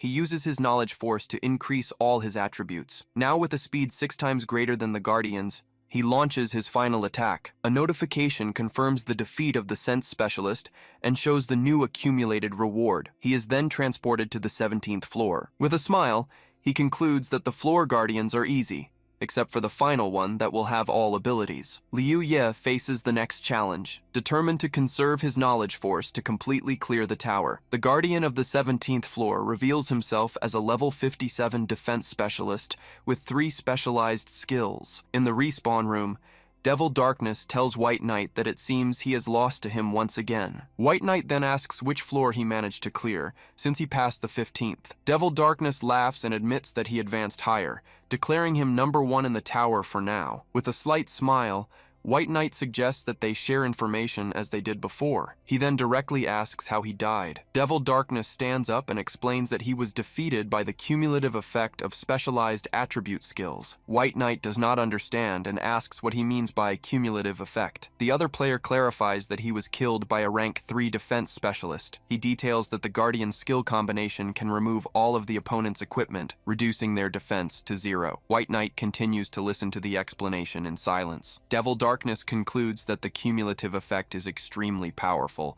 and wonders what would happen if all abilities were combined. Elsewhere, Liu Ye questions the 3 specialized attribute skills. He prepares for the fight, stating that he can handle the situation and will only use his blessing if necessary. Then Liu Ye and the Guardian face each other, mirroring the same combat stance. Liu Ye and the Guardian leap toward each other for an aerial clash. Their blades collide in midair in an imminent clash. Then the barrier and attack power burst skills are activated, and a notification confirms that all his equipment has been removed. He suddenly finds himself wearing only casual clothes in the middle of the arena. Completely surprised, Liu Ye wonders what just happened. He manages to block the Guardian's next strike, who advances with a restraint. The force of the impact cracks the ground beneath his feet as he struggles to hold the attack. But the opponent activates barrier and HP exchange skills. A notification informs him that his HP will be reduced by 99% for being lower than the Guardian's. His eyes widen at the terrible revelation. Liu Ye then shouts the word blessing, and a notification confirms the increase of his attributes and the removal of negative effects. He uses a normal Kai boost, and his power is amplified even further. With a single devastating blow, he sends the Guardian flying away, dealing massive damage. The opponent survives with little health, as the barrier maximizes his defense for 10 seconds. Seeing that the enemy has not died yet, Liu Ye decides to attack without stopping. After a sequence of strikes, a notification confirms the defeat of the defense specialist and displays his final reward. Liu Ye considers himself careless as he is transported to the 18th floor of the trial tower. He had to use the restriction skill to turn the situation around against a specialized guardian. Then Liu Ye decides to move forward, determined to clear the trial tower, and considers summoning Wyvern Snake if things go wrong. An information window shows the details of his weapon and Wyvern Snake's soul. He then notices that part of the description in the status window is grayed out. A notification informs him that Wyvern Snake refuses to obey, and he wonders what else she could want. The Guardian of the 18th floor is introduced as a rank 3 wisdom specialist. Liu Ye and the Guardian face each other from a distance in the arena. He decides not to worry about Wyvern Snake,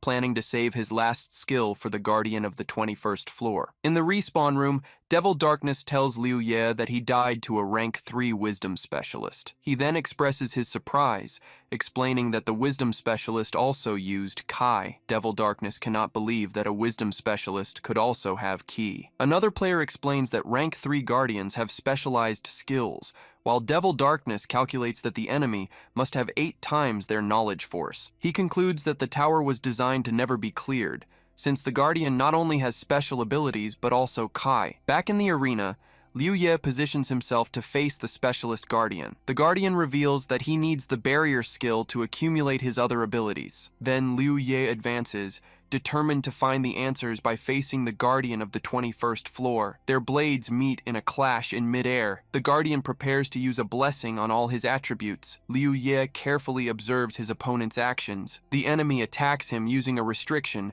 and resets his cooldown. He realizes that the Guardian just used a blessing, a key skill identical to his. Liu Ye decides that he needs to defeat him immediately and points his weapon. 2 notifications confirm damage blocking and a massive increase in his attack power. His shot hits the Guardian, activating the restraint effect, but he realizes that the enemy's restriction skill has been activated. The Guardian then resets his skills and uses the blessing again. During the 5 seconds of restraint, Liu Ye is hit by multiple attacks. He finds himself completely suppressed by the opponent's power increase. Unable to summon Wyvern Snake, he looks for another skill he can use. Liu Ye blocks the Guardian's multiple attacks. He then realizes that he no longer has skills to reverse the situation. A system window appears, asking if he wants to destroy the pendulum. Then he threatens Wyvern Snake, stating that he will destroy the item if she does not help him. The restraint countdown continues. Since she does not help him, he decides that he has no other choice. But at the moment he is about to destroy the item, Wyvern Snake agrees to help him under one condition. The restriction ends, and Liu Ye accepts the deal. He stands up and pushes the Guardian back. The opponent falls, but gets back up shortly after. A huge serpent appears behind Liu Ye, hovering over the Guardian. A system notification details the massive increase in his attributes and the activation of multiple weakening territories. Wyvern Snake explains that her power and abilities are being transferred to him. Liu Ye advances and attacks the Guardian again. He then uses the same restraint skill against his opponent. Liu Ye realizes that his opponent is much weaker due to the territory effect. He then informs the Guardian that using restriction will only delay his death by 10 seconds. With conviction, Liu Ye declares that his victory is inevitable. The duration of the Guardian's restraint decreases with each second. He defeats the rank 3 wisdom specialist, and a reward notification is displayed. White Knight suggests they leave, since they've achieved their goal of clearing the 14th floor. Devil Darkness agrees with the suggestion. As they walk, Devil Darkness comments that the players outside will be surprised, but White Knight says that's to be expected since they broke the record. He then adds that they deserve to be admired and praised. Devil Darkness agrees and invites him to greet their fans. The two then walk confidently toward the exit, but when they arrive, they stop dead in their tracks. A large crowd is gathered in the square, but no one is looking at them. Devil Darkness wonders why everyone is ignoring them. White Knight then looks at the ranking board. He sees that first place now belongs to a player named Yi, who is on the 19th floor. In shock, he draws Devil Darkness's attention to the board, asking if he's seeing things. Devil Darkness tells him to wait, and looks to confirm the information. He then shouts, confirming that the rookie really did make it to the 19th floor. Meanwhile, Liu Ye walks down a random street in Mushu City. 2 players are talking about a rookie named Ye reaching the 19th floor on his first try. In another group, a player updates the others, saying that Ye has already cleared the 19th floor and is now on the 20th. Silly Kai joins the conversation and reveals that Ye is the older brother of the goddess of the mirrored secret zone. The ranking board confirms Ye has reached the 20th floor, and the crowd wonders how he got so strong so fast. Devil Darkness notes that this means he defeated the rank 3 defense specialist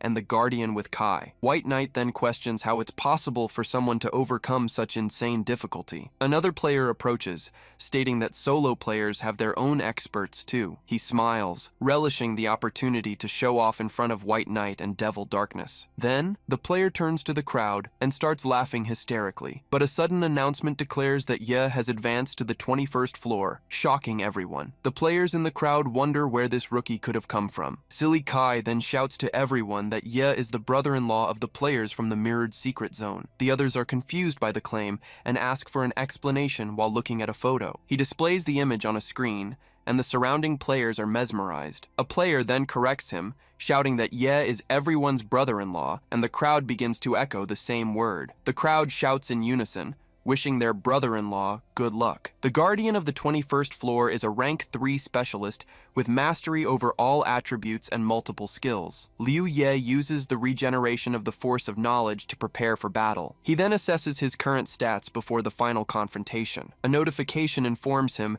that his rewards have been increased, adding +1 to all attributes. He realizes the final reward contains more than just the Orb of Reversal and the Dungeon Essence. On the final floor, he understands that the attribute weight ratio will be +2, which will increase his combat rank, so he prepares to defeat the Guardian and claim the rewards. Liu Ye charges the Guardian, because even with lower stats, he has a superior weight ratio. He then blocks a powerful attack from his opponent. Even with his strongest skills on cooldown, the young man continues the fight. His goal is to survive long enough to use his blessing once more and dominate the battle. He analyzes the details of his skills to confirm his plan. Liu Ye rushes forward, declaring he can defeat him, and his blades clash against the Guardians. But even with all his buffs, he can't find a single opening in the enemy's defense. The exchange of blows continues as the blessing's timer ticks down to 40 seconds. With only 20 seconds left, he leaps into an aerial attack. The battle intensifies in the last 10 seconds of his skill. The Guardian charges forward the exact moment Liu Ye's buff runs out. He manages to defend against the attack at the last second. Immediately, he activates the blessing on all his attributes once more. A system notification confirms the massive power boost to his stats. As he steps on the ground, his strength is so great that it cracks the entire surface around him. Liu Ye declares victory,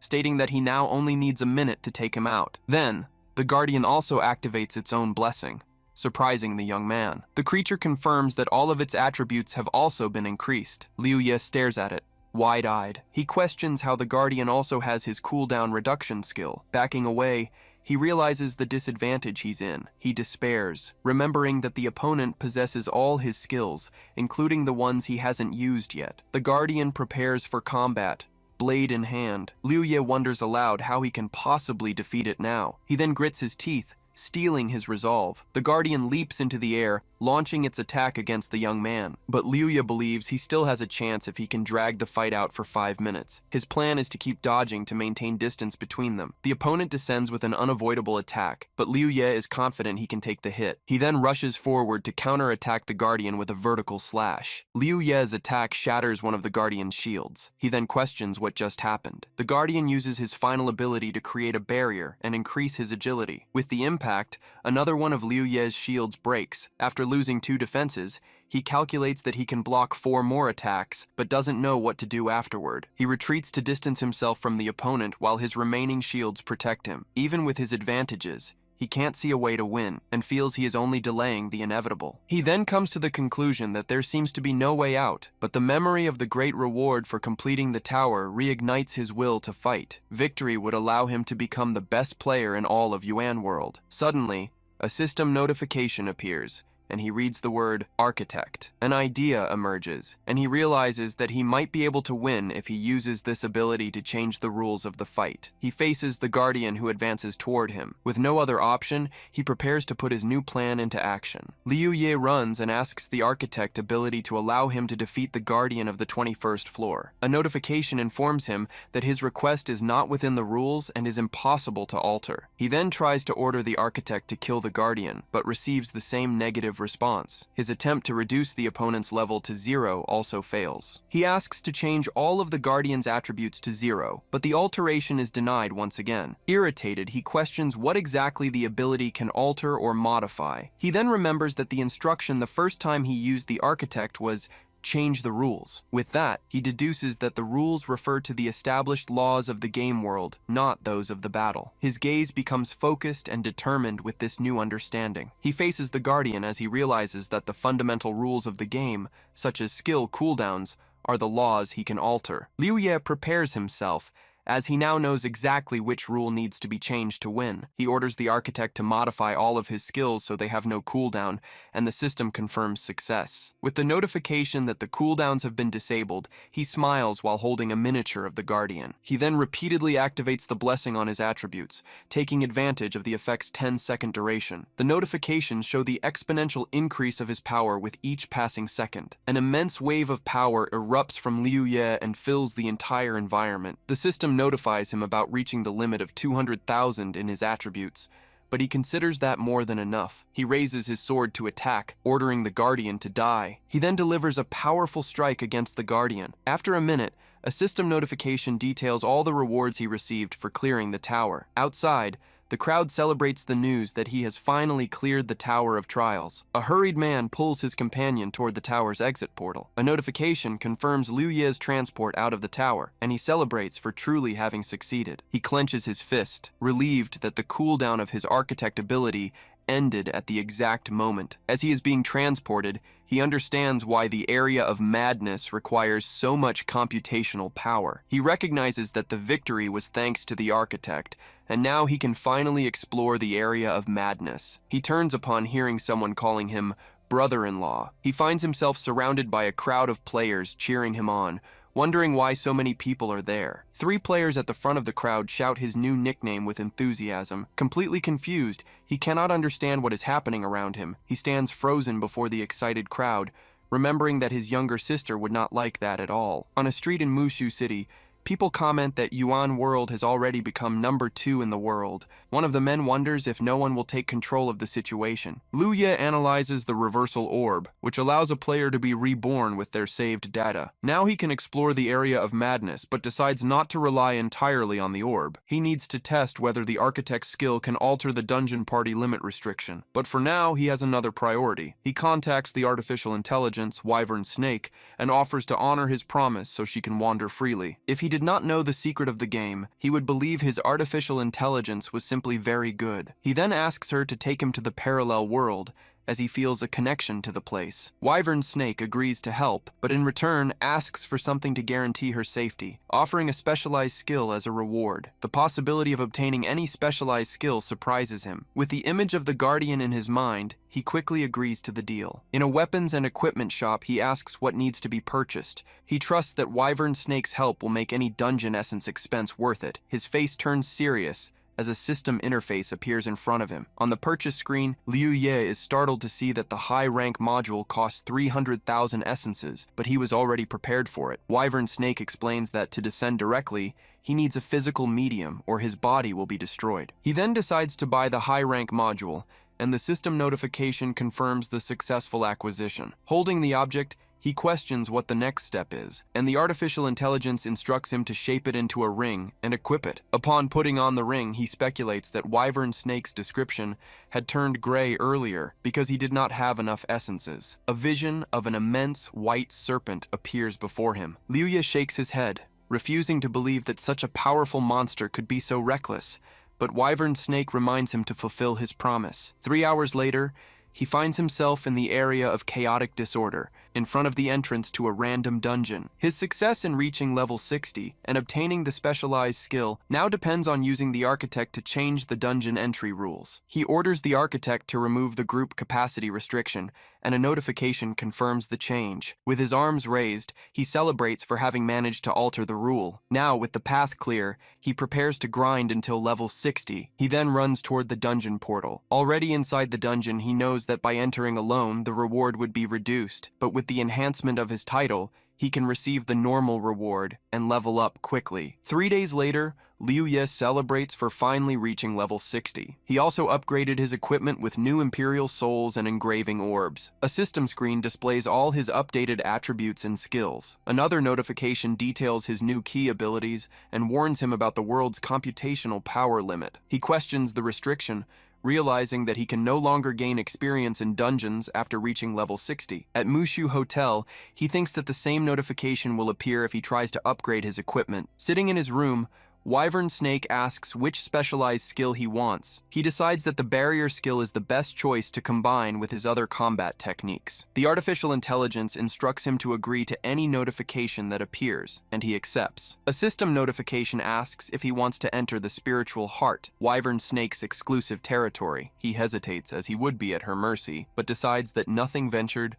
nothing gained, and agrees. After being pulled by a vortex, he lands in a new and unknown environment. He remains alert as he analyzes the place. Faced with a desolate landscape and a strong storm, he wonders if that is the heart of Wyvern Snake's territory. Something flies past him at high speed. A massive creature crashes into the ground, raising a curtain of dust and debris. Liu Ye stands up amid the rubble, expressing his frustration with the situation. The gigantic serpent moves among the clouds above him. Wyvern Snake questions if he fell from a simple movement and orders him to get up. He faces the creature's true form, realizing that the pressure it emits is the strongest he has ever felt. After being informed that he must defeat her to obtain barrier or be trapped forever, he accepts the challenge. Liu Ye then advances into battle, leaping toward the creature. 6 days later, a notification congratulates him for acquiring the barrier skill, and he receives a message from the leader of the new order. At Liu Ye's house, the young man watches the city through the window during the night. With 7 days remaining for something, he recalls having spent the last few days fighting Wyvern Snake in his spiritual space, until he finally managed to strike back. He then celebrates the victory and the acquisition of barrier, which combined with another skill, allows him to deduce the strength of other players. Liu Ye believes that he is now very strong and can become one of the best players in Yuan World. Morning breaks in the city. Then, the young man gets ready and buttons his shirt. He leaves his room and peeks at what is outside. Liu Ye enters the living room and sees his sister from behind, holding a shopping bag. She turns around and says she prepared everything needed. With a smile, he agrees and tells them to go. His sister stares at him for a moment. Then she places the shopping bag on the table. The young woman approaches him and asks why he buttoned the top button, reminding him that their mother always told him not to do it. She continues, saying he looks more lively with the top unbuttoned. Liu Ye simply looks away. With a smile, his sister watches him. He then nods. Later, they arrive at the South Cemetery of High City. In front of their parents' tombstone, some offerings are placed. The two siblings crouch and burn papers in a bucket. Liu Yi promises his parents that he will take care of Ayun, asking them to also watch over them. Then, Ayun announces that she found a girlfriend for her brother, and that they will bring them grandchildren to visit in the future. A voice in the distance calls them, saying they arrived before him. Wang Zhou-chung, their parents' best friend, approaches and greets them. Liu Ye calls him Uncle Wang and thanks him for visiting his parents every year. He then messes up the young man's hair, saying that as their parents' best friend, it was the least he could do. Ayun asks Uncle Wang if he is still single this year, and when he plans to fulfill their parents' wish. He explains that many girls pursue him, and he cannot simply choose one and hurt all the others. The girl suggests that if he takes the breath away from his girlfriends, he will not need to worry about hurting them. Uncle Wang scolds her for bothering him with those words, and points to Liu Ye, saying he is being rude. Ayun sticks out her tongue in response. Uncle Wang places the bag on the ground and mentions that their father asked him in a dream to take care of his daughter. He then explains that he is very busy with work and does not have time to find girls for a date. The girl grumbles that their parents would be more worried about him. Uncle Wang changes the subject and asks how they have been, and Liu Ye replies that they are fine and thanks him for the care. Ayun stands up and states that her brother is super strong, one of the strongest in all of Yuan World. Uncle Wang stares at her intently. Liu Ye asks what is wrong. The older man observes him intensely. As they say goodbye, Ayun tells Uncle Wang to remember to find a girlfriend soon. He replies that he knows what to do and tells them to get home safe. Then the two siblings turn and start walking away. Uncle Wang stands still, watching them get farther away. He turns and faces his friend's tombstone. Sitting on the ground, he apologizes for dragging Xiao Yi into that. Meanwhile, Liu Ye and Ayun are walking together through a park. On her phone, a news report informs about Shu Yi's disappearance. Ayun reads the news and wonders why she suddenly disappeared. Liu Ye approaches and comments that she's looking at the news again, and the girl confirms. He remembers that in his past life, all the corporations vanished overnight when the Yuan World descended. He then says they need to go home, as Nian Chu is waiting, and asks her if she has reached level 45 yet. Later, back at his house, Liu Ye sits on his bed, holding his glasses. He reflects that with his current combat ability, he can handle the crisis, but he questions if he really needs to go to the madness area. The young man considers keeping the reversal orb, but worries about the authority that controls the Yuan world. He reflects that while his past life knowledge brought him to the top, now he doesn't know how to ensure his sister's safety. Not knowing what to do, he decides he needs to find out what this authority is by using the game to his advantage. He needs to understand exactly what the Yuan world is and why it descended into reality so he can decide his path. So, Liu Ye logs into the game. A private message from the New Order's leader invites him to a meeting the next day, and the young man agrees to go to the arranged area at 8 a.m. He stares at the message for a moment. Liu Ye decides to use the reversal orb to record his state, but he plans to do it in his strongest form, so it becomes an ace up his sleeve. With a plan in mind, he heads to the Qinhai Training Center. The young man then walks through the place. He invokes the power of the Wyvern Snake and activates the monster's territory. Next, the architect's cooldown is reset. Liu Ye activates the blessing on all his attributes. His attributes reach their maximum limit, and he finally records his status with the reversal orb. The next day, at the east gate of Mushu City, a crowd is gathered. The leader of New Order is gathered with his subordinates. Lord Xuan and Lord Bai, from the Backyard Garden Guild, closely watch the other players arrive. Other guilds, like White Knights, are also present. Meanwhile, Lord Qin and his men are kicking a fallen player in the corner of the room. Liu Ye finally arrives at the meeting point. He walks alone through the center of the area, where several groups of players are already positioned. The New Order's leader spots him and greets him, confirming Ye's identity to the others. A player comments that he killed 100 members of Backyard Garden and that now their elites are here for a showdown. Others speculate that since he seems to be from New Order, their leader will protect him. The New Order group then joins Liu Ye in the center of the area. Lord Xuan instructs his subordinate to attack Ye directly during the battle that will take place on the airship en route to the Madness area. A large airship transports the players across the sky. The ship heads towards the Madness area, a place where only players with 5% or more computational power can enter. Inside the airship, the players gather in their respective groups. Wei Shi from New Order greets Liu Yi and mentions hearing that the leader didn't know he had computational power. He then deduces that he must have completed at least 5 special dungeons to obtain such power. One of the New Order members grabs his teammate's arm. Lightning Strike just clenches his fist in silence. The New Order's leader observes his companions, noticing they have all reached level 60. The party list shows that Blazing Fire, Lightning Strike, Wei Shi, and Ye are at level 60. Liu Ye analyzes the situation, knowing the only way to level up so quickly after death is by trading experience for money. He concludes they must be very rich to have reached level 50 this way. Lord Xuan, the leader of Backyard Garden, watches the New Order group from a distance. In a private chat, he proposes that the guilds team up to kill Ye and divide his power, suggesting they lure him into a one-on-one fight. One of the players recalls that all the clans sent scouts to the Madness area, but they all died. Lord Bai Dunyang explains that the reports didn't help with exploration, which makes players with computational power even more valuable. Lord Xuan explains that since no one is willing to explore the area alone, the only solution is to gather all the players with computational power and go together. Lightning Strike gets annoyed and questions why they're talking as if New Order having 4 players with that power is a bad thing. Uncle Mustache, from the Sanctuary Guild, tells the brat to calm down, as his leader is just stating the facts. The New Order member gets ready to fight and claims he can easily take on both of them. The New Order's leader tells Lightning Strike to calm down and hear what they have to say. Lord Bai then proposes that they each choose an opponent for a one-on-one fight before reaching the Madness area to get to know each other's strength. Lightning Strike accepts and immediately chooses Dun Yang as his opponent. Lord Xuan watches the scene with a smile. Xiang Yun, the leader of the Sky Tower Guild, follows the unfolding situation. Dun Yang takes his stance and accepts the challenge. Lightning Strike gets ready to attack, declaring that he will show them the power of New Order. Liu Ye just watches the imminent confrontation. A voice shouts for them to wait. The 2 New Order members turn towards the interruption. Silly Kai steps between them, stating that starting with 2 experts would make the rest of the battles boring. White Glove, from Backyard Garden, suggests they start with the newcomer to make things more interesting. Lightning Strike likes the suggestion and encourages him to choose his opponent. Dun Yang watches the exchange of words. White Glove then points directly at Liu Ye and picks him for the duel. He explains that his guild has unfinished business with the young man and that defeating him here will relieve some of their anger. Liu Ye faces his challenger. He gets up from the floor, and then asks how he wants to fight. The New Order's leader advises him that he doesn't have to fight if he doesn't want to. Lord Zhuan intervenes, stating that it's better to solve their problems now so they can cooperate better later. Liu Ye gives a slight smile. He ignores the others and repeats the question, so White Glove explains it will be a simple duel where the first to have their health reduced by half loses. The New Order's leader agrees to the rules. He then watches the scene unfold.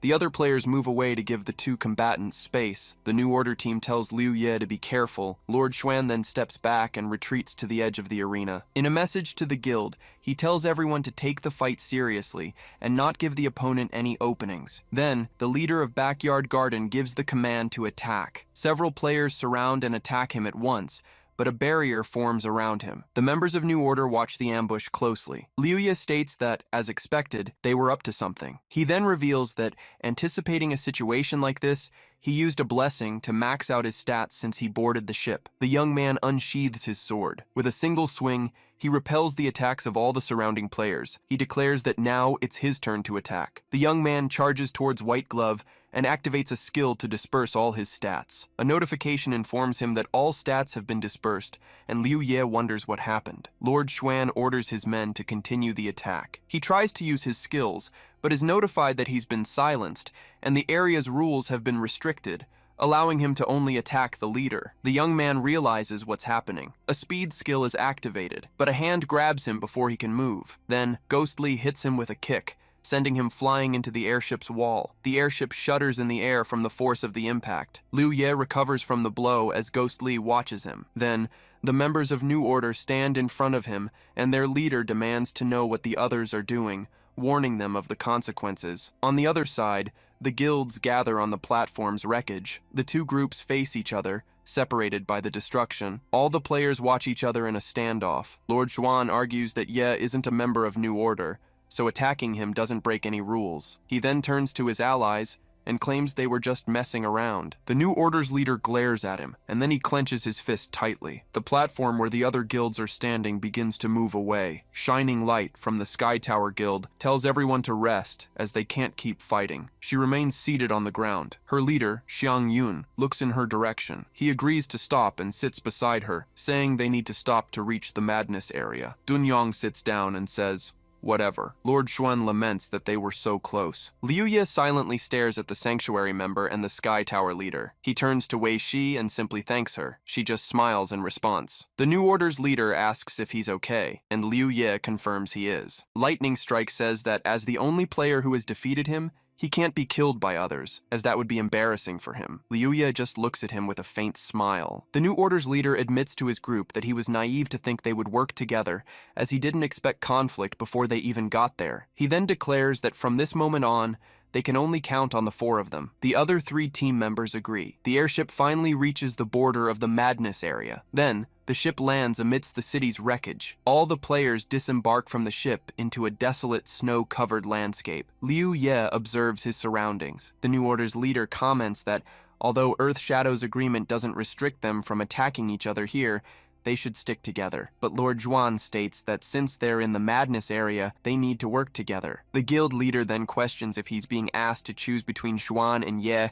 and declares he still chooses Ye. He turns and faces Liu Ye. Lord Bai explains they don't need to force them, as Earth Shadow knew they could never work together, and that the reason they were there was to increase their chances of survival. Uncle Mustache just smiles at the situation. He then walks away with his group, hoping the others don't die. Liu Ye wonders who Earth Shadow is. Xiang Yun agrees that Dunyong is right. He then calls for Jing Jing so they can enter the area as well. Lord Xuan just opens his arms. He then tells his group to go, and they start walking away. The New Order's leader turns to his team and orders them to move out too. The group of 4 players walks through the snowy landscape towards a huge structure in the distance. Liu Ye moves forward with his companions. He questions if this authority really exists and in what form it will appear. The young man also ponders if, should he obtain it, he should use it to prevent the UN world from descending into reality. He continues to walk silently through the snow. The fog around them begins to thicken. Liu Ye notices the fog is so thick he can no longer see the other players. He can barely make out the silhouette silhouettes of his own teammates in front of him. The New Order's leader warns everyone to stay close and be careful, as everyone who came before them died. Suddenly, a notification reports that abnormal computational power has been detected, and the door to the dimensional prison has been opened. The ground beneath the group's feet begins to crack. Liu Ye turns, surprised by what is happening. The ice platform thereon shatters. He loses his balance and starts to fall into the abyss. His companions also plummet, and one of them laments that they won't die so soon. As they fall, the New Order's leader warns them to be cautious, as they are passing through the dimensional gate and every step could lead to death. They continue to fall through the portal. Then, one of the players is the first to exit the portal. Liu Ye looks at the new environment around him. He lands on rocky terrain, while the others are still floating in the air. A notification informs him that he has left the Yuan world and welcomes him to beyond the dimension.